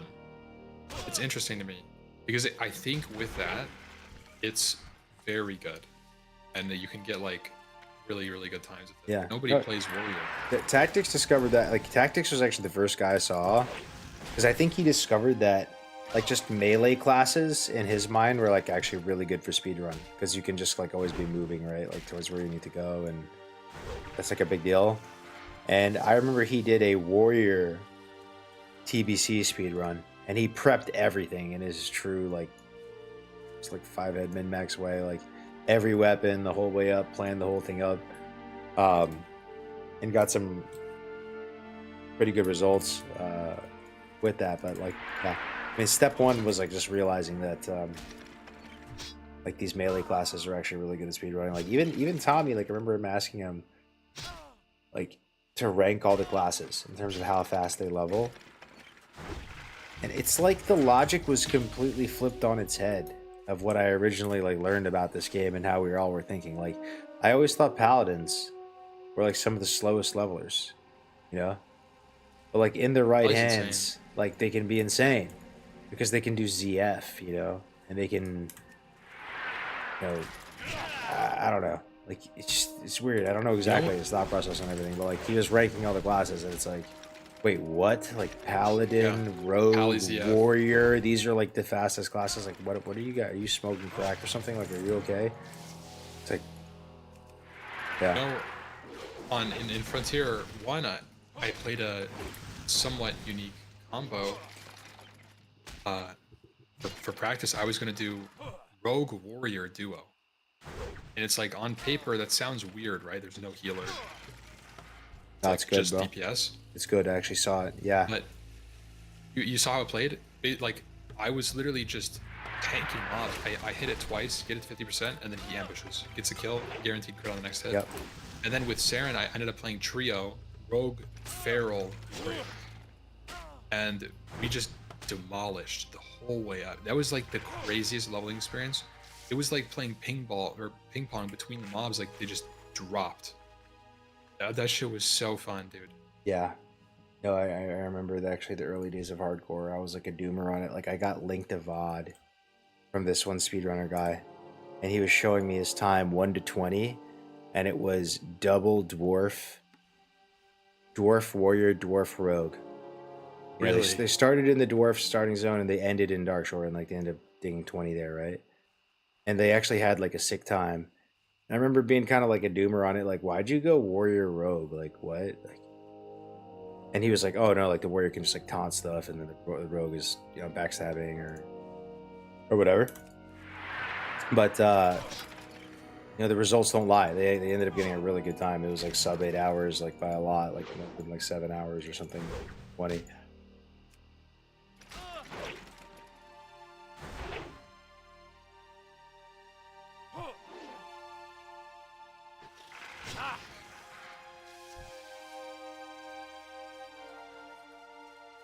Man, I wish I had like infinite time so I could do my warrior speedrun. Anytime I think about it, it's like, I could do remember, that. yeah, it's fun speedrunning the lower level stuff. I remember for a while, I think we were preparing for Road to Rag or something. You were just running back warriors over and over and over again. Yeah. And I was doing the same shit too. Like I was doing something starting zone related, like, and I was just chilling in your stream, and we were just like talking about it, and we had like 5 warriors at level 20. Oh yeah. I mean, that's like the fun part of speed leveling. It's always like, whenever I start doing like it's like, oh man, I really want a min-max warrior. And then you get to like the 25s and you're like, maybe I don't really want to do this anymore. Yeah.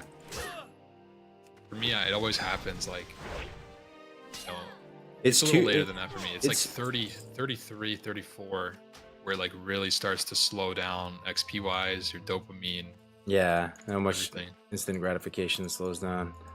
Yeah. I mean, I really like 1 to 20. Even 1 to 10s are cool. It's just kind of a bummer, like, that the actual meta is kind of toxic. Like, Tommy gets really try hard with that stuff, and pretty much, like, you have to, like, even out all the mobs. Like, you have to kill the mobs over and over again so that everything's, like, a level 1 by, like, where you start. And then you have to get 2 bags, or you just have to delete and go again. Like, and then you have to go get, like, this note thing to drop and this other thing to drop. And it's, like, it just gets kind of toxic. Yeah, I was actually talking about this like a long time ago. I think the burning, it was like a hardcore community thing. Like if there ever was a world where Blizzard released the IP for community servers, there's something like EverQuest did, for example. If that ever did come out, not that I think it would, but like having a server where you could run back seeds, speedrunning would be so fucking cool. Yeah, that would be cool. Having like a designated drop rate on like items, you kill 8 mobs, you finish your quest every time. Speedrun server. Like that would be so cool. Totally agree, man. It would be really sick. Leaderboards, all that. You know who would instantly die and go to heaven and be bornless 0? That guy has just been wanting that since the dawn of time. Man's been speedrunning on YouTube. 1 to 10, 1 to 20 druid Yep.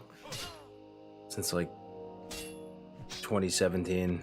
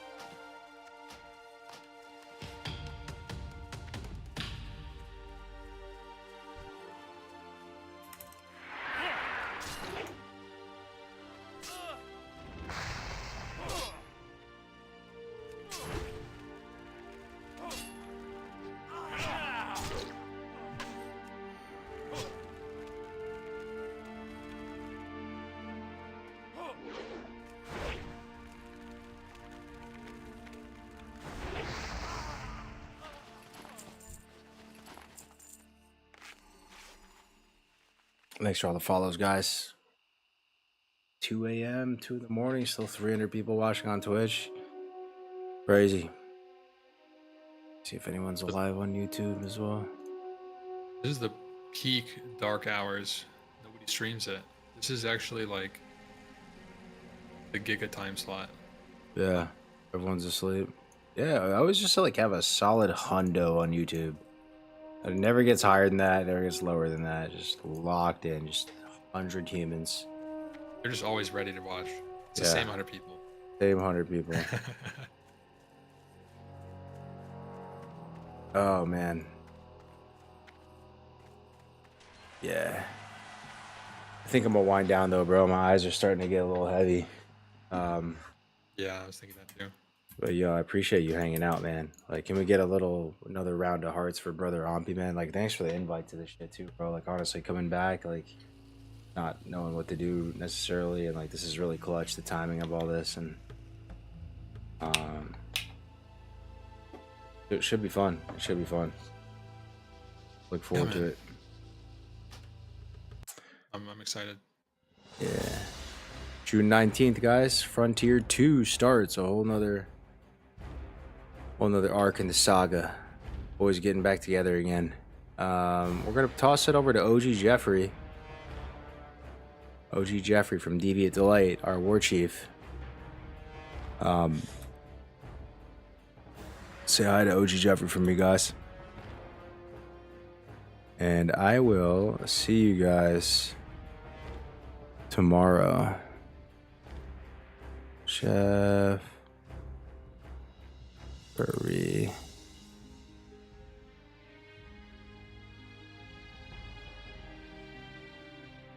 All right. Thanks, boys. Take it easy. Good night, brother Omp. I'll talk to you soon, man. Good night, guys.